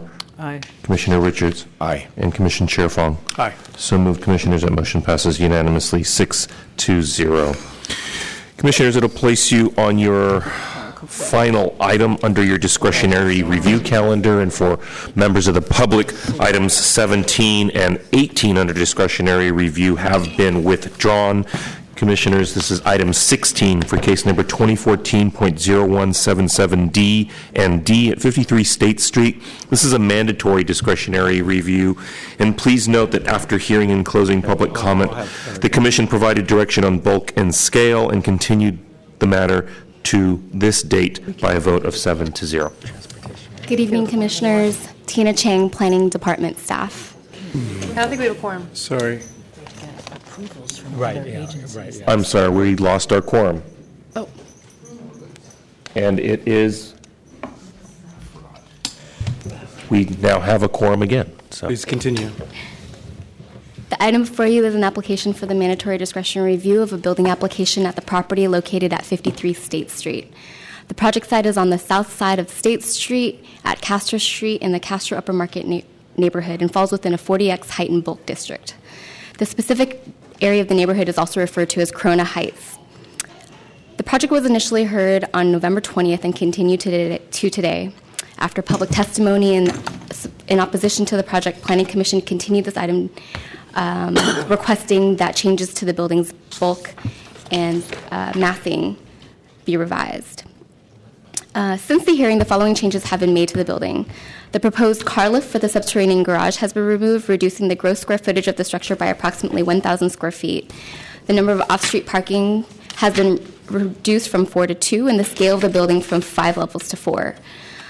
The removal of the proposed roof deck and stair penthouse has occurred. Although stair penthouses are exempt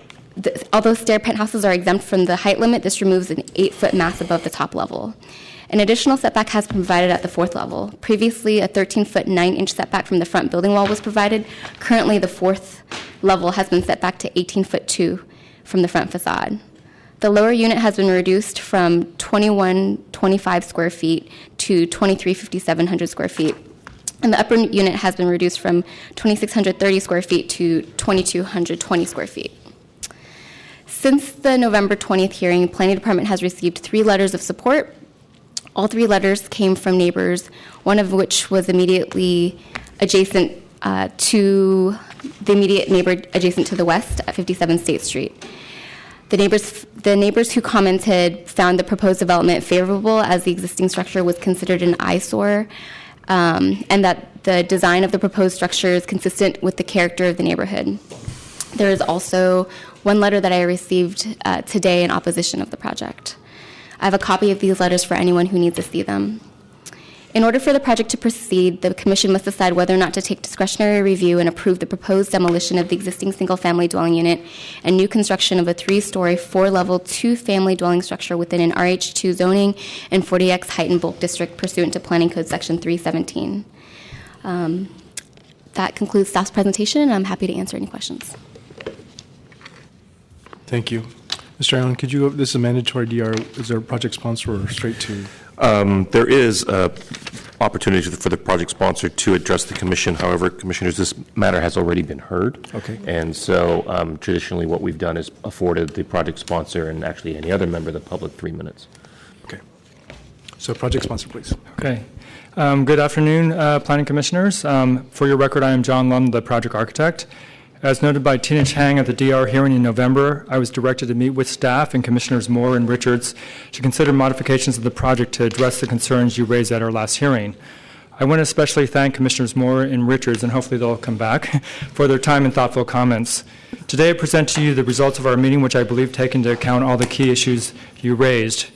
Here we have, on the overhead, we have 3 perspectives that show the changes with the previous project on the left, and on the right, the revised project. The revised project is smaller, absent the rooftop, penthouse, and deck, incorporates additional setbacks, materials, and details that reflect the mix of older and contemporary architecture on the street, and helps maintain the green belt along this block of state streets with front setback landscaping.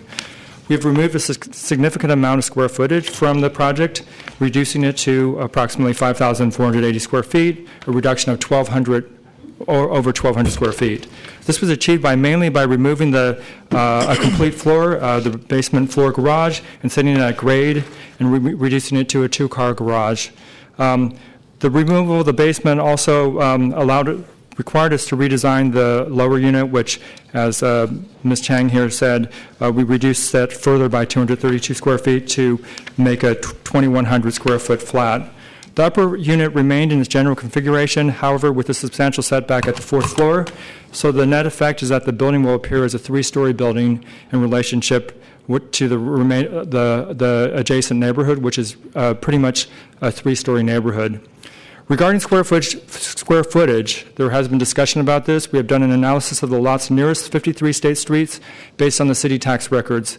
We've identified at least 8 units that exceed 2,000 square feet, 3 of them being immediately across the street from the project. We have altered the windows, removed the curtain wall and more commercial aspects of the design, and replaced them with smaller residentially scaled windows. We have also substituted wood siding in place of the stucco to create a more modest facade that has an intimate scale per Commissioner Moore's comments. We have maintained the garden space, which we think is a great asset to the project, and we also have worked and coordinated this landscaping and will be coordinating it with the neighbors to the west who have requested that we do so. We just received an appraisal today from Bridge to Bridges appraisers who have appraised the current property in its dilapidated state at $1.55 million. So this clearly is not an affordable project per planning standards. We believe the project has been improved due to these changes and addresses the Commissioner's concerns about neighborhood character and scale. We presented this plan to the neighbors who have of concern on December 17th, and we have not received any comments from them. As mentioned, there were 3 letters of support. And finally, I understand this project was referenced in your hearing on 2224 Ord Street. I want to note that this project is completely different and is dissimilar than Ord. Ord required a variance and also was removing 2 significant trees and also was 2 stories taller than the surrounding neighborhood. Thank you. Thank you. I do have some speaker cards here. Henry Eisler, Roxana Osholt, Hector Martinez, and Chris Parkers. If your name's been called, please approach the podium.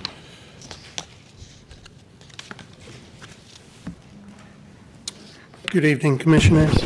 My name is Henry Eisler. I live at 51 State Street. I'd first like to point out that though the city has determined that the cottage at 53 State Street is not a historic resource, it is the only building on the block and probably one of increasingly few in the city that predates the 1906 earthquake. My guess is that the reason for the city's finding is that the building's original structure has been modified. However, I think it's important to note that everything that one sees from the street is authentic. Therefore, the demolition of this building will have a significant impact on the character of the street and of the neighborhood. But assuming that the wheels of progress are going to roll over this piece of the past, can we at least throttle them down a little bit? Planning Department staff has determined that the existing structure is sound. You can't really read that there. But in their report, they did determine that it was relatively affordable and physically sound. They do make the distinction that according to the mayor's office definition of an affordable dwelling, it does not apply. I don't know why, but I also don't know that that's pertinent. Policy 2.1 of the city general plan discourages the demolition of sound affordable housing unless the demolition results in a net increase in affordable housing. Yes, the general plan also encourages the development of family-sized housing. I would like to point out that these 2 priorities are not mutually exclusive. I've heard several of you say that you support the creation of 2 units in this space, and I accept your sentiment. But there is absolutely no good reason why this project cannot include 1 unit of comparable size to the one being replaced. What I would ask of you now is to please wield your power to govern and moderate the growth of our neighborhood benignly, and send this developer back to the drawing board with a clear message to quit wasting our time with half measures. Thank you.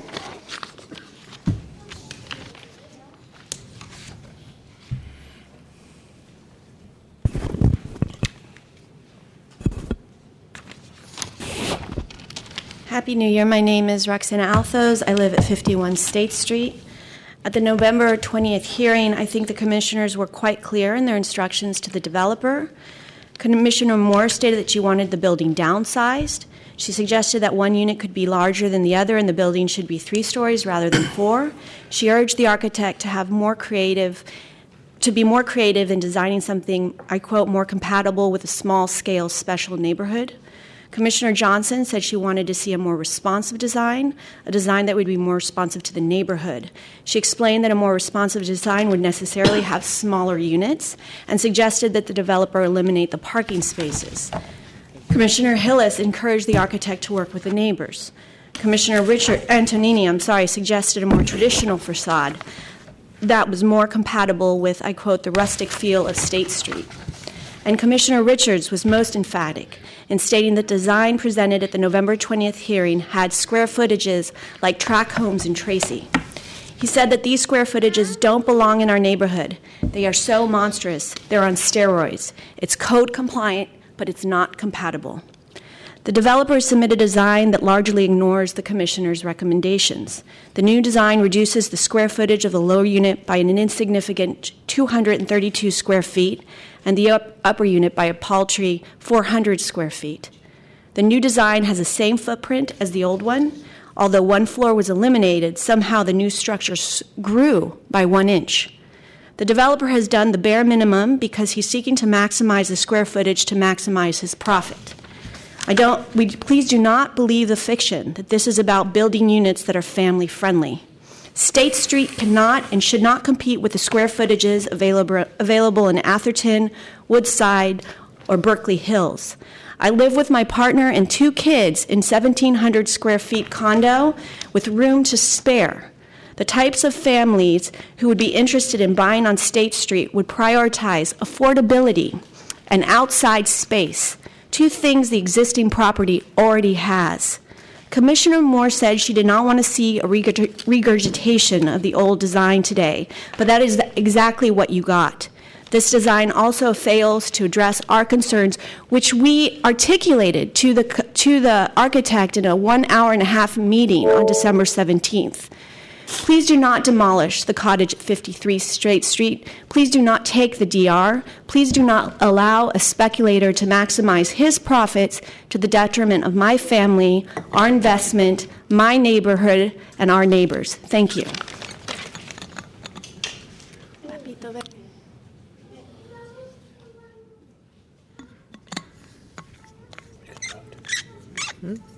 Good evening, Commissioners. My name is Hector Martinez. I live at 51 State Street.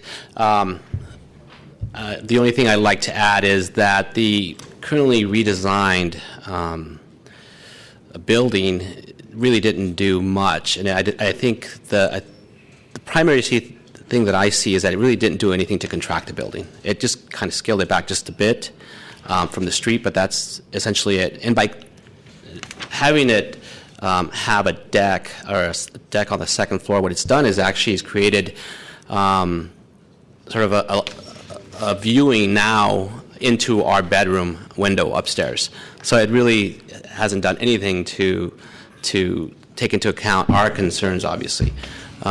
Again, it's something that I don't think that Mr. Lum listened to us when we were meeting with him. We told him we didn't think he really abided by the commissioner's recommendations, and instead just tried to shrink it back and take another shot, essentially with the same design. My understanding is that's supposed to be a situation where it would be more compatible with the neighborhood. It would contract somewhat, and it would allow more air and light, especially between the buildings, and that didn't happen. So we do continue to object to the design as it stands.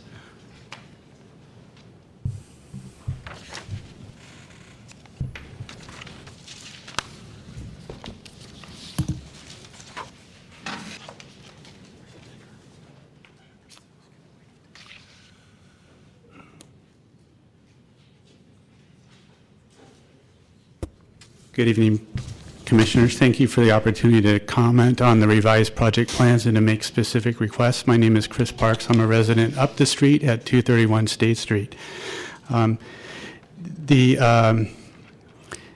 planning code, planning policy, and zoning all affect values of property in addition to a lot of other factors.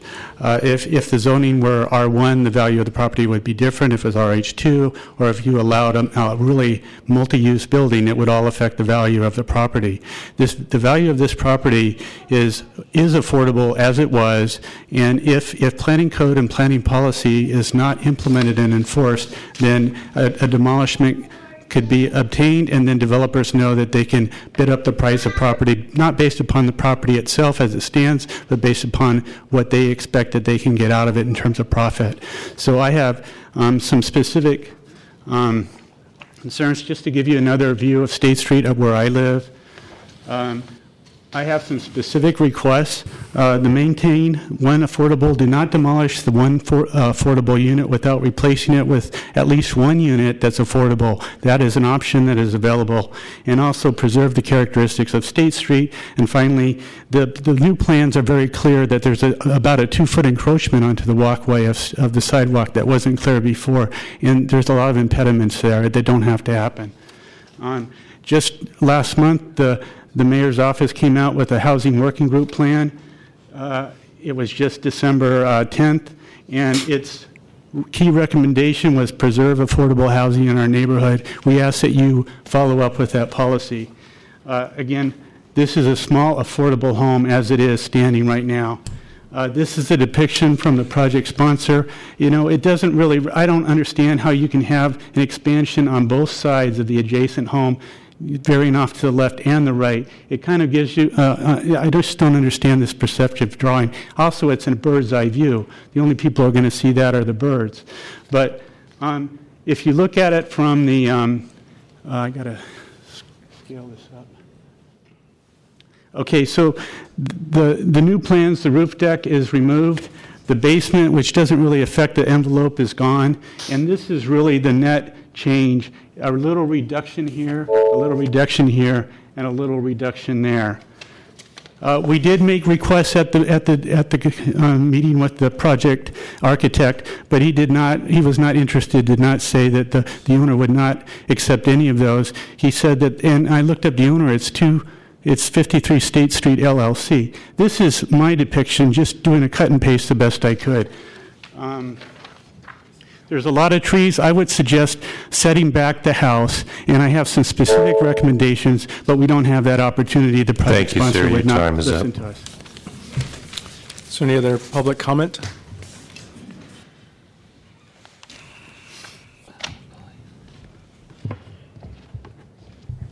Good evening, Commissioners. It is evening now. I'm Judith Hoyam, EVNA. The EVNA Planning and Land Use Committee met last night and discussed this project, among other things, and unanimously passed the following motion. Because of the demolition of an affordable unit of housing, we would like to see one of the new units retain the scale and affordability of the unit that's being lost. And I'll remind you that EVNA asked that the house not be demolished, the existing house not be demolished.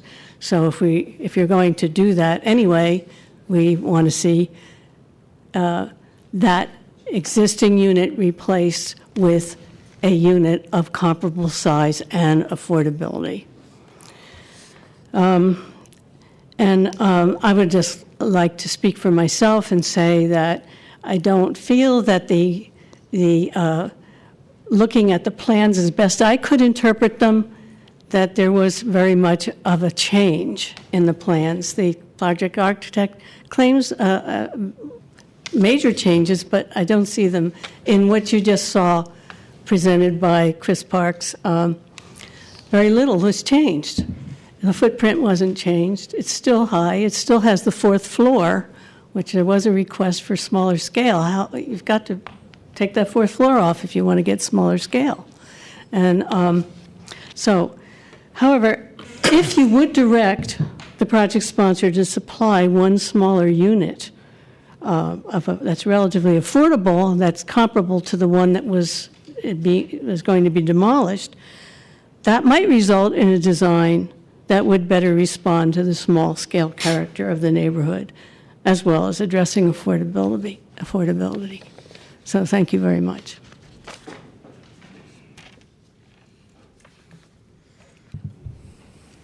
Steve Zeltzer, United Public Workers for Action. Well, earlier today, you seemed to be very concerned about the exit of working-class people from San Francisco. And here's an example of why that's happening.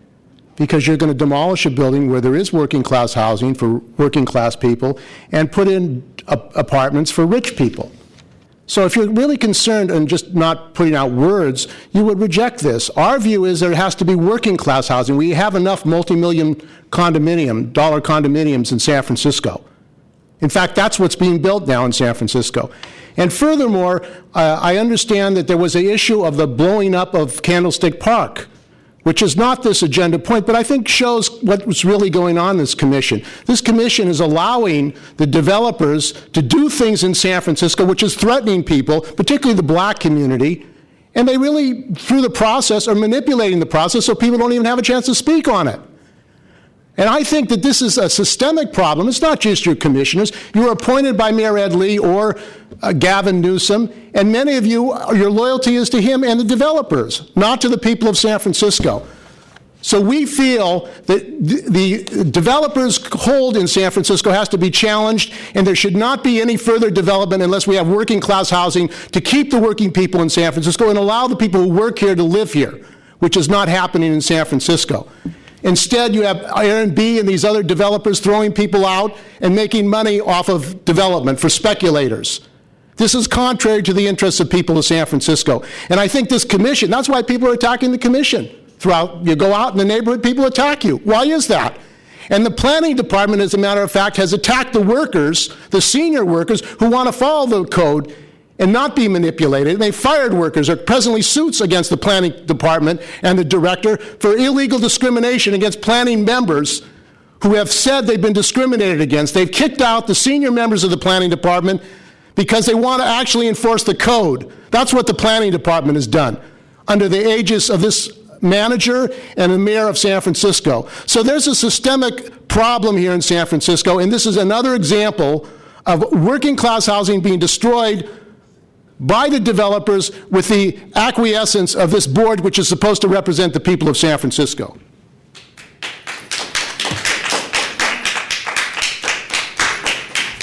Is there any other public comment on this agenda item?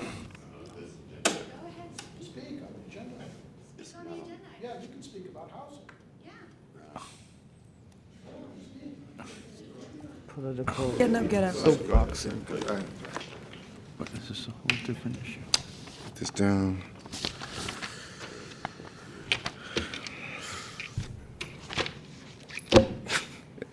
Happy New Year.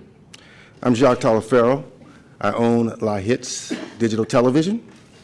And I'm speaking on this, but also on the stadium and a little bit of what this gentleman just said. I am against the explosion of Candlestick. Sir, I'm sorry. The public comment period for general public comment is coming up right after this item. This public comment period is for 53 states only. 53 states only? Yes. Okay. So you can speak to 53 I will states. sit back down and be calm again and patient again. But did you want to come up and speak again? No. Okay. And then I will come back. General public comment is the next item. Is it? Yep. Yes. I should have been gone at least 3 hours ago. I've missed all kind of appointments and also studio time, which cost me money. But I'm going to sit back down. I'm surprised that she's not here, who didn't let me speak before. And thank you for asking me to speak before. Is there any other public comment on State Street item? Okay, seeing none, public comments closed. Commissioner Antonini. Yeah, for the benefit of the public, was mentioned earlier that the implosion of Candlestick is not something that will be under the jurisdiction of the Planning Commission, and that was brought up in earlier comments. So, but that getting on to what the actual discussion we have on this particular project. We asked for things to be done, and in my opinion, they were done to make this into a very good project. We asked that the garage be made smaller, and we went from 4 cars to 2. We brought a level down to 4 levels instead of 5, and that's actually 3.5 because there's a big setback. We removed the proposed roof deck and stair penthouse, which I had specifically asked for. The setbacks are quite large as they are between houses, but we've even made them larger. From 13.9 to 18.2 setback on the 4th level, and then 26 feet 11 inches on the east side of the building. So those are, significant setbacks. Those are pretty big changes. Then the unit sizes have been reduced down to one barely over 2,200 square feet and the other about 2,100 square feet. Now, we had a discussion earlier today during my remarks. A lot of times, when you're talking about square footage, there are a lot of things that don't get counted as square footage and some that do get counted as square footage. But, I think project sponsor has brought up a point that 8 units in the area are over 2,300 square feet. I believe that was what you said, if I'm not mistaken. Over 2,000. So this is not that unusually large, not that there's a problem with larger homes.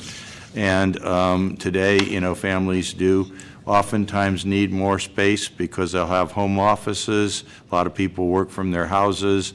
They will have multi-generational situations, and what we really are looking at is what is the impact on the neighbors and the neighborhood. And I think this has been well scaled down.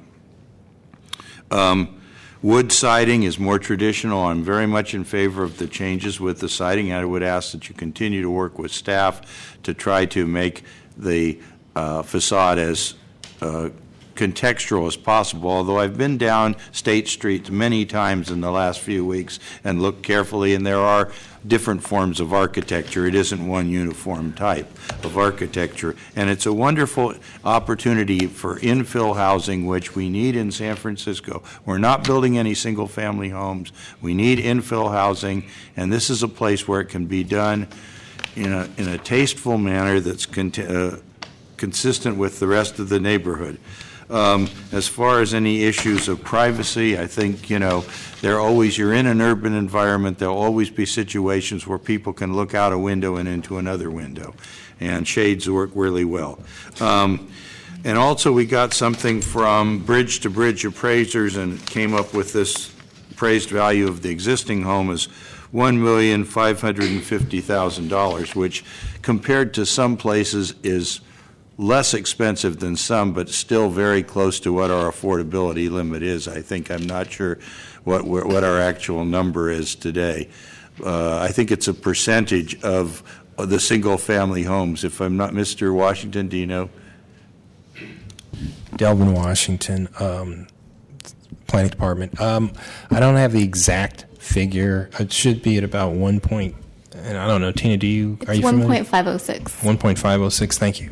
Okay, so this would make it above, if this is, acceptable, it would make it above the level where we would have to have a mandatory DR for the demolition. So, realistically, even if this place were to be preserved, which I think is not a good idea because you're gaining 2 units where you have one at its place, anybody who would buy this unit would build it to a size that made it larger, and it would be probably a lot more expensive than the 1.550 it is right now.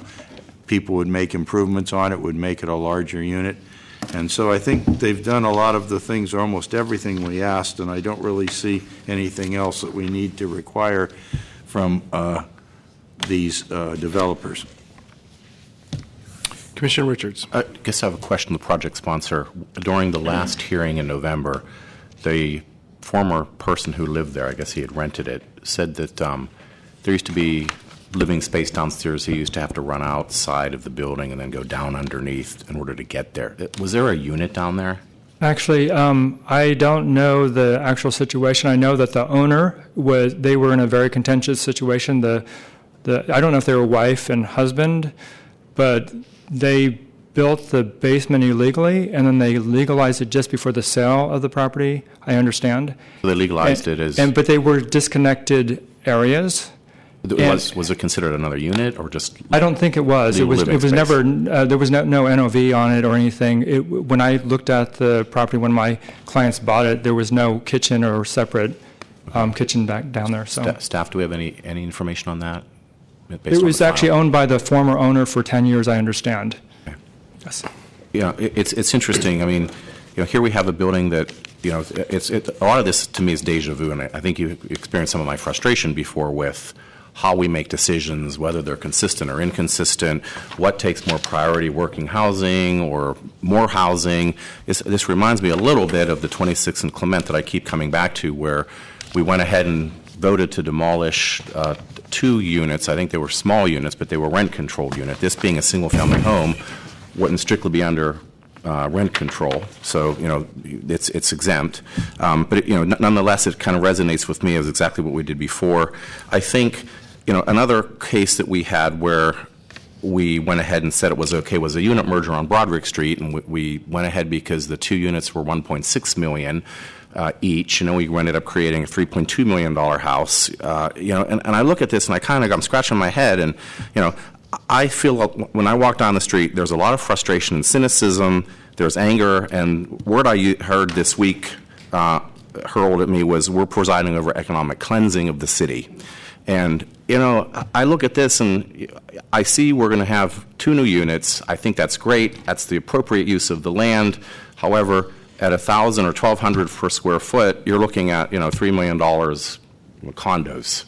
And so, here we are trying to balance different competing interests, where I'm trying to have it both ways, and we can't. And this is the frustration that I feel, and I think I feel some of the frustration that the gentleman had as well. I don't know what to do to balance these competing priorities, and I'm in a pickle. Thank you. Commissioner Moore. In a pickle we are. However, our task is to look at code-compliant projects. We cannot, on our own, change the basic thrust of why the small home, which is currently on the property, is being appraised at the cost by which it's being appraised, and then who sets the delta of why all of a sudden, just with like a couple of hundred thousands in between, it becomes unaffordable. That is where our dilemma is, because we are not setting that basic policy. We're torn into 5 directions. I think this commission, I at least look at myself, try to do everything, including voting against Clement and 26, because it was a slightly different situation where somebody aggregated 2 lots facing 2 different sides of the street and started to basically tear down affordable units in order to maximize of what the aggregated lots could do. And no, that's a no-no. He could do his new stuff. He could improve the existing units. However, the affordability of those units wasn't challenged. We don't have that situation here. We're looking at an application that brings forward a code-compliant project, except for certain things which are not within the residential guidelines or what we could approve, given that the previous project did not quite understand the stepping with a hill in a cross-slope section, which was never done. So when we met, Commissioner Richards and myself met with planning staff, Mr. Washington, Mr. Smith, to discuss the design and modifications to design. The only tool we have is not to argue about there has to be an affordable unit. Unfortunately, we do not have that power, by the way. We don't. We can resist approving the demolition of affordable units as in the 26 Clement Street case. But in this particular case, we do not have that power. Nor can we dictate as to whether or not this building, by neighbors' perceptions, is a little bit too big, which it is, but we unfortunately have to approve buildings which are too big all the time. It's kind of like weight loss clinic, yes or no. How do we define oversized? These buildings are very oversized given the historic patterns of smaller buildings. I cannot argue that. I can only do identify problems where somebody asks for exceptions, exemptions which don't make any sense, i.e. property line windows, obscuring light wells, shooting beyond the footprints of privacy and to adjoining properties, and on and on and on. This modification, I think, is indeed the correct modification. I cannot create the affordable units, and I cannot make it smaller either. So that is the pickle. Commissioner Antonini. Yeah, I see we have other commissioners speaking, but I would like to move, I do have a question, though. We have to take DR and approve the modified project. Is that correct? No. Mr. Ionin? Already took DR. Well, the demolition, yeah. Right. Sorry, you have to take DR to allow for the demolition. That's what the DR is for. Okay, yeah, we have to take DR to allow for the demolition, and also it would be, our approval would be for the modified project, which I guess is now before us. So that would be my motion, then Hang on, we would. Commissioner Antonini, let's verify the motion. Sure. I'm sorry, maybe I misspoke. Tina, I thought it was called out as a mandatory DR. I think my understanding is that the commission, it is a mandatory discretionary hearing, but my understanding is that the commission can decide not to take DR and approve the project as proposed. Yeah, that's right. Yeah, that would be the I think that's right. With the DR, with the demo, we do not take the DR. We do not take DR, and we approve the project. As a code-complying project, if there were not to be any vote, the project would proceed as proposed. The modified project. Yeah. Well, Whatever. yes, Whatever. the last proposed project. The problem. So you could take DR and condition further the project, or you could not take DR and approve it as proposed. Or not do anything, and then it would be Well, approved. I guess my motion then is to take DR for the purpose of approving the modified project, but it's not taking DR to disapprove the demolition. I mean, the demolition. Understood. And so, so that would be my motion, to take DR to approve the modified project as presented today. Can I get clarification on Yeah, that? I did too. Because Double negative. I think we can. Clarify this is like this modified revised plan has been formally presented to the Planning Commission. Therefore, you do not need to take discretionary review because you have no intentions of doing further modifications on this plan.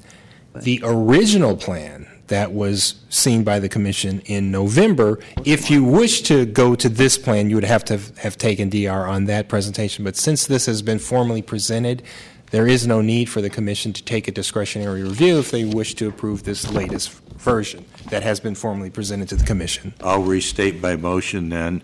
Do not take DR and approve the project. Commissioner Johnson. Thank you. Okay, so I do think that the project was responsive to many of the comments that the commission made, and I appreciate Commissioner Moore and Richards taking the time to meet with the project sponsor. I'll just say one thing about the affordability, and I was challenged with that as well, but personally, the way that I've approached these projects is these are, just like this building, I think, was a pre-1906 house. This, hopefully, that the building that we're, allowing to go forward today will be there when we are all dust. And we talk about affordability, but San Francisco seems to be a boom and bust town, and what's market rate today is outrageous, but it may not be that way in just a few years or in a decade. Market rate changes. I think everyone's thinking a market rate is high, but it's not always the case. So I think that we are in doing a benefit, actually, to that street by having two actual units, not just a smaller unit and a basement that we haven't determined whether or not it was or was not a unit. I think having 2 versus 1 fits with that area. And we cannot condition the affordability of the units. Not like we're talking about demolition of rent-controlled units or anything. It's a house that was owned by someone, and they can sell it to whoever they want, and people will value it at whatever they're willing to pay. It's a definition of market rate. So for those reasons, I definitely empathize with the comments that we've heard from public comment, and also what Commissioner Moore and Richards have stated. But that's my reason for supporting the modified project. I think it is responsive in the ways that we can actually talk about at the commission level. Are you seconding that motion? We'll go with second on that. Okay. Commissioner Richards. I think one thing to the community, if you read the article that was in the Chronicle on the front page 2 days ago, Supervisor Wiener, who presides over District 8, is open to making changes to how development's done in Corona Heights and probably in a larger area. I would hope that you could channel some of your passion to sit down and meet with him, call up his office, and get a working group going so that those changes can actually be realized. Because, again, short of legislation, there's not a lot we can do. I just voted for a conversion of a PDR space, even though I personally disliked it. But the evictions of and I quote the word evictions, the tenants who left the building, they left lawfully. So, I can understand where this is a lawful project. Commissioner Moore. This commission has talked with the department for a number of years. At least I have led the discussion that we start to look at densification across the city in an equitable way. When these large houses occur, they change the character of a neighborhood, they change livability. And I'm not pointing toward this project being exactly what I'm saying here, but I want to look ahead in order to leave the future livability of the city, despite the need for densification, understandable and somewhat guided by what this department does. And that's a big challenge. I do think the department would need some grants to do that. It needs to be done in different neighborhoods differently, because we have very varying conditions, from topography to larger streets to smaller streets to different housing types. It needs to be done in order for us to look into the future and have something which is not detrimental to what we're trying to do here. Commissioner Richards. Could we put that on the action item list, please? And I think that would be something that we could talk about when we do the rules, and whether we have subcommittees, like how would we handle this issue, because I think it's come up now 2 or 3 times. Including looking at budgets and support for the city at large to take it as a responsibility. Want to rephrase it? Yeah, could you please rephrase what it is exactly you want added to the action list? To look at residential guidelines which look at the densification of the city neighborhood by neighborhood in an equitable way, establishing future-looking guidelines of what is acceptable densification and what is not. That, I think, takes a good deal of urban design skills, but they are available, and I think the department can do that. If I may, I think we should, discuss that.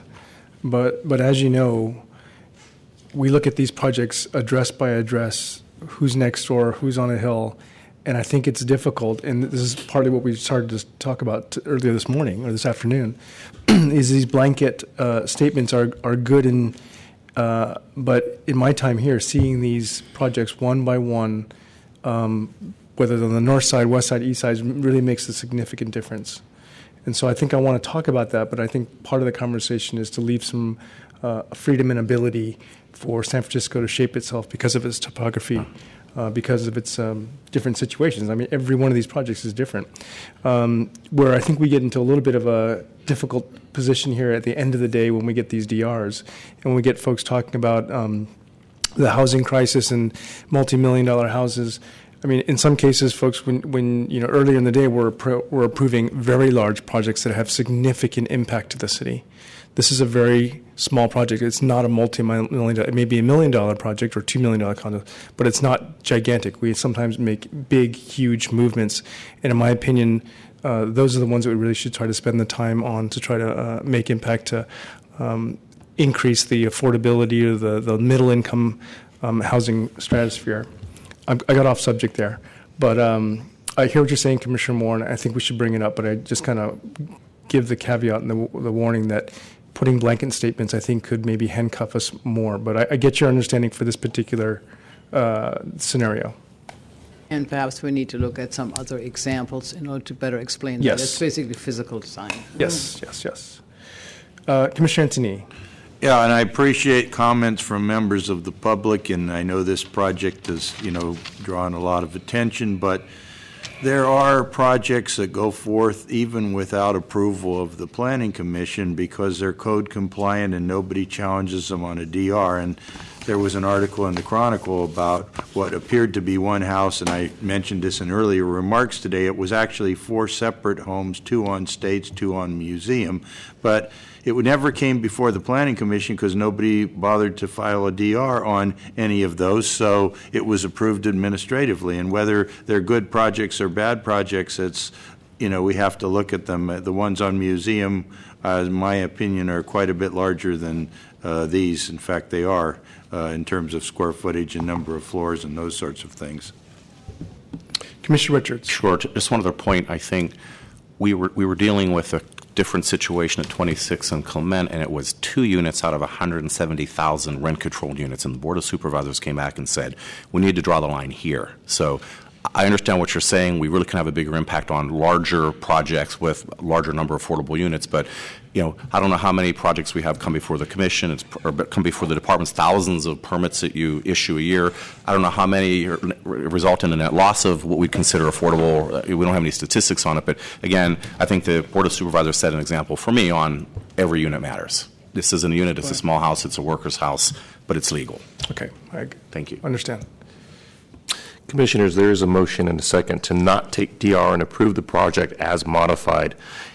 Commissioner Antonini. Aye. Commissioner Hillis. Aye. Commissioner Johnson. Commissioner Moore. Aye. Commissioner Richards. Aye. And Commissioner Chair Fong. Aye. So moved, Commissioners. That motion passes unanimously 6-0 and places you on general public comment.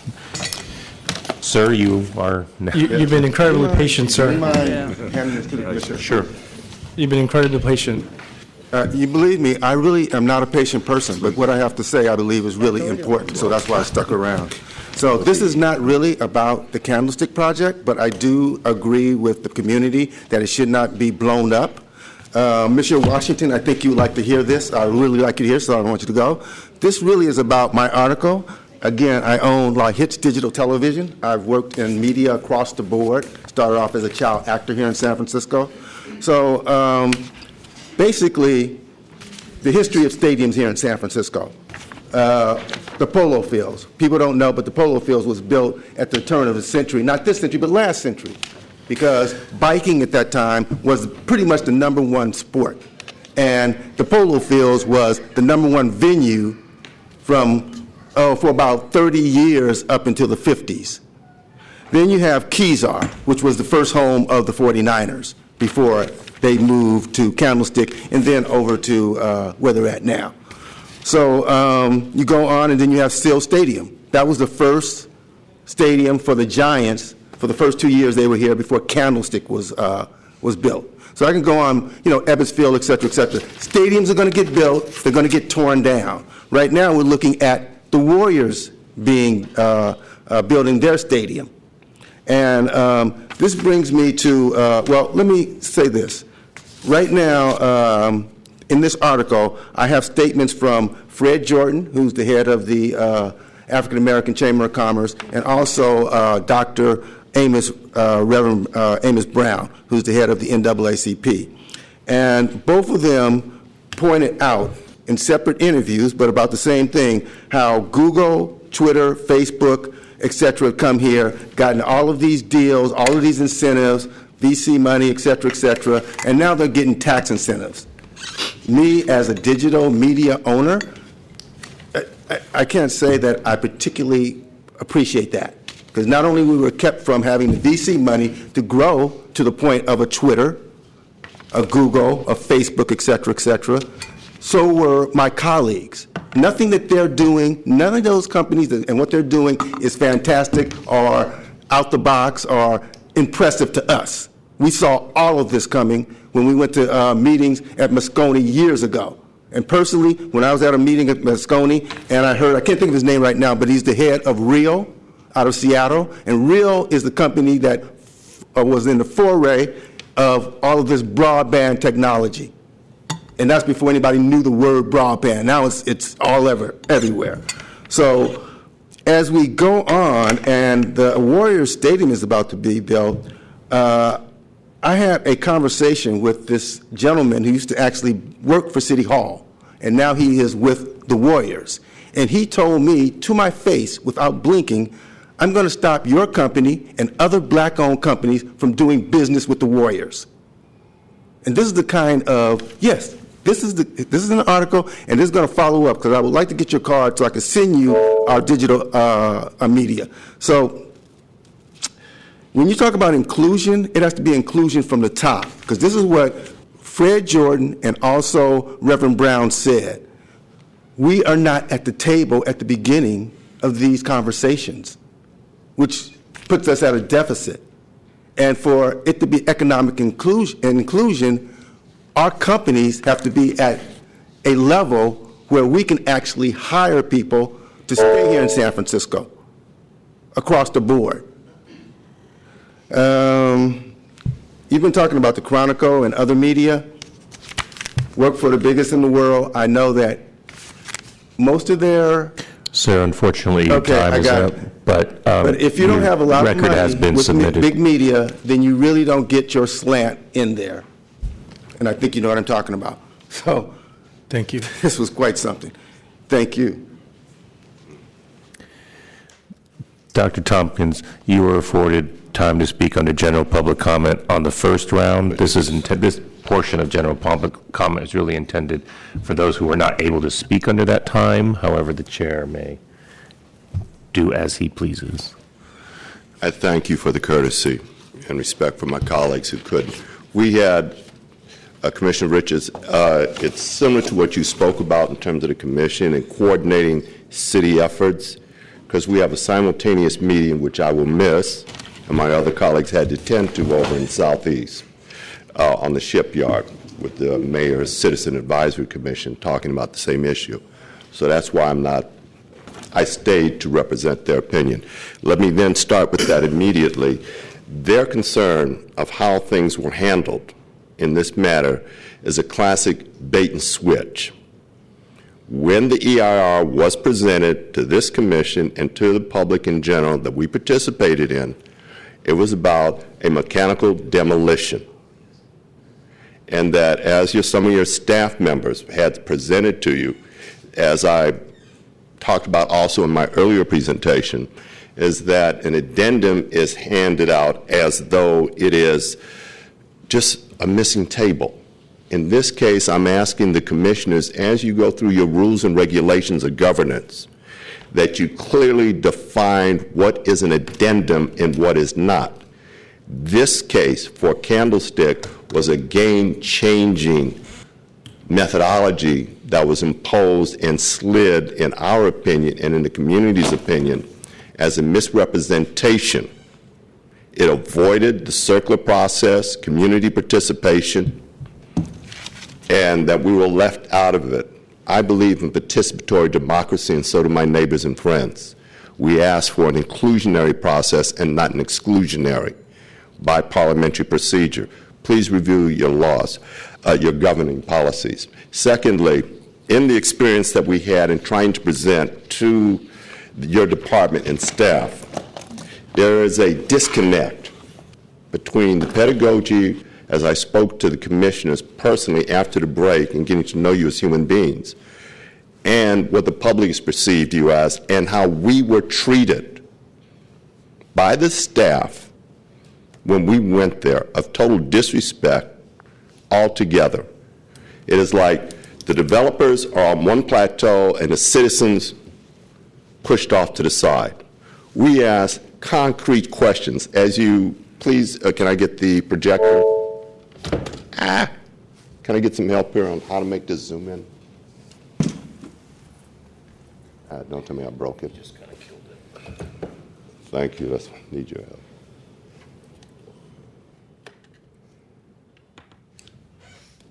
I killed it. On the sketching here, the questions that we asked, for example, when we wanted to sit down with Lennard's technicians and engineers, is that, for example, on the outer line is where they say the light particles were at. Sir, unfortunately, your 3 minutes is up. Finish your thought and leave that material with us, okay? I deeply appreciate it, and it's intended, is that, one, it is impossible, and given the geography, that there's a hill behind it, that there's no way an implosion or an explosion can have a perfect circle. The laws of physics do apply to Bayview Hunters Point, and that can't happen. All I'm asking is that good science be utilized in this process. It is shameful that this was submitted to the commission without any mathematical analysis on this. It's just generalities. Thank I'm you. sorry I can't slide it. Sorry, you can leave it with us, but thank you very much. On the formulas. And if you were in my class at UC Berkeley, I would flunk you for turning in a paper like this. Thank you. Thank you for indulging the community and letting us get our voice heard. Next speaker, please. Good evening, Commissioners. This is actually the item that I came here to speak on. It's public comment on Candlestick. And I'll preface this by saying, technically this might be under OCII, but your staff works for you, and they are under your direction, so you can have an impact on this. Hopefully you got my email that I sent on the 18th that lays out reasons that this demolition should not be an implosion demolition. And if you did not get that, wave your hand or something, I'll make sure you get it. But I think that you probably have gotten it. And I just want to make clear that the main point of that communication, which is implosion demolition has been studied extensively. It creates dust that cannot be mitigated. And in a study in 2005 of a demolition of a hospital that happened in Calgary, Alberta, Canada, the results that came through clearly said, and you can read it in the report, implosion demolition should not be done in metropolitan areas, period. And the fact that we've had any in the city and county of San Francisco is unacceptable, and there definitely should not be one in the Bayview Hunters Point, where we have something like the highest asthma rates in children in the entire country.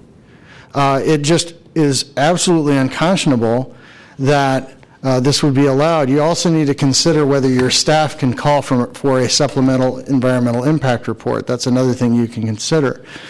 The other points here are that in that study it shows that the dust can travel 10 to 20 kilometers. Depending on the wind, that could cover any part of the city of San Francisco and the East Bay. It is not acceptable to allow Lennar to do an implosion demolition on this location, especially when, in 2008, Lennar got fined $500,000 for illegally creating a dust problem in its previous work. It just doesn't make sense. And then the other thing about implosion is that it hires fewer workers. The building trades in San Francisco need jobs, and mechanical demolition will create a lot more jobs. So finally, what I would ask you to do, and what you can do as a commission, is schedule this as an item, have a discussion about it, pass a resolution that directs your staff saying in the city and county of San Francisco, in this metropolitan area, that implosion demolitions are not acceptable, and that the staff should not be doing work for other agencies which promotes them. And then your staff can do what it wants from that point, I guess, but at least they will have gotten direction from you. That's what we need from you. Thank you. Lola Whittle, Julia Barber, Marlene Tran, and Menelik. Yeah, they had to leave. My name is Steve Zeltzer, again, United Public Workers for Action. You know, this is quite interesting. This commission, which is supposed to be called the Planning Commission, is allowing the explosion of a stadium in San Francisco in the black community, black and Latino community. And apparently you have no knowledge about this. Somebody else is doing it. The planning director there, maybe somebody else is responsible. Is this planning commission for San Francisco? We talk about Ferguson. This is not happening at Cathedral Hill. They didn't explode the Cathedral Hill Hotel. Why do you think that was? You think it had something to do with racism? You think that it had something to do with what they're doing in San Francisco? Of course, the people in Hunters Point, Bayview aren't that important to the Planning Commission and to Lennar, who's really running San Francisco for the developers. That's what's really going on here. You don't give a damn about the people of Hunters Point and Bayview, and that's why you're allowing the blowing up of Candlestick Park in a community to take place that threatens the lives of the people there. As has been pointed out, 50% of the children have asthma. Well, what do you think blowing up the stadium is going to do to that? Maybe you don't care. That's not part of the Planning Commission. That's not part of the planning department that we have here in San Francisco. Basically, it was changed. It was supposed to be a mechanical demolition. They changed the plans. Did the planning department say to Lennar, why are you changing the plans? It's a community. There are people that live nearby. Were they concerned about that? The health effects in the community? Was this planning commission concerned about that? Was the planning director concerned about that? Hell no. Why? Because they're run by the developers in San Francisco. They're run by Lennar. The people of San Francisco have to know that this is a racist action. It wouldn't have happened in a white community, a wealthy white community. It happens in Hunters Point, Bayview. This is a typical example of how San Francisco is run. It's run for the rich, it's run for the developers, and it's run for the mayor of San Francisco who wants his friends, his billionaire friends, to make money off the people of San Francisco by kicking them out if they're black and brown and if they're poor. That's what is going on in San Francisco. So I don't believe you don't have any responsibility for it. You do have responsibility as commissioners. You have a responsibility to say, no, we're not going to allow this, and we're going to direct the manager, the director of the Planning Commission, to explain himself and say why this has been allowed to happen, why they're exploding and blowing up the Candlestick Park, and why he hasn't done an investigation of Lennar, and why he's helping Lennar to allow it to change their plans from blowing this up. This is the responsibility of the Planning Commission, a Planning Commission that represented the people of San Francisco. It would be the position, but apparently it's not. Next speaker, please. I would like to ask something. Secretary Onen, if we would be sitting here, I am very interested what everybody has to say. It doesn't matter what they say. It is still ultimately the way it is said of where I think we have a decorum and we have basically something which also protects us to deal with the stress and the amount of work we're doing sitting here. So I would ask that the public please respect that there is a tone of civility, of mutual respect. Even if you don't like what we do, it still requires for you to speak with us in a tone and in a kind of general demeanor which resembles what everybody else did here from 1:30 on forward to right now. Thank you. Good evening, Commissioners. Rose Hilson again. Even though the Office of Community Investment and Infrastructure really oversees this implosion business at Candlestick, my other concern mainly is about the environmental impact report that went out for Candlestick obviously didn't have this thing included in it, and there's some write-up that happened after. But my concern is, in the future, I live on the totally opposite end of where Candlestick Park is. I'm over by the Golden Gate Bridge. And there's a serpentine rock formation there. So there could be additional issues going on with implosion and geology issues out there. But this can happen in any neighborhood in the city. If it's going to be easy to implode Candlestick Park because it's quicker, it doesn't cost as much, and maybe it's because the Bay Bridge, they left it. They left a frame and suddenly the birds came and nested. Maybe that's why they don't want Candlestick to sit around so long. They want to implode it in case the birds start nesting up there. But for whatever reason, I think having these particulates all over the place is really not a good idea for the entire city. As we get more and more crowded, we're going to have more people and polluting the air. We don't have mitigation measures for big implosion containment of dust. We do for transit lanes because DBI now has the requirement going in for, or is going to have requirement for homes to have filtration systems to mitigate the dust from transit. But I think this one is a totally different picture, and I caution everyone for the entire health of the city that I don't think implosions are all that great. Thank you.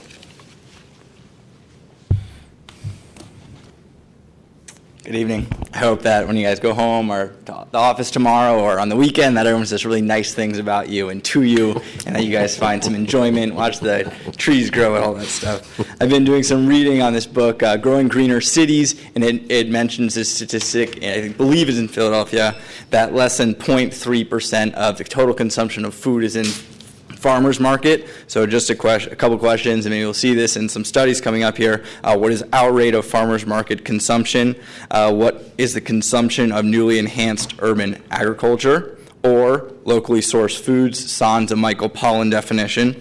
And how about irradiated foods? And in 2012, Prop 37 failed 53 to 47% as a county. San Francisco, however, voted 60 to 69% of labeling of genetically modified organisms.